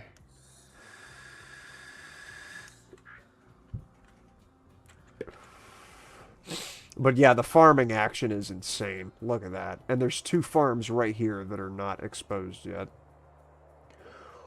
Wow, that is a lot of bad. What is that? Oh.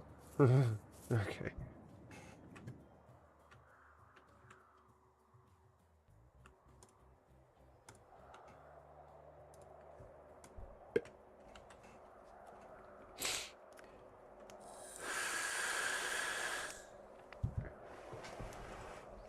Population of 346 peoples.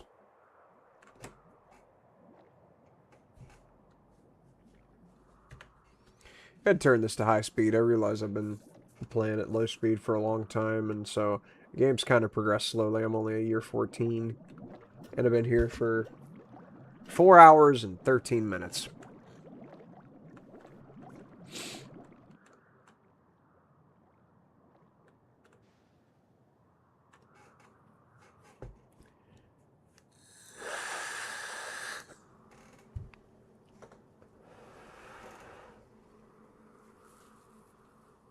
What is this horse doing? Oh my gosh. He ran off over here and then came back over here.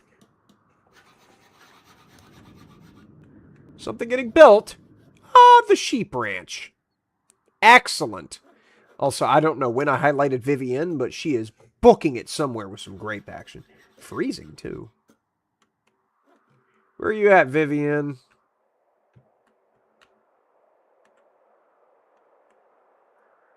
I do not see her little dot. Of course, I guess I can't see anybody's dot when I'm that far up.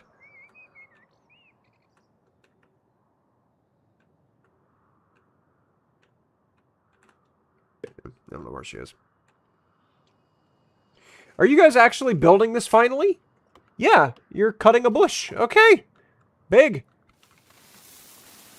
Work is being done. Also, this dude, Jubba, is out here at 88 years old clearing land for this cannabis farm.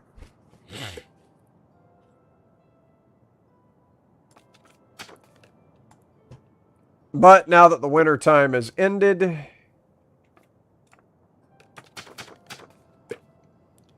everybody's going scampering back to their JOB jobs. Which means I'm now 20 men short. That means I'm absolutely about to get another immigration office. Let's see, what do I want to do here? Colonization. I don't need that until later. Why does deep sea fishing lead into theater?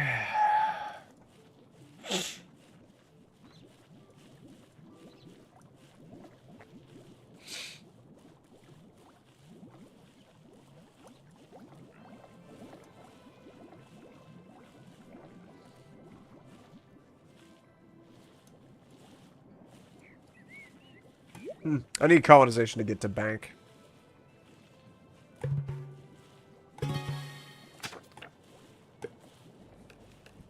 Alright, another trading company. These are always good to have a ton of. Put that there. Immigration office. I can't fit it right there. That is so annoying. Put it across the street then. The hauling service. I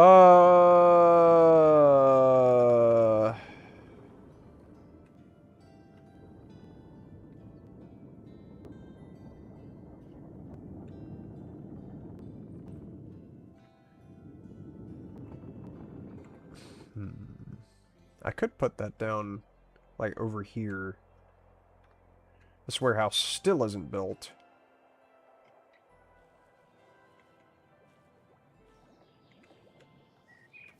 Put it down here so that it covers all three of those little storage depots. And this warehouse, too. Right there. Excuse me.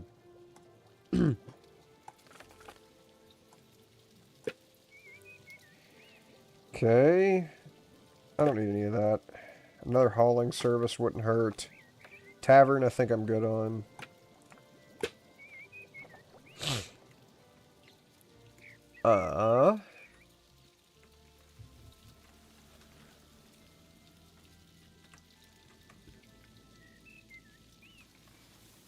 Put that down there so that it hauls the leather and the meat.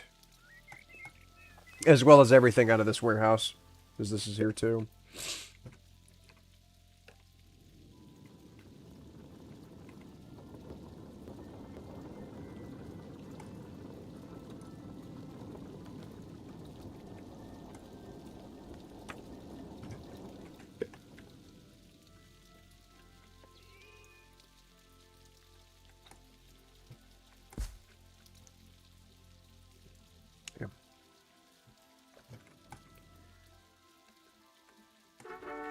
Alright, everything stayed fortified here, so give me more sheepas.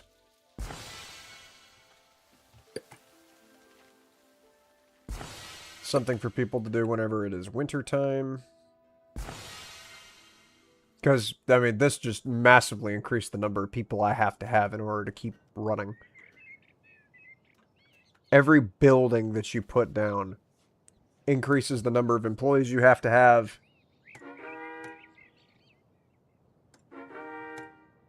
Man. And so a lot of stuff just stops working. How am I doing on stone? 11,000 stone. Good amount of coal. Good amount of iron still. Moving along. Getting the job done. The coal is going to spell the doom of this place. So I will have to put down another one of these.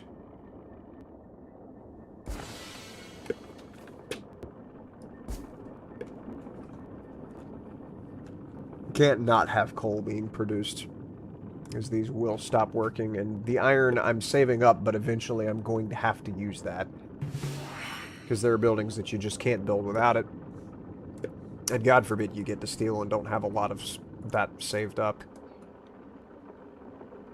Okay, I need...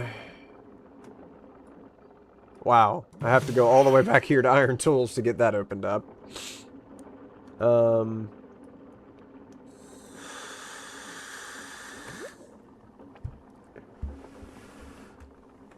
Just to get to bank, you have to have iron tools.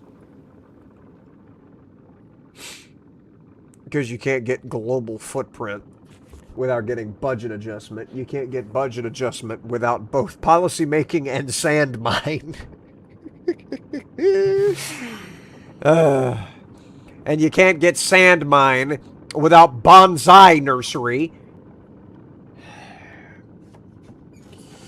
I question how the dev laid this. This is one dev, by the way. One dev made this game. It's glorious.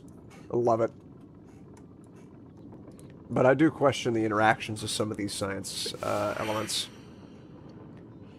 I mean, sure, I don't know why, but okay. Can I put it? Of course I can't. But I could put it right here. That's going to interfere with the tulips.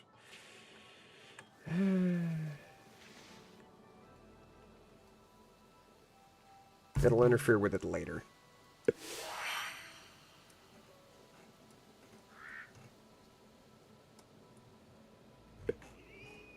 Gold smelter. I'm nowhere near gold. Not worried about that.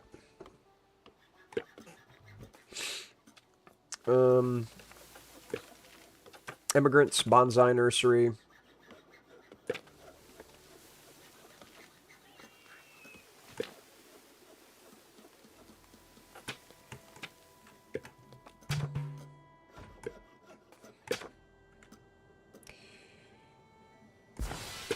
Trading ports. How am I going to handle trading ports? Because I do need to handle this eventually. It doesn't need to be too far from over here.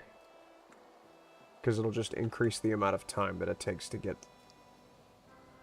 things back.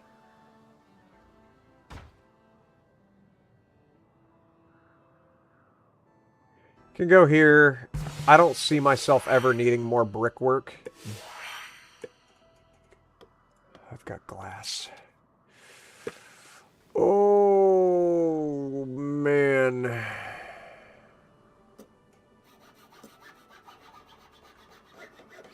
Oh, this is going to take some decisiones.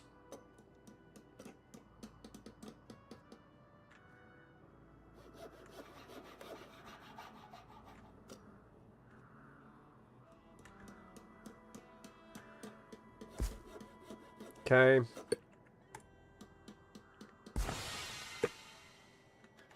And then glass smelters just go right across from that.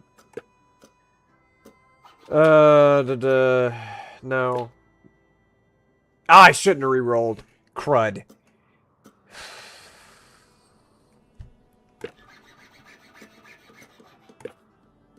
Wow, I'm just getting screwed on the rerolls.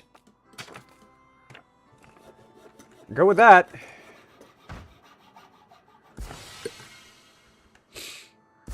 Which, this is where iron starts to kick in. Every one of these buildings has to have iron. It's incredibly valuable to have glass, too, because you have to have that in order to bring everything into the Enlightened Age.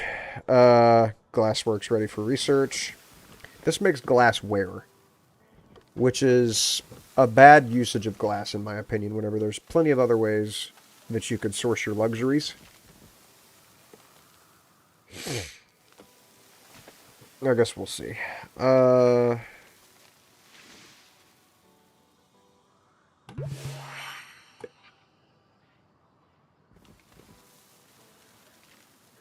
going to have to do that at some point.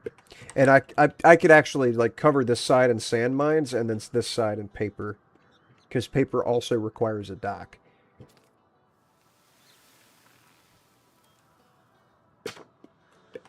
And these are not going to be that big of a deal because there's a warehouse right here. I don't have to worry about storage for the spot. Okay.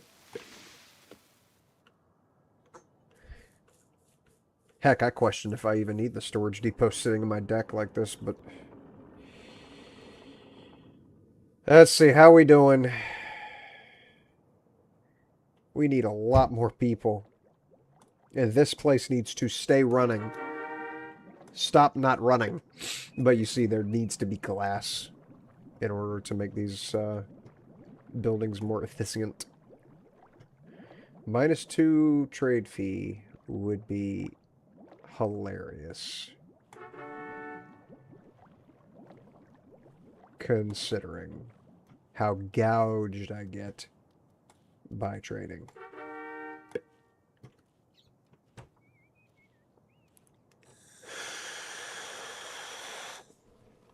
Bonsais are getting produced.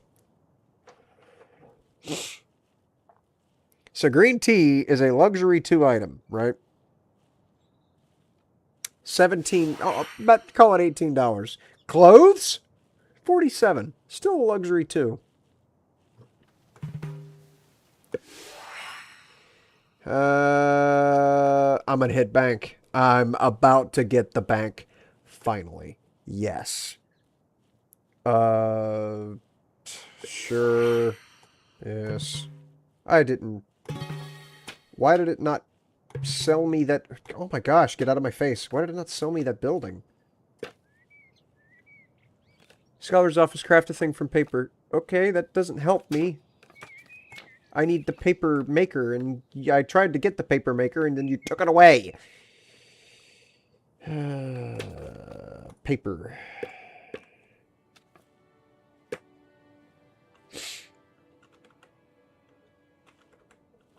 I don't really need that many sand mines, right? Like, I can get away with... I can get away with not. Wow, these have to be a lot closer to the water than the sand mines do.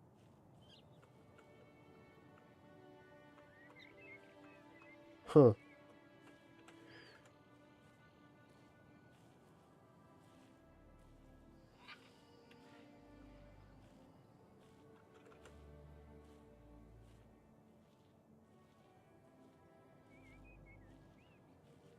Okay,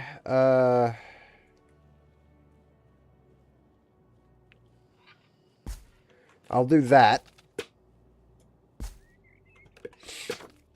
And then the scholar's office will fit all the way down here.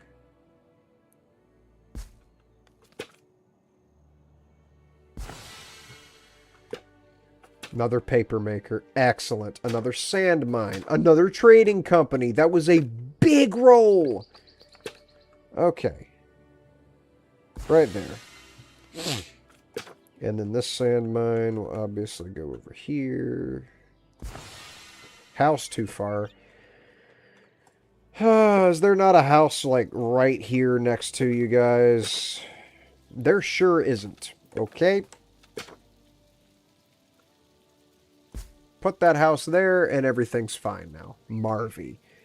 Harvey. I'm out of bricks. I'm assuming bricks are not getting made right now because it's planting time. Yeah, they're not, but we're still planting. We're still We're still in full swing with the clay. Okay. Alright, another trading company.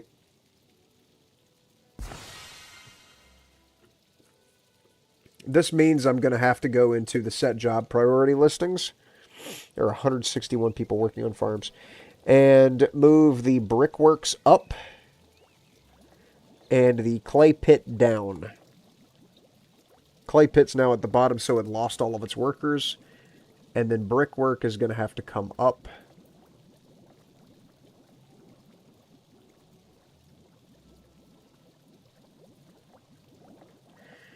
It only has 2 people working on it.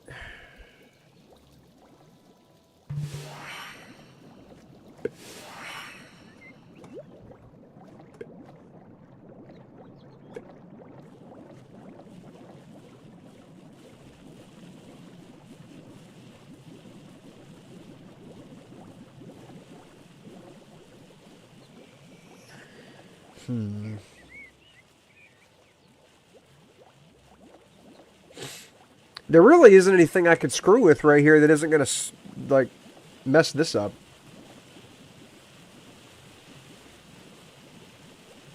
Not a whole lot at all. I mean, it's neither here nor there, because I'm about to hit autumn. Winter is coming. Everybody's going to stop working on farms.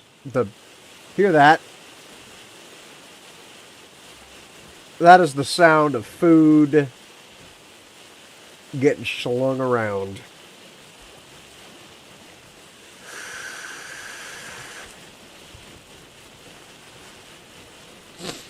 That's a good sound. That's a good sound. You love to hear it.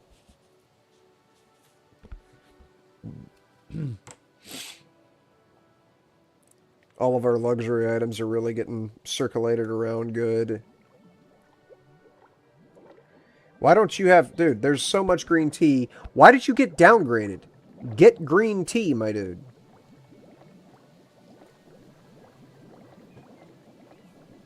Every single house should be a tier 5. Look at all of these tier 6s. How's the housing situation? We got 12 tier 6s right now. I'm gonna be at the industrial age before I even finish this tree.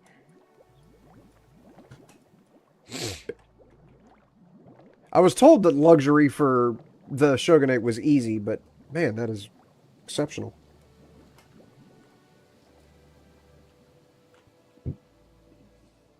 Also, I should definitely train more units. I can afford more samurai, but give me a couple galleys.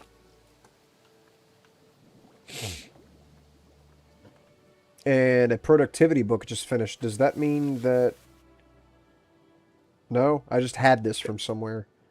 Okay. Another trading company.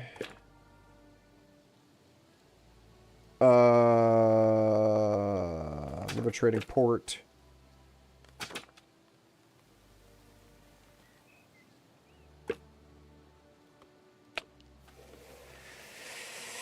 What's the fort situation look like now that I'm looking at that? Everything is fortified except the clay. That's fine.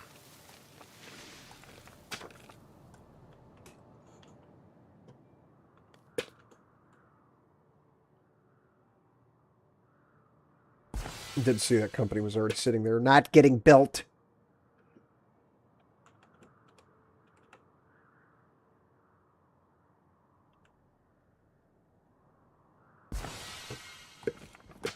Okay. Over there. Okay.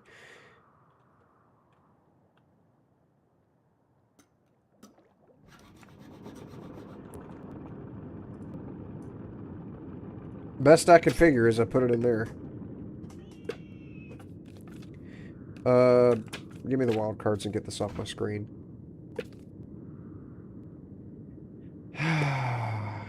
There. That was a good reroll. I don't often get those.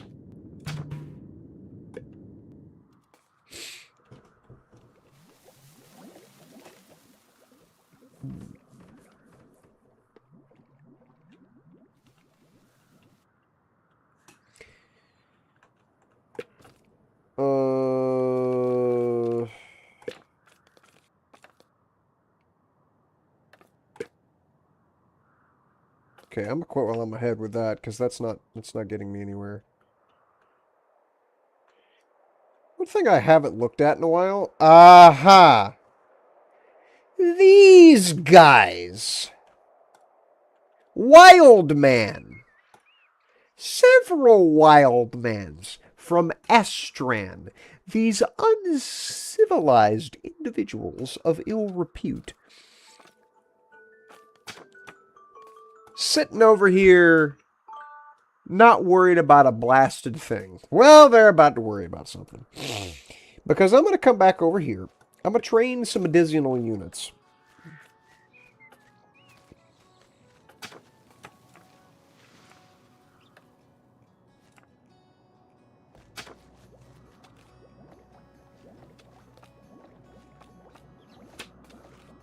And I'm going to go bonk them.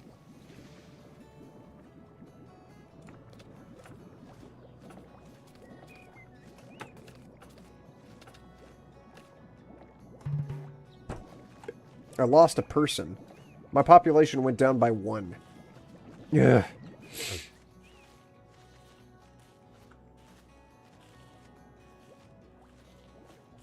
Okay. It would be nice to not have this storage yard here anymore. Why is my happiness going down?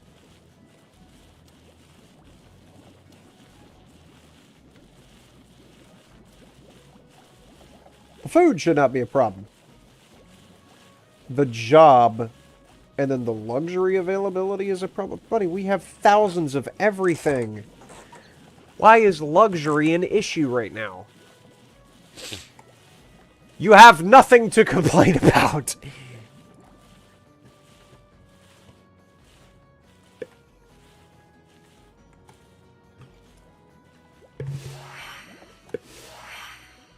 Bank is done. That's fat. Get this off my screen. I'm tired of Glassworks saying it's ready. That was a huge sneeze.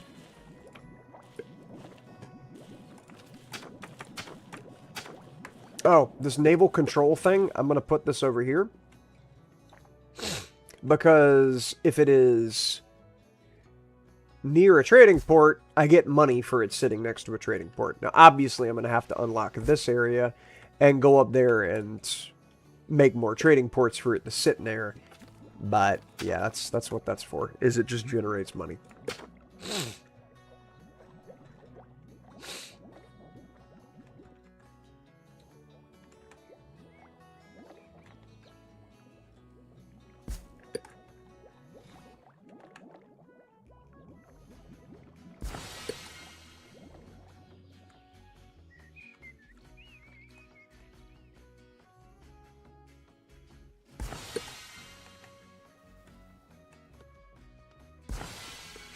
How much does the bank cost to auto-build?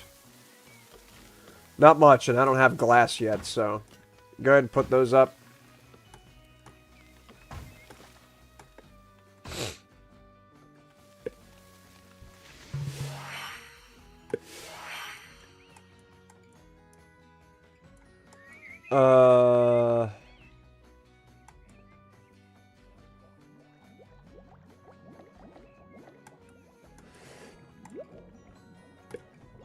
Glassworks.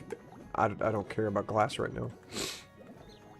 Well, Glassworks. That's just there to make bottles out of the glass, which expends glass in an unsavory way.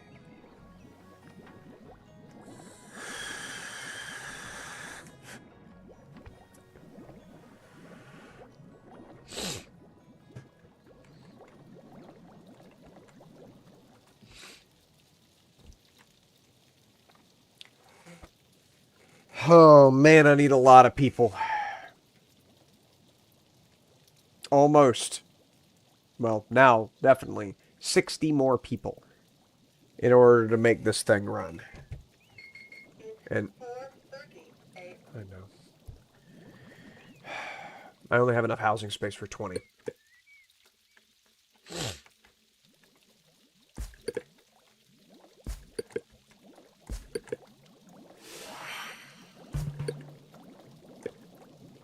I don't know what just finished. Stop. Okay.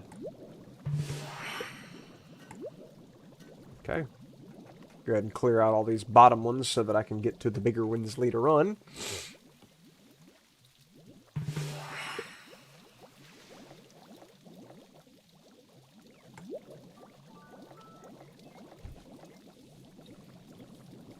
That is ticking so fast.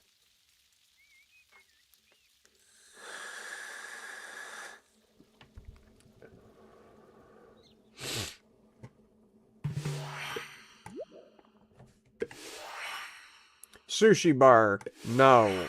Beekeeper.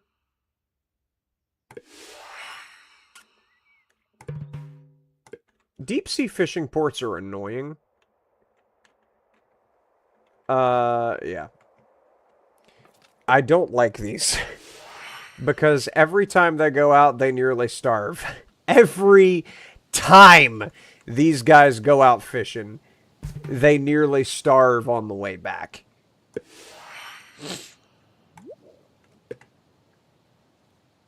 There's no reason to have that.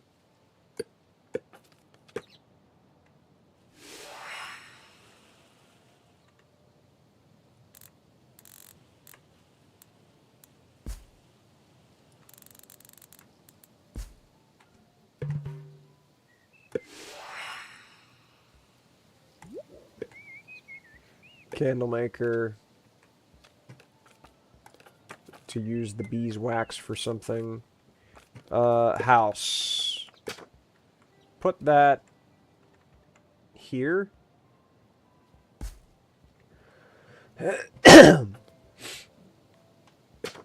And then next to it will be a storage depot to store the deep sea tuna in. There it is.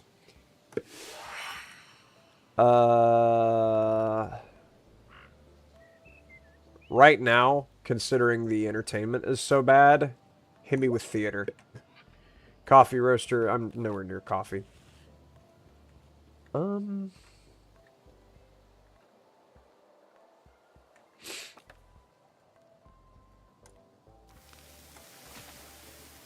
So this isn't doing anything because there are so many fruit trees around, and he's been told not to cut down fruit trees.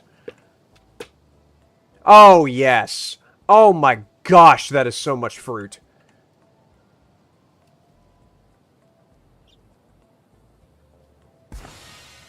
Wow.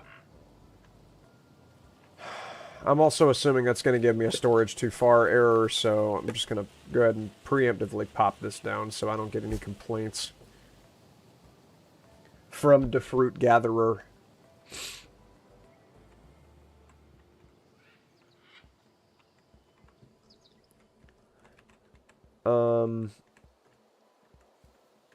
Could put the beekeeper over here.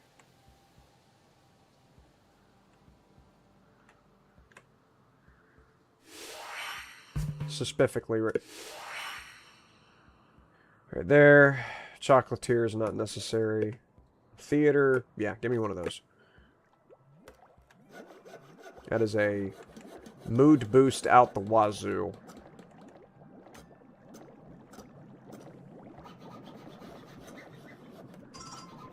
Not there. Alright. Give me a second.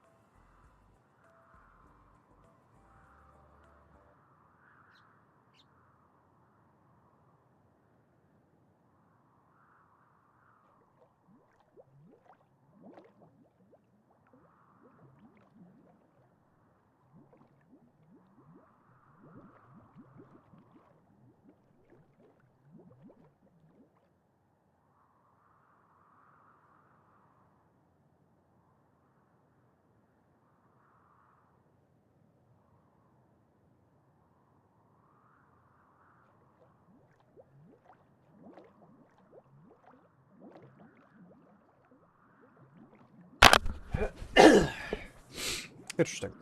All right. Candlemaker. Oh, I forgot to put down a road.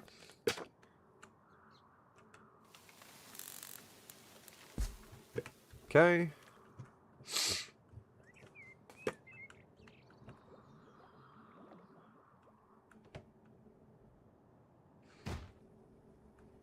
Where can this be where this isn't going to be disruptive? Probably just right here, eh?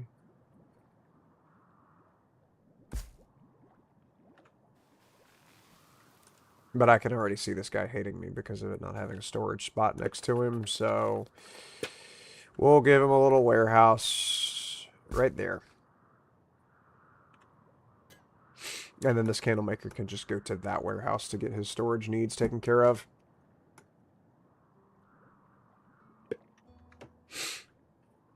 So that notification that popped up while I was on the phone indicates that Sven Agner is about to attack me somewhere, somehow.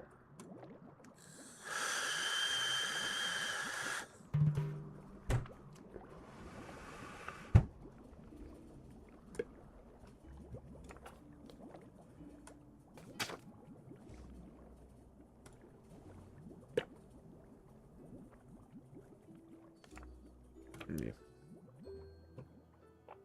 Hasn't attacked yet, but he shall soon.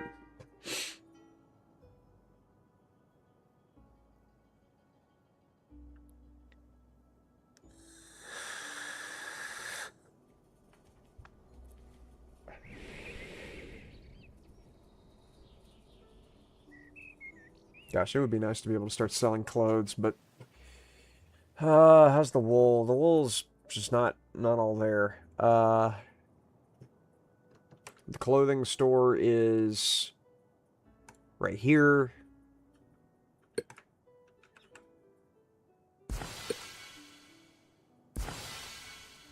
Make wool clothes. Every one of these that gets put down, remember, takes a lot. Like, now I need 73 more people.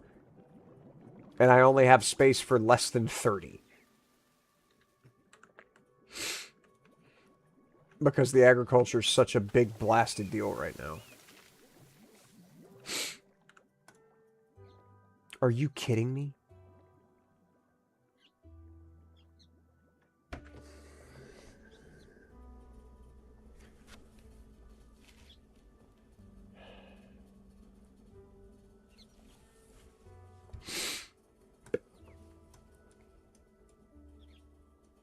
You see this building right here? The zoo. Once you get the zoo unlocked...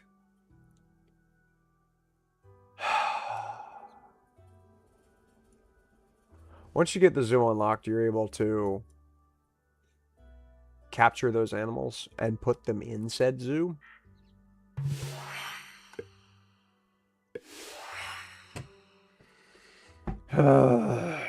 Alright, hotels are a big deal. I need to have hotels.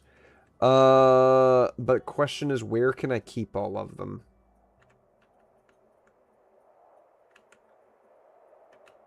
I guess I could cover this back street in them.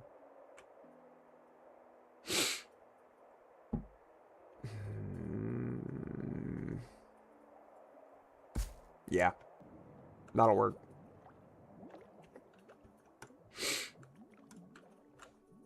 And then just keep my housing, like, vertical, I guess.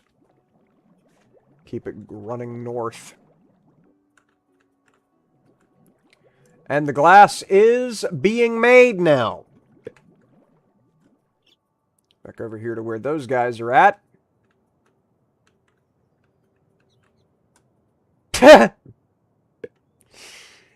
It's being made when they're actually at work.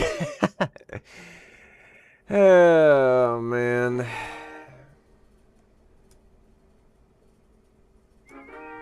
%, additional productivity there, and yeah, the bricks are not getting made, so not even worried about it right now. Oh, no, wait, bricks are getting made. Oh, they are. Clay pits are not working, but... I've got enough of that. I can increase the efficiency there.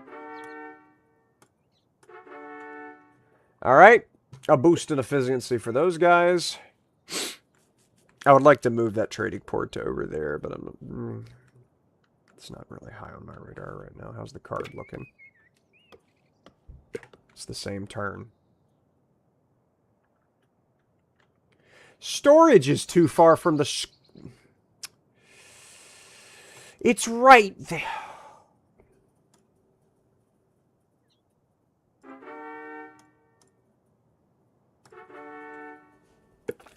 Okay.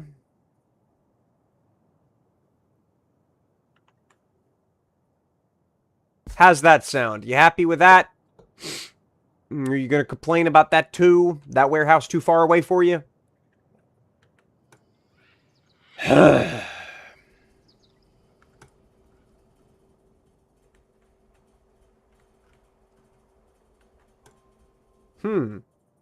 That deep sea tuna is really close. These guys might not actually starve to death before getting their load back. Man. Would have never thunk it.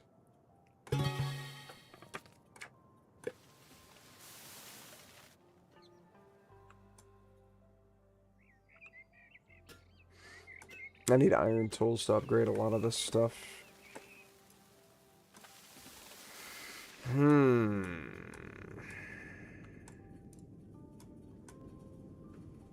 Wow, these do not produce very much at all.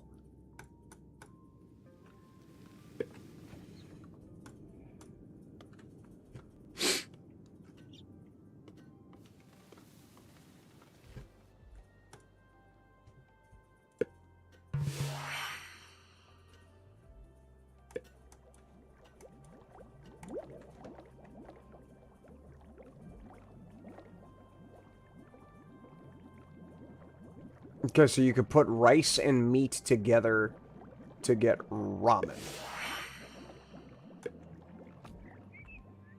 Interesting, okay.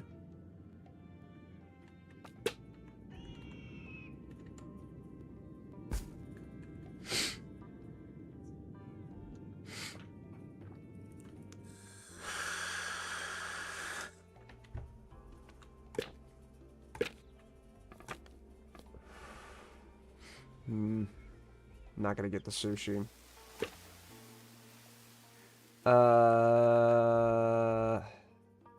Reroll that into nothing of value.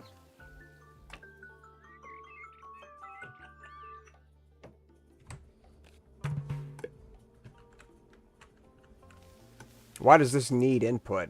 Oh, we're completely out of leather? Well, time to turn leather off on the... I don't even have leather on the auto trade. Wowzers. Sloppy that.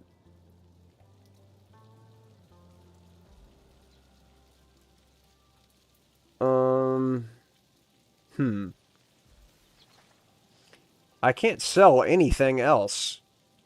Because everything else I'm going to end up needing. Like, I don't even have enough tools being made right now. How? I have enough paper where I can start the guilds over here.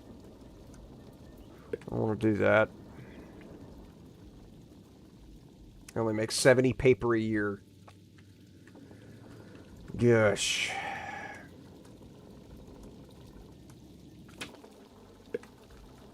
How's the iron? Look at iron, still 19,000.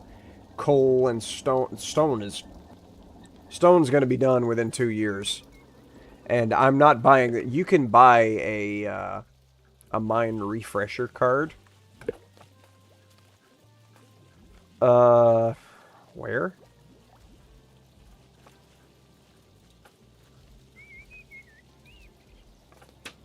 Give me that. I forgot that I needed that. Okay, well there's a card that you can buy. Maybe it's at a higher town hall level that allows you to refill mines.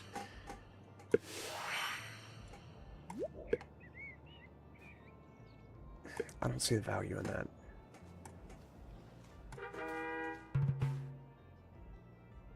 Ah, more special cards in the card shop? Yeah, it's gotta be that.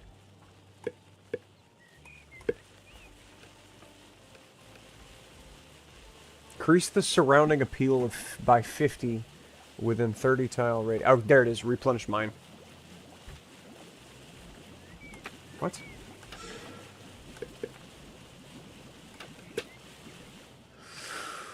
Wow, that is big. That is a very large building.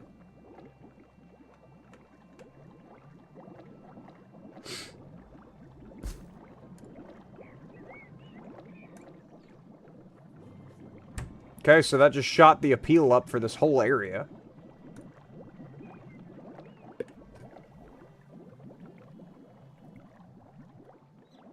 Man.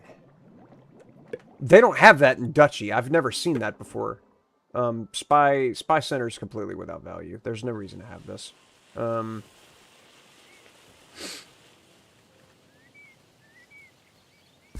just put it there. I'll wind up moving it later.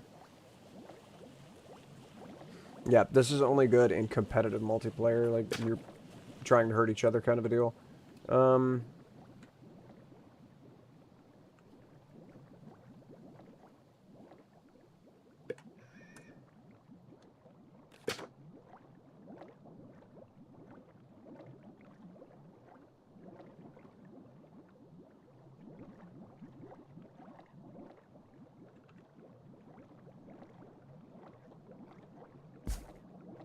That'll have to go there.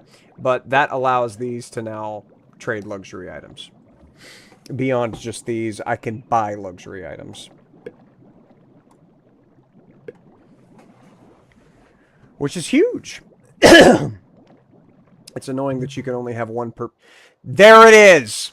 He finally got around to robbing from me, and because I have so many forts and so many military cards on hand, he failed to steal anything. Now, I could set a trap for him, but he won't rob me again for 5 years.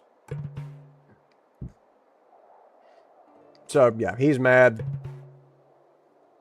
Train some military units. Oh my gosh, with the notifications. Okay, give me the zoo, since I now know where bears are.